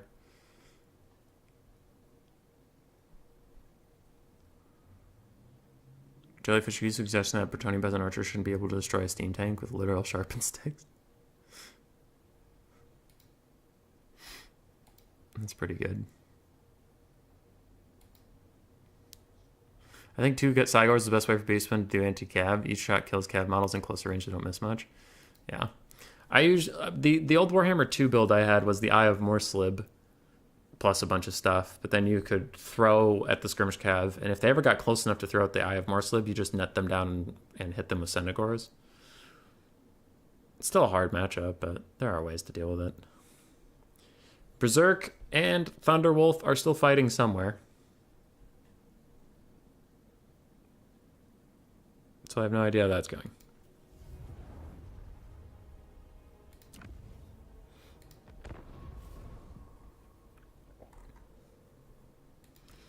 .66 speed on Cold One Cav. Oh my goodness. How fast is Skirmish Cav? 90? Oh. They're as fast as Illyrian Reavers. They're faster than Silver Helms. That's... Wait, what? Why are Illyrian Reaver archers as fast as Marauder Horsemen? Like, those are elven archers. What the fuck? Are Wood Elf archers faster or not? 94 speed. Okay, that makes sense. At least, like, Wood Elf Cav should be the fastest. Wood Elf or High Elf Cav should be the fastest. So that one's fine, in my opinion. What are Kislev's at? 92 speed? Kislevite horse archers are faster than High Elves? That's hilarious. 95 for Slanesh, that also tracks. Because their voice lines are like literally Firo speed. 90 for Khorne. Is Nurgle slower? Nurgle's at 85. Nice. What are mounted yeoman archers? 92! They're faster than elves. Peasants are faster than elves. Take that, elves.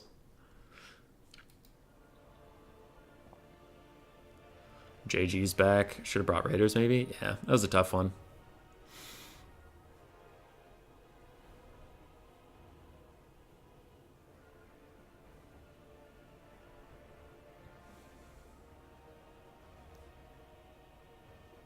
Ryan should be fast too. Makes sure Cav way more accurate. How fast are dogs? Dogs are very fast. I think they're 105. They're 105, right? Where the hell? There you are. Oh, it's 95. My bad. Are the Skaven dogs 105, or where am I getting that number? 95. I guess I'm just on drugs.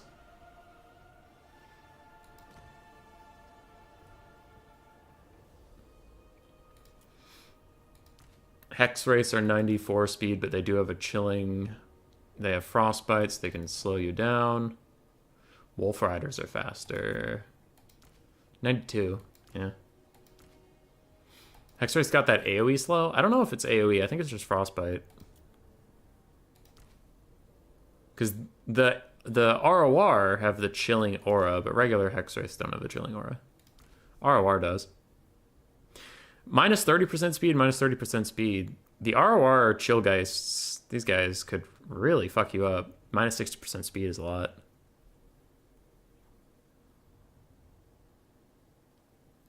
Dogs need to catch skirmish, period. Yeah. Refuse to drink for work is on drugs, though. I'm on... What? Oh, did I just, like, whisper that or something? That is one of my go-to things I say.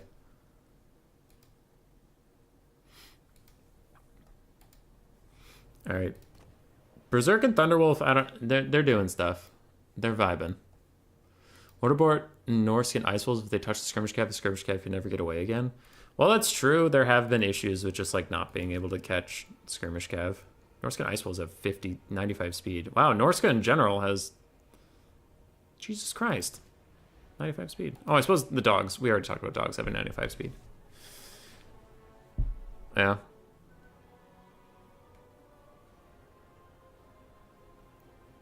I think there should be a larger disparity between skirmish cav types and speed. Like, high elves should be pretty significantly above Bretonnian peasant archer, like the mounted yeoman archers' speed. So, I don't know. I'm just throwing numbers out, but like maybe mounted yeoman at like 70 speed, marauder cav at like 80, high elves at 90, wood elves at 95, whatever, Slanesh at like 105 or something. Just like better gradients than 2. Because someone just pointed out in chat, who was it? Groots.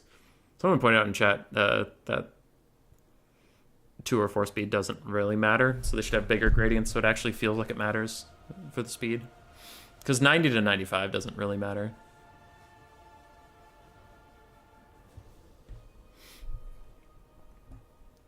How fast are Skelly Horsemen? Okay. What was it? Pistoliers, Skelly Horsemen, and Slanish's Harvesters. Also, we're just waiting for game 3 between Berserk and Thunderwolf. Pistoliers have 90. Skelly Horses have, wow, 76. Holy shit. Those are the slowest skirmish cav ever. Kind of makes sense because they're Skelly Horses, but still. And then Slanish's Harvesters? That's not on Slaanesh, that's on Dark Elves. 92. Especially with how charging works, 2 speed doesn't matter. Transformation should have cooldown. Yeah. I agree.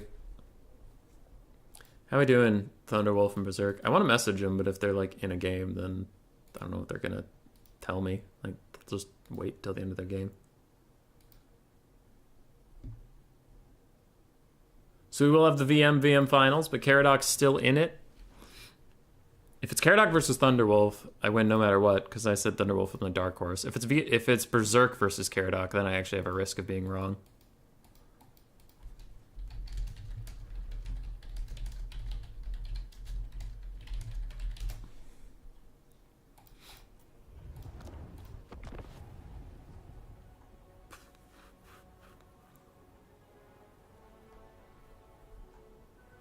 Alright, I was looking back at the multiplayer lobby, see if there was one that was like, this is Berserk versus Thunderwolf.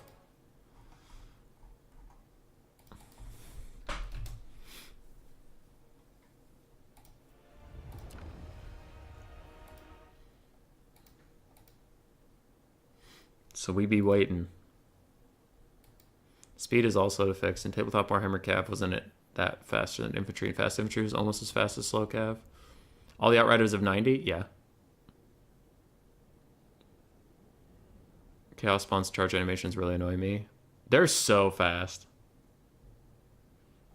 Chaos Spawn are hilariously fast when they decide to charge. It's kind of great.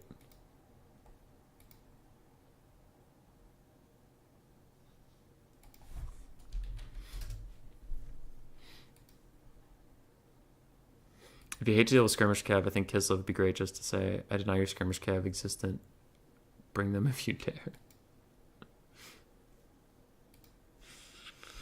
Skirmish Cav's alright versus Kislev, but yeah, all of their units having some form of ranged component, like for their infantry at least, makes it pretty hard. Why are you playing campaign? I don't know, because we're sitting here. Might as well. Where the fuck? Did I save at the end of my turn? Yeah, I saved at the end of my turn, so I'm good to go. Look it! I have so much land! And I make so much money! I make so much money! Perfect. Berserk's really strong. He's won against Void in a best of 5? Really? That's a little shocking. I'm rooting for anyone pick their faction based on what they like rather than what's meta. Cool Umbrella did that. Slunch is actually my favorite faction in the game. That's fine. They're pretty fun. In land battles, they don't need a ton of nerfs, just like tiny ones, but... The problem with Slaanesh in land battles right now is their front line also wins, as well as their mobile game. Because their mobile game should dominate, but they shouldn't win the front line. Why the heck is Itza alive?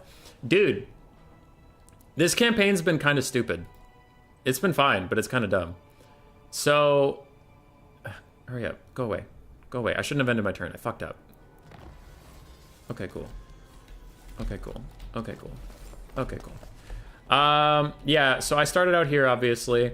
I cleared out the Vampire Coast, and then Marcus Wolfheart declared war on me from up here to protect Tzeentch, of all things. So I was fighting Wolfheart and Tzeentch together, fought them, and then these Dark Elves declared war on me, so I went over and fought them. The Skaven down here were getting uppity, so I fought them and I lost, and I came back. And then I killed a whole bunch of Dark Elves in Rakarth all the way through here, and then I was like, okay, Lizardmen, I'm ready to help you. And I came into the middle of the continent, and I realized the Lizardmen dominated everything. They even killed the Citadel of Dusk. So, now it's just me and the Lizardmen, but it's cool, we're chill. The Lizardmen fucking love me. They're big fans. They condemn what? Treaties of the Citadel of Dusk? Oh well, fuck you. We're vibing.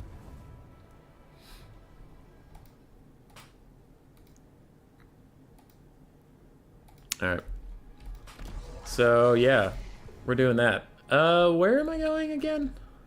Who's doing what? Oh yeah, I wanted to go see Rapunz. Rapunz is also fucking killing it. Her and Volkmar are rolling people down. Up here, Bretonia died. Dwarves conquered Mucione. Kemmler spread out a little bit. Corone is actually abandoned. I'm sending the Fey Enchantress up there right now to go... Oh, no. Okay, Festus is here. Anyway, I'm sending the Fey Enchantress up here to go get Corone back. She'll resettle it. Empire's doing okay. I just gave them iHeart back, and they're losing it to Festus, so whatever. That's not my problem. Why no trade with Tic-Tac-Toe? I'm trading with anybody who will give me trade. Osland, yes. There you go. Defensive Pact? Oh, that seems a bit harsh.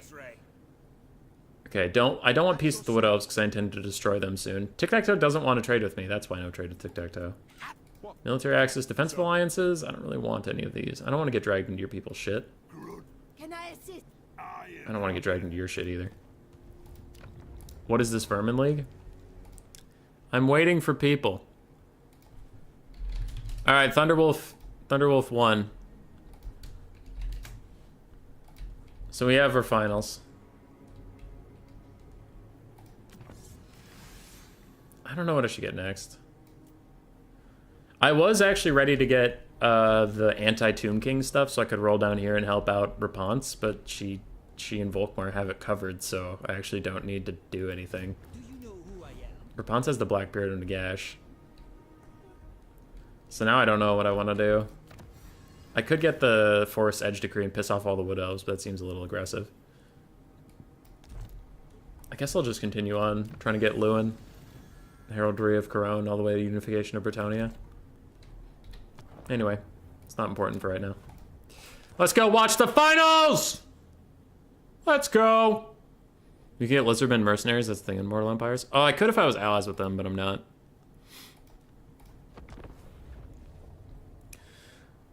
Oh, righty.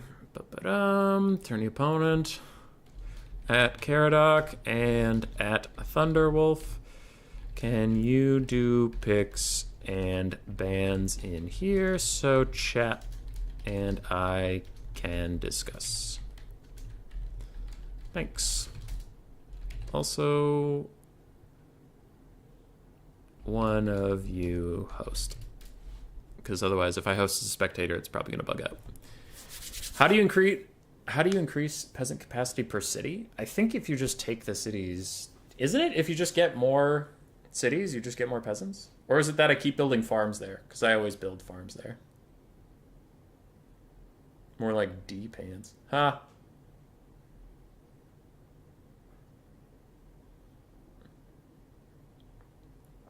Oh, that's true. Actually, the peasant limit has not been going up. You're right.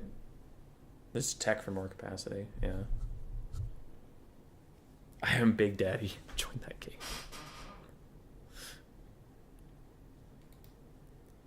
All right, Caradoc has something. Oh, is it Kata again? I think it is.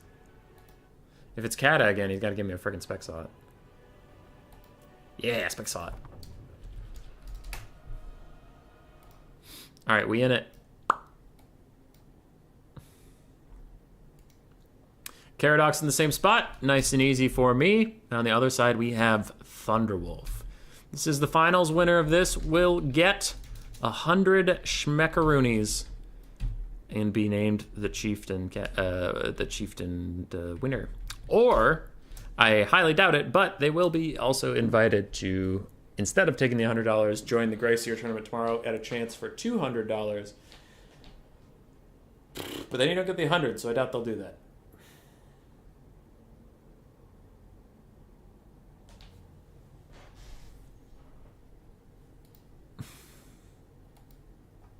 Looks like a place for Judy Neutron's Fat Dumper.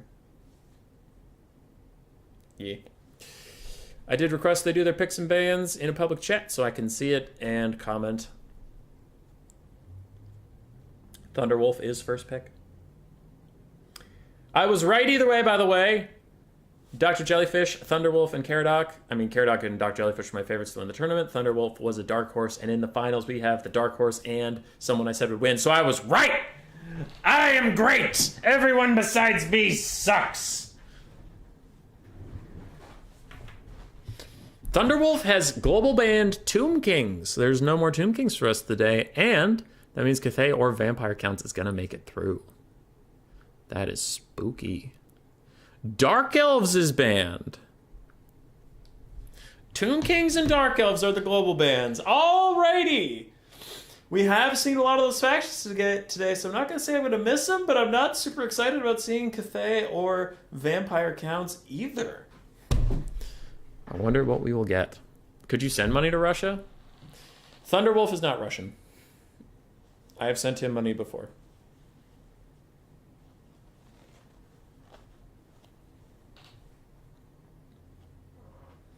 Caradoc, I'm not sure. But Thunderwolf isn't. Because I just sent Thunderwolf money over Steam, which Steam blocks all my Russian transactions, so Thunderwolf is not. I mean, he could be Russian and lied to me and tricked Steam. That all could be true, but I'll just choose to believe him when he said he's not Russian and Steam accepted my credit card for the first time in a while. Because I've tried sending money to, like, Void and Raflan and Mofet over Steam, and it doesn't like that, so... Yeah. I don't know where he's from. I didn't ask. I just knew he was in VM, so when I was giving him his prize, I'm like, are you Russian? Because, you know, Steam gets all pissed about that. And he said, nope. I could watch Cathay versus Counts. All right, Thunderwolf is going Grand Cathay, Dwarves and Warriors of Chaos. Ban Grand Cathay. Oh my god, Caradoc, do it. Skaven ban Warriors of Chaos. Skaven ban Warriors of Chaos. Skaven ban Warriors of Chaos. Skaven counter Grand Cathay and Dwarves. Fucking do it. Fucking do it. It's a good pick for the Skaven. I don't know if Caradoc plays Skaven, though. Oh, that would be so good. Not even a meme. That would actually be a good thing. Counts is also up. Vampire counts ban. Chaos is fine. Counts ban dwarves if you're really scared of dwarves for some reason. That's fine. I found counts versus Cathay traditionally is fine for the counts, but I have a cheese build with Cathay that works pretty well versus them. But it's cheese, so it's not great to bet on in a finals for Thunderwolf. We'll see. But I like if Caradoc is a perfect player at literally every faction in the game. 100% this is a Skaven ban Warriors of Chaos angle, because Skaven are very favored into dwarves and pretty favored into Cathay. Turn on your live redirect next time. I want to rage you. I don't know how to do that, Anticity. It's scary. Also, hi, Anticity. Anticity, we talked about you earlier. There was someone asking about how to get into streaming, and I gave them some advice, but I said they should ask you because you're better at that. Hi, Menno Jadam, J. Evans Clock, Lepicina. Human Boy, turn on live redirect. No! I don't know how to do that. Hold on. Edit. Customization. Redirect. Allows you to keep viewers engaged across multiple events. Add a live stream. How do I do that? Oh. Well, that adds something for mine. I don't know how to accept it. I don't know. I'll have to talk to Anticity. Anticity's smart. It's Vermin time? Hi. Turn on your live redirect. I'll try. Also, No Cookies is upset. No Cookies is real mad. You guys are joining in for the finals. I'll go over to the left screen so y'all can see the bracket. Chieftain playoffs, second highest playoffs in my Vermin League bracket. It is land battles. The winner of this gets 100 buckaroos. It is between Caradoc and Thunderwolf. Thunderwolf didn't enter his score, so I'll just go ahead and do that. I know he was having some issues with challenge earlier. So we're right here. We are just starting this best of 3 between Thunderwolf and Caradoc. The winner gets 100 bucks. That's that. Tomorrow we do have the Grey Seer playoffs for 200. I think Voidlulls is in that one, which is probably meaning Voidlulls is going to win that one. Yeah. Green one, Voidlulls, Zombie Quest, Race, Phoenix King, Chosen One, Maiden. It's a lot of good players. Hanadins and Voidlulls would probably be my two favorites to win. Leaning on Voidlulls, but Hanadins is also real solid. But that's tomorrow. That's not today. Didn't know you could rate on YouTube. I didn't either. We're currently waiting on picks. Hey, he fucking did it! Caradoc went Skaven Band Warriors of Chaos. Yeah! Dwarves and Grand Cathay are Thunderwolf's two options to choose from. And he doesn't want to pick Dwarves. So we're getting Skaven Grand Cathay. Like, for sure.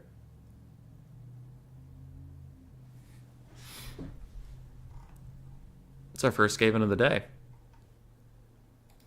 It's our first Skaven of the day.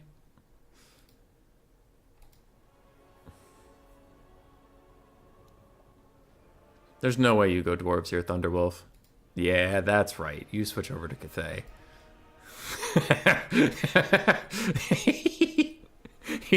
In the finals, just go, Dwarves. Dwarves versus Skaven, sure.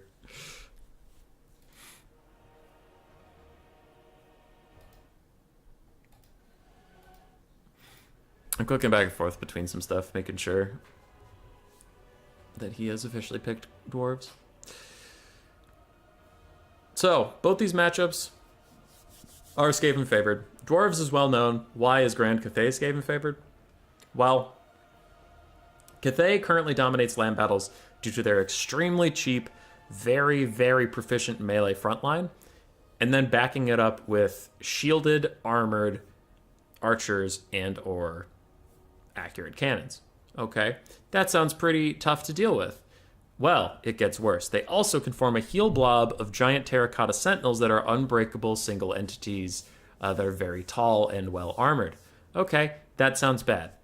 Well, there's more. They do have some of the best aerial cavalry in the entire game. Well, that sounds really bad, Human Boy. How can anybody beat this faction? Nobody can, dear viewer. That's why they're S tier in land battles. But wait, Human Boy, you said this was favored for Skaven. I did. If you would stop interrupting me, I could tell you why. Because the Skaven, your well-armored and overly buffed frontline, doesn't matter because they're not going to fight it anyway. They're just going to Poison Wind Globe it or Avalanche Mortar it. And also your Cathay frontline stands so tightly together that they take more damage from the impacts of either the purple globe mortars or the regular green globes. So, sucks to be them. Also, Giselles have Shield Breaker. Great, your shields aren't helping you anymore. Your frontline's going to disintegrate. Also, they have Howling the Warp Lightning to do a bunch of damage to those kind of things. Ica Claw's Brass Orb got buffed. Also, Deathmaster Snitch has his Spinny Spin, so they have tons of infantry clearing tools. Is why is that? Okay, human boy, okay. So they're going to beat their front line. What about the armored, shielded backline? Well, Giselles have Shield Breaker, and they have Armor Piercing.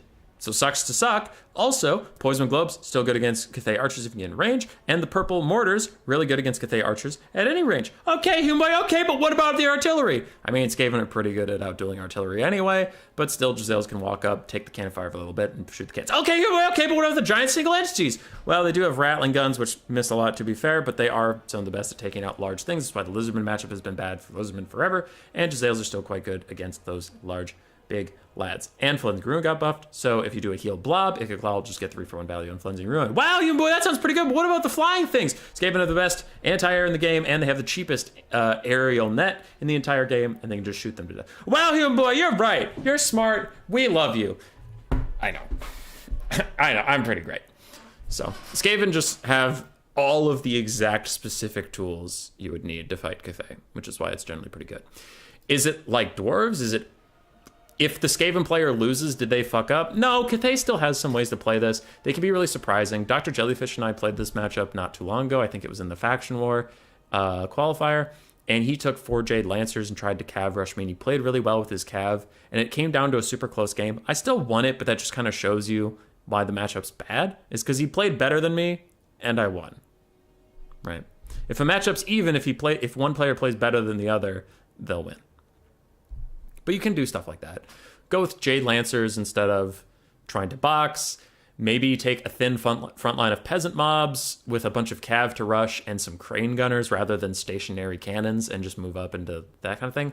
But playing how Cathay normally wants to play in a box, you are going to have a bad time. But Skaven Slaves, am I right? True to hurt is the word. Skaven Slaves can beat Jade Warriors in melee as long as there's Poison Globes going over their shoulders. Will we see Sentinel spam from Cathay? It is common in this matchup, but it is not current. You can't pick all those counters right. Giselle spam counters the cannons. Giselle spam counters the archers with the shields, and Giselle spam counters the aerial units as long as you take Ica Claw with the net. Ica Claw counters the heal blob with Flensing Ruin, and Giselles are pretty good against the heal blob. And then globes are really good against frontline spam, and globes are also good against backline spam. So if you take a build that has a shit ton of Giselles, globes, and Ickit, you're going to be fine against all of those. Giselles the only way. Yeah, Giselles great. Thanks, Izzy. Don't Giselles have an angle level limit so you can't shoot close to above them? Yeah, but you'd want to net the longbows long before they got right above you. But you are correct. All right, we're to game. Cathay is mostly set up, so we'll start with them. We have 3 Peasant Long Spears, a front line of Jade Warriors, 2 Crane Gunners, 1 Fire Rain Rocket, the Righteous Lances of Wei Jin, Great Longbow Riders. We also have the Dragon-Blooded Shugi Lord of Yin with Talons of Night, Storm of Shadows, and Ancestral Warriors.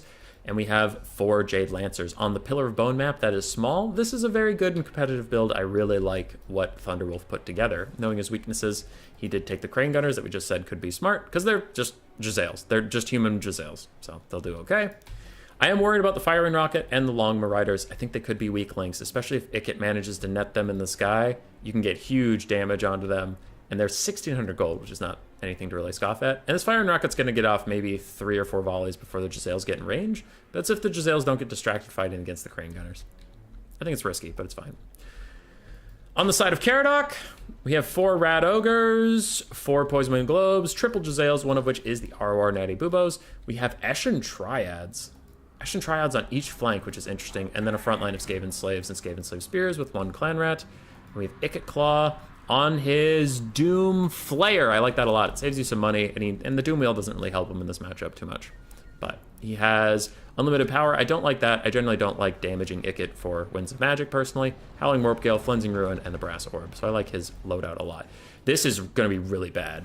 If the Righteous Lances get netted right here, these Poison Wind Globes could turn around and, like, one-shot him. But it doesn't look like Caradoc's going to get off the net in time. Oh, no. being a little slow on the net. The Righteous Lances are going to land on the Warplock Jezzails, do a ton of damage to them, and these Poison Globes still have not turned around. This is a huge problem. Now, this could be salvaged if you throw the net down now, because even though they're not in the sky, the aerial net still nets targets even when they're on the ground if they have the capability of flying it. There it is. There's the Globe Volley I wanted, but they unfortunately got to take out an entire Jezzail unit in that time. And now there's an Ancestral Warrior summon right next to the Warplock Jezzails who are also going to turn away, and these other Warplock Jezzails got outshot by Crane Gunners and the Firing Rockets. This has been a really tough start for Skaven. That might cost him the game, losing an entire Jezzail to that. Because it's not like he didn't have enough Winds of Magic to be, it's 5 Winds of Magic. He definitely could have used it. It was just a misplay. Skaven are still trying to advance. They want to get their globes in range of this front line. Things will be fine. All is not lost yet. It's just rough. Now, there is a very expensive summon out on the field. 1 of 2 Ancestral Warriors that'll be out here. The Rat Ogres are going to take the charge on them right now. They probably want to back off, keep cycle charging, just wait for it to run out. And Globes are moving up to win the frontline fight and push through that way, since the Jezzails are not going to outshoot the enemy any longer. Fire Rain Rockets is taking out some of the Globes, as are the Crane Gunners. They're hanging on for now. Jade Lancers get caught up in Eshin Triads and Rat Ogres. Those are some very dead horses. These Ancestral Warriors are hanging on. They have 30 seconds left before the Jezzails can come back to the main fight. Things are going very well for Cathay right now, though, I must say. Ikit's dove the back line, which is fine. That's a good play for him to do. He's used unlimited power, but it looks like it didn't cause many damage, so that's good. I wouldn't be shocked to see a Brass Orb right now, but wow, we're going for a Flensing Ruin. Really? Wow, okay. Flensing Ruin is essentially Final Transmutation, but with a minus 30 armor attached to it. But that is going to have these Crane Gunners walk off with the Flensing Ruin on them, making it kind of a waste of a cast. And it was overcast, so that's like 27 Winds of Magic. Deep down, you want Cathay to win just for how confident I was in the balance of this matchup? Yeah. Well, there have been some issues, as I've noted.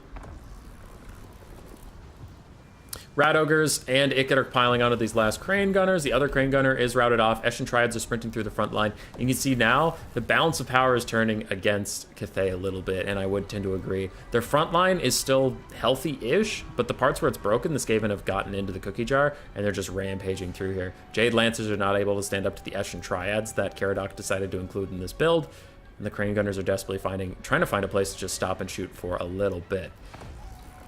Poison Globes are getting compromised by the Jade Lancers. That is pretty good play, though Jade Lancers don't have armor piercing, so these little guys with their 100 armor are going to hold on for quite a while. These other Poison Globes have rallied after their initial rough start. They are firing off in different directions. How are the Firing Rockets doing? They still have ammo. They're just getting attacked by Rat Ogres. Double Jade Lancer charges and the Shugi Lord from behind could maybe shock these Rat Ogres' leadership enough to get them out of here, but I don't know if these Firing Rockets are really going to have too much to do. Skaven take a pretty convincing lead on the balance of power, and I would tend to agree. Cathay is getting down to just the front line is all that's left, and they can't really carry that hard. Ikit Claw throwing down a Brass Orb is going to nuke some of his own Eshin Triads. He tries to get them out of there, but it's too late for those little guys. Still overall a worthwhile trade as these Peasant Spearmen, sorry, I don't know why I thought that was a smart thing. Taking a ton of damage. If these Crane Gunners weren't here, these guys would be routing off, but thankfully they're walking by, just giving harmony buffs. Globes are back. Rat Ogres are on the Crane Gunners again. Fire Raid Rockets trying to find a place to sit and shoot, and it's looking over. What are the Triads used for? They have armor sundering, so they can help with the front line a little bit. I don't love the pick, but I think it was Caradoc's way of answering the Jade Lancers, and they did very well at that. Yeah, they did fine. I don't think they're a bad pick. I don't love them, but I think they're fine. Rat Ogres are going to cause a mass rout here from the Jade Lancers. One last Celestial Warrior summon is coming out. It looks like the Shugi Lord is going to try to lock Ikit in place and kill him with the Ancestral Warriors, but Doom players are actually pretty good now at pushing out of a bad situation. And yeah, that Flensing Ruin upgrade is attached to her, so it's going to follow her around. Pretty unlucky from Caradoc. That did not do a lot of damage. It missed a lot of ticks of damage there, but still going. Actually could have some time to get its value back. Everybody's just walking away from the Ancestral Warriors. Eshin Triads are on the Fire Rain Rocket, taking it out. It's down to 1 model, it's down to no models. That's army losses.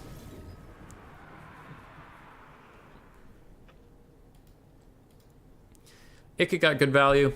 Jezzails, the ones that didn't get instantly murdered, did well, and we're still firing late into the game. Rat Ogres did awesome. Ashen Triads did great.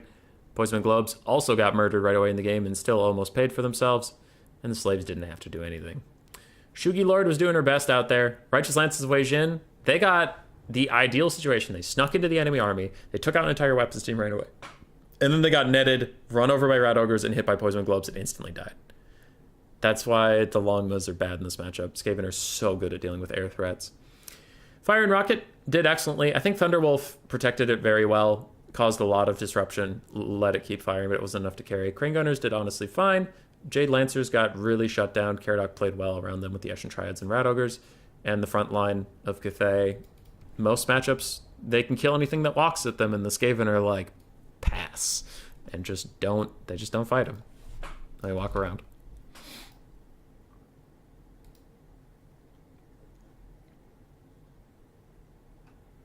Death Runners also. Yeah, Death Runners can be good in this matchup. I think one of the problems with them, though, is their melee attack's too low. Yeah, even with their bonus versus infantry, Death Runners have a lower melee attack than Jade Warriors have melee defense. So no, Death Runners would not be a good choice.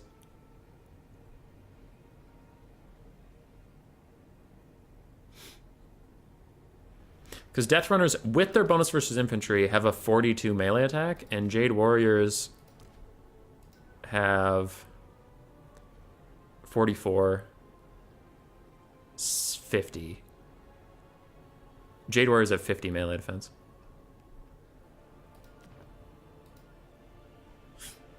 With Harmony and with their formation attack on, which I don't know why you wouldn't have formation attack on, and Cathay plays entirely around their Harmony, so they're going to have it. I don't know. I don't think opting into a melee fight with Cathay is a winning strategy for this Skaven. Just shoot them, right? Globes are cheaper and do more damage from a distance. Because Cathay's entire reason for being S tier in land battles is that they're currently overkitted in melee. So why play their game?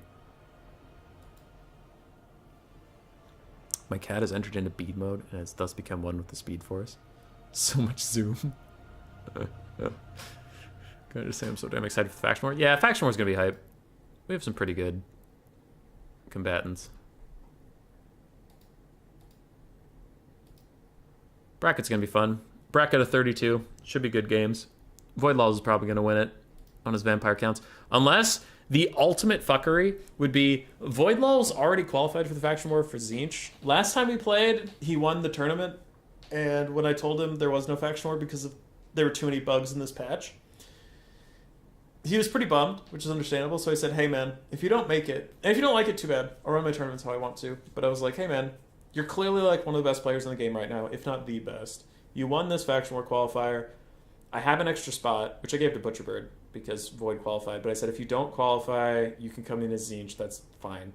I think people will be more excited to have you in the Faction War than not. And he said that's fine. So you qualified as his VC. Now watch as the next patch, CA, like, for no reason, just completely gut vampire counts. Not a nerf. Like, put him in the dirt, absolutely bury him. And Void, like, messages me and he's like, can I go back to being Tzeentch? Because that dude loves vampire counts. It would just be so classic CA for the patch. The patch Void finally gets to play vampire counts for my Faction War. And dead. Are we betting? You can if you want. I won't stop you. Doomsage is having a good time with his cat, which is good. I love cats. All right, second map's up. Picks and bans are back on the table. For your memory, the global bans are Tomb Kings and Dark Elves. That was only game one, meaning Caradoc can no longer play Skaven, and Thunderwolf can no longer play Grand Cathay. But the global bans are Tomb Kings and Dark Elves. Caradoc goes Warriors of Chaos, High Elves, and Vampire Coast bans vampire counts. So vampire counts in Grand Cathay are off the table for Thunderwolf just due to regular bans and his own play. That does leave up Vampire Coast as probably the last super strong faction. Coast and Tzeentch. We haven't seen any Tzeentch today, but Tzeentch is really good at high levels of play.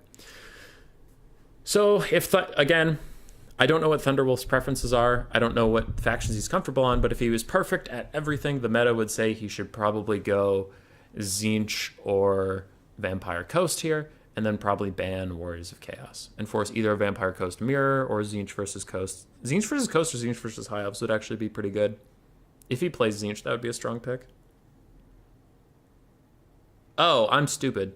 He has Warriors of Chaos. Yeah, I for some reason thought he already used it. So Thunderwolf does the smart thing. He goes Warriors of Chaos, he bans Warriors of Chaos. Caradoc now has to pick High Elves or Vampire Coast versus Chaos, which probably is going to mean Coast. Probably. I feel like High Elves can fight Chaos now after their buffs, but it's still probably Chaos favored. Void loves VC, and I have to face him around one of his favorite faction. You're gonna do great, Sir Groots. Also, in the faction war announcement, I said someone has to fight voice, so tough shit. Hopefully better time-wise that turned in. Okay, Cyrus, quit flaming me. Hey, stop it. So, because Cyrus keeps wanting to hurt me. Yeah, so we have Warriors of Chaos versus Vampire Coast. They're going to build builds. There is a bracket, Cyrus. There's a bracket. It's right here. I'm just waiting for all the players to affirm that they like their round one matchups. And not like, this is my favorite matchup, but just like, is this matchup utter garbage? So there's a bracket, and I'll give it to you people as soon as the players tell me we're good. So far, I haven't had any complaints. You can see in the faction war talkie, there's some people talking about stuff, but so far no one has said that they need to change the bracket. So I'll raise the bracket soon if everyone's happy with it. But then you can do the betting on bracket stuff. But it'll be land battles till the finals, and then the finals is land battle, domination mode, land battle. And some people might be like, why are you doing domination mode? Because sometimes I get to do what I want to do. and I want to cast domination in the finals, so do it. The thinking behind it is if the finals is land battle, and you have like dwarves versus Skaven, it's going to be a 2-0 and not any fun. So the domination meta is different enough from the land battle meta that maybe it makes the finals more interesting. Also, I just think the game mode's there, so why not use it? And that's my own decision. If you don't like it, that's fine. But yeah, I will stream every game. People are going to send me their replays, but how this is going to work is people are just, on the other screen, they're just making their armies while I talk to you about this. Here's that message I mentioned.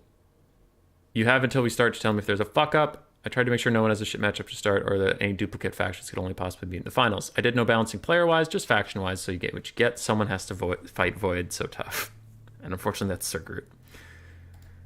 As far as the rest of the stuff, it is going to take place as soon as the next patch drops. We will start, and then everybody has 3 days to complete a best of one after you get your opponent. So if you and your opponent fight round one, day one,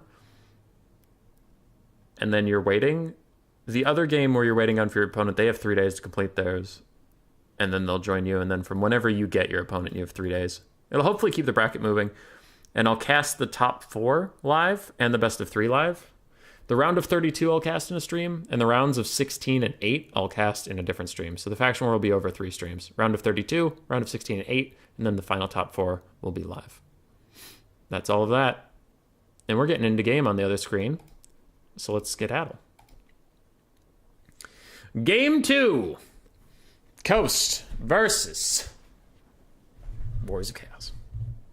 And we get to see some Gunnery Whites. I have not seen Gunnery Whites for a very long time.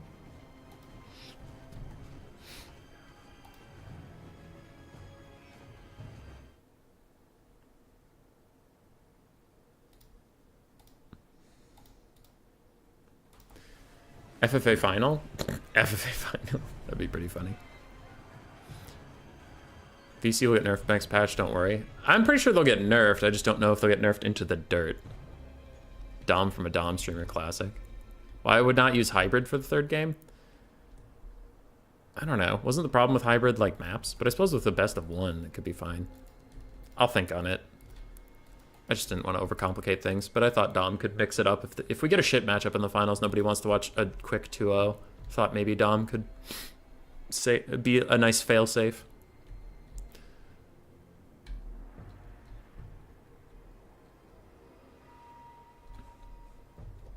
Anyway. Yeah. So with 3 days... Oh, I was going to finish that thought. So we should be ready for the live stream in 9 days. How that goes. Because the maximum time it can take to finish round 1 is 3 days. The maximum time it could take to finish round 2 is 3 days. And the maximum time to finish round 3 is 3 days. So if everyone takes the maximum time possible, it'll take 9 days. We'll have our top 4. We'll do it live. So Faction Wars should be 2 weeks after the patch. And I'll do 2 streams during those 2 weeks of the top 32 and the top 16. For the builds, wow, these players got set up and started fast. So we do have double gunnery whites, both on crabs, one with Scab Scraith and reload, and the other with just reload. Then we have Count Noctilus on his peg leg with Wraithstorm, Wind of Death, Summon, and Invocation to Heck. We have 4 bombers. All of them are handguns, not bombers. They are bats, and they have handguns. That's what the double gunnery white's for, is to give the bats ammunition. Aside from that, we have some pistol mobs, some polearms mobs, we have 2 bomber mobs, and we have the Lamprey's Revenge Crabos. That's stabos. On the other side, for Thunderwolf, trying to stay in this finals, we do have a Marauder Horsemaster and a Throwing Axe. Then we have a Marauder Horsemaster and a Horsemaster, so 3 Horsemasters, 1 Throwing Axe. We have a front line of Forsaken and Chaos Marauders, and then we have triple Chaos Spawn of Tzeentch with their shields, and Archaon, the Everchosen, trying to carry this game. Now, with Burning Head and all of his infantry superiority, he is going to roll over Caradoc's front line. Forcing different lords in the finals could be fun, too. Maybe. I'll think about it. Not right now, but I'll think about it. Burning Head is a little off-kilter from Thunderwolf. Unfortunately, doesn't take out those bombers, and the bombers could do really good damage onto the Forsaken if they can. But, man, this front line for the coast is going to die, and quickly. Especially because some of it is the pistol hybrid. Pistols have really low melee defense, which makes sense. They should. Do we know when the patch is, by the way? There's a lot of things I shouldn't say, so the only thing I will say is probably next week. But there's a lot of things I shouldn't say. So probably next week. Archaon is diving into the Lamprey's Revenge. Oh wait, CA put out a tweet. That's not on me. I saw a tweet somewhere in my Discord. That's not on me. Yes, it's next week. Usually they put them out on Tuesdays. They haven't said the date, but there was a tweet that said next week. All right. Why don't I see Queen Bess from the VP? Probably because they can't defend it. With this front line, they're trying to like bat kite, so they don't have a front line that can hold for any length of time. You see the front line is already completely gone from the coast. That's really funny. The allied troop count went from 1,300 to half. It's now at 750 and falling. Forsaken in some areas are dying wherever there are bombs or scab crates getting used on them, but the spawn Forsaken combos are just pushing through. The gun bats have a lot of ammunition. They're actually getting a little low on health in certain areas when the skirmish cav were getting out of them. 2 of the skirmish cav have not had a good time. Between summons and pistols and all this stuff, they're just not having a grand one. Chaos Spawn and Archaon are teaming up to take out the Lamprey's Revenge, and they are doing very good damage about it. Archaon does fire damage now. He did not used to in Warhammer 2, which means these guys' natural regeneration actually gives them fire weakness. So they're not enjoying that very much at all. Archaon getting off a huge Burning Head. That is big value. Big value. Those guys are going to start crumbling, maybe even disintegrating. Nope, they will rally a little bit and stop themselves from disintegrating, but they are crumbling. Marauders are going to finish off these guys. And soon we are down to just summons. Just summons for infantry. A whole lot of handgun bats, but they're focusing mostly on skirmish cav to secure their aerial superiority, and then they'll move over to Archaon and the Chaos Spawn and stuff, but I don't know if it's going to be fast enough. Because Noctilus and the Gunnery Whites are going to get run down by Archaon every moment he's not getting shot by these gun bats. Meanwhile, Lamprey's Revenge are still stuck fighting Chaos Spawn. They seem largely okay with it, and Forsaken are diving in to deal with the summons of Noctilus and his Halberd pals. Gunnery White is now under attack by Archaon, who does not have Slayer of Kings popped or anything like that, but he's just out here doing his best. And the gun bats are still taking a little bit of poke from the skirmish cav, though the skirmish cav are so tattered at this point that they're just not doing any damage. For now, it's just about distraction, while the Gunnery Whites get completely bodied by Archaon. Just completely murdered. Oh my god. One more hit and that guy's gonna disintegrate for sure. There's the hit. Does he disintegrate or am I a lying liar pants? Oh, I was right again! I'm so talented at casting video games! And by that I mean when I get it right, I point it out, and when I don't get it right, I just sweep it under the rug and y'all don't notice. Chaos Spawn are surrounding the other Gunnery White. Without them, the handgun bats will actually start to run out of ammunition eventually. Double reload was powerful, now they're down to single reload. Does this guy even have reload cast left? He has 2. Yeah, he has plenty. That is a lot of ammunition on the bats for this point in the game, though, and Archaon's not feeling super good. He didn't want to get surrounded by the Lamprey's Revenge, so he is going to run away. The Vampire Coast are up on the damage, are up on the balance of power, and even on the damage value. I honestly didn't notice that. The way the game was looking, it was just looking so good for the Warriors of Chaos, I never looked up. So, yeah, things are going okay. Vampire Coast. Archaon's juking. He's trying to dodge around. He's getting a charge onto the Gunnery Wight. Can he hit him? Oh boy, he trying. Lamprey's Revenge getting awful low. Still a lot of healing left to give. And Archaon just murders the Gunnery Wight. He's gone. He is gone. He needs to dodge away from the Gunbats and dodge away from Noctilus. Maybe he has to help with the Lamprey's Revenge. But if the Lamprey's Revenge go down, Noctilus could get surrounded in Chaos Spawn. And he really does not want to get surrounded in Chaos Spawn. That will be a terrible time for him. It looks like Thunderwolf is just going to focus on putting Archaon in the trees for now. Try and keep him safe. Let the infantry do some of the carrying. Lamprey's Revenge are starting to crumble, but they're getting Invocation of Heck and Regeneration healing right now. How are Spawn doing? How many do we have left? 8 and 10. So there's 18 Spawn left. And Spawn are the biggest problem for Noctilus right now. The infantry are bad, but not like the worst thing. It's the Spawn that are the problem. Lamprey's Revenge are gone. Spirit Leech is onto Noctilus, and Chaos Spawn are going to chase him into the suite. Good night. And Archaon is waiting, lurking in the background. He is casting Spirit Leeches onto Noctilus. That is a good use of his time. Honestly, maybe a Spirit Leech onto this bat with 13 models, low health, and a lot of ammunition. I wonder if that could be worth it. But it looks like he's just going all out for Lord Snipe now. Archaon is running in there. He says, damn it, I'm going for it. Doesn't matter if I get sniped. It doesn't matter. What is this? Is that a summon? Okay, how many summons do you have left? 2? 0. Okay, so he has 2 summons left. Maybe the one that when he gets to half health. Chaos Spawn are plowing straight through the summon. They have explicit attack orders to ignore all that stuff. Handguns are trying to shoot Archaon. He's ducking, he's diving, he's dodging, he's juking. The balance of power is back to even. I honestly like Chaos's position in this game. If Archaon can get in there and just body count Noctilus real quick and get out, he will be just fine. The rest of this can hang out. Double reload is legal. I don't think you could take reload off. I think reload is on the Gunnery Wights, I think. Noctilus is getting Spirit Leech. He's surrounded by Chaos Spawn. He's taking a lot of damage, and there's his summon that comes out when he's damaged. So there it is. So now he has just the 2 summons, not the one he gets when he takes a bunch of damage. Spawn are down to 4 and 3. There's only 7 Spawn left, and without that critical mass of Chaos Spawn to hold him in place, he can just like run away from infantry forever. Now the Gunbats are firing. They've been taking out the Chaos Spawn to keep him safe, but look at how much that's depleting their ammo reserves. There is one bat that's like got a lot of ammo. But again, I actually think Archaon should be Spirit Leeching the bats. Like, he could really take out a ton of models in these super injured guys. He's trying to juke now that they got attack orders onto him. He's trying to juke around, trying to get out of here. As the Chaos Forces continue to chase Noctilus around, they're just dealing with these summons. Chaos Spawn hanging in there. One model. Not feeling too good about life. Archaon's ducking and diving. Juking around.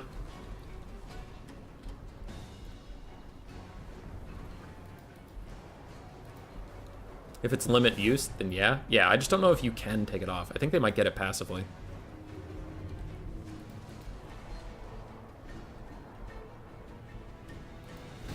Alright. Noctilus is running around, and the Gunbats are back to shooting at Forsaken now, rather than Archaon. Another heal comes out from Noctilus. I really want to see a Spirit Leech on that bat specifically, the one with 14 rounds left. Another Spirit Leech onto Noctilus, though. Archaon is focusing on just whittling him down. He is nearing his healing cap. So I guess anything counts. Spawn are still after him. Forsaken are still after him. And the bats are firing away. Now, every shot that isn't into Archaon is a good shot for Chaos's cause. But big lockdown of Noctilus here. He is wading through Forsaken, taking a lot of damage as far as things go. That's like 500 HP off of him. Yeah, he did not enjoy that whatsoever. Chaos Spawn's still chasing him around. The Gunbats are back onto Archaon, and as soon as they do, Thunderwolf is quite on top of dodging. As soon as they get onto him, he just starts running around and he runs into the trees. It is an automatic ability, I believe, so you can't take it off. Yep, then it's fine.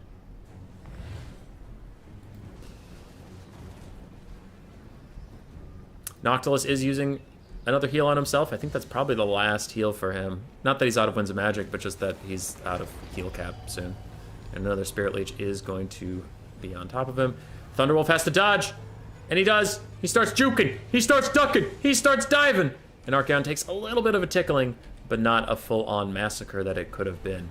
Nocti's still walking away from the Chaos Hordes. How are we doing here? This bat has 1 ammo left. 12, 5, 8. And Nocti's still running. If Archaon can, like, pop Slayer of Kings and get onto Noctilus for even a second, that would be wild. Reload is an optional ability only on the Dwarf Engineer. Yeah, okay. So yeah, it's fine that he has 2, because he can't choose to take it off. So, good. No rule breaks here. One of the gun bats is opting into melee combat, because it's out of ammo, so why not? And Noctilus starts throwing Invocation to Hex on... There it is. He's throwing Invocation and Hex on the one with a lot of ammunition. Noctilus himself is still surrounded by Forsaken. There's one spawn chasing after him. And he's getting a little close to crumbling as far as leadership goes. Surrounded. He's getting chunked down again. He's taken about 300 damage since we started hovering over him. Nearly 400 now. And again, he waddles. Archaon is back after him. And those bats are chasing off the Forsaken. Archaon throws another Spirit Leech onto him. As more gun bats pour fire into his location, he's been so good at dodging this entire game. In the last, like, 3 minutes, Archaon's taken about 100 damage from all of those handguns. And Noctilus has taken almost 1,500 from the constant poking. But he's here. He's popped the Slayer of Kings. He's going for it. He's gonna stab him. He's gonna stab him. Archaon's taking a ton of damage from the guns now, though. He's directly beneath them. He can't dodge. And he's just going in, sacrificing it all to take down Noctilus. Can he do it? It looks like he hasn't hit a single time yet. Maybe he just hit there, but he gets so goddamn low. He is going down. He does break. Without Archaon, this game is probably lost. Noctilus is just on the border of crumbling. He is now starting to crumble, but he's going to tear out everybody at his feet. And everything will be routing, and that'll be game for the Vampire Coast and Caradoc. Did Nocti have Pit? No, he had Wind of Death. Oh, this Forsaken is technically still on the board. So the game hasn't ended yet. Army Loss is going to hit there, and Caradoc will take it 2-0. If bats get close, he shouldn't be able to dodge. Correct, which is what we just saw at the very end there. I'll say it again, Thunderwolf, if you're out there, if you watch this back, I would Spirit Leech the bats towards that late game area where they were really low health and a lot of ammo. Spirit Leech the bats, because if the bats were dead, you saw how fucked Noctilus was. He was getting murdered, but if those bats weren't there, you actually could have engaged with Archaon, and the bats wouldn't have been able to pick off the Chaos Spawn. So next time, if you're ever in this matchup again, maybe Spirit Leech the bats down. You played the rest of it great. For Caradoc, of course you played it great. You won. You won the whole thing. Well played indeed. Void Law's popping in. Void, you ready for tomorrow? You ready for tomorrow? It's Grey Seers tomorrow. So, we're ready for the time. Caradoc. Hold on, I gotta message Caradoc. Hold on, we all gotta find out if he's taking the 100 or if he's getting invited to tomorrow. I think he should take the 100, but we'll see.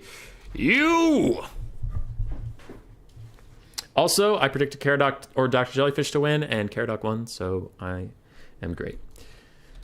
Do you want 100 or to be invited to the Grey Seer one tomorrow for a chance at 200? Let's see.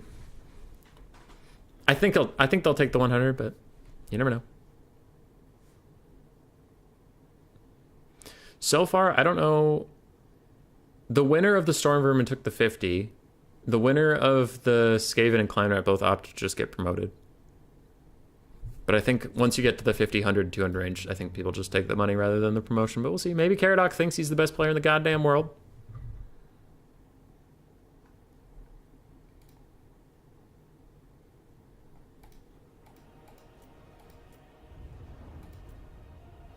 Take the 100, Caradoc. Take it. Take it. All right, Caradoc is taking the $100. So tomorrow, same time this stream started, we have the Grey Seer tournament. It's the same thing. It is going to be sweaty. It is going to be try-hard, but you will see the best of the best competing in the Vermin League. It'll be a good time. They'll be done with Season 2, and we'll call it there. Right? Right. All right, I'll message Caradoc about some stuff, take care of some things. The rest of you have a fantastic day.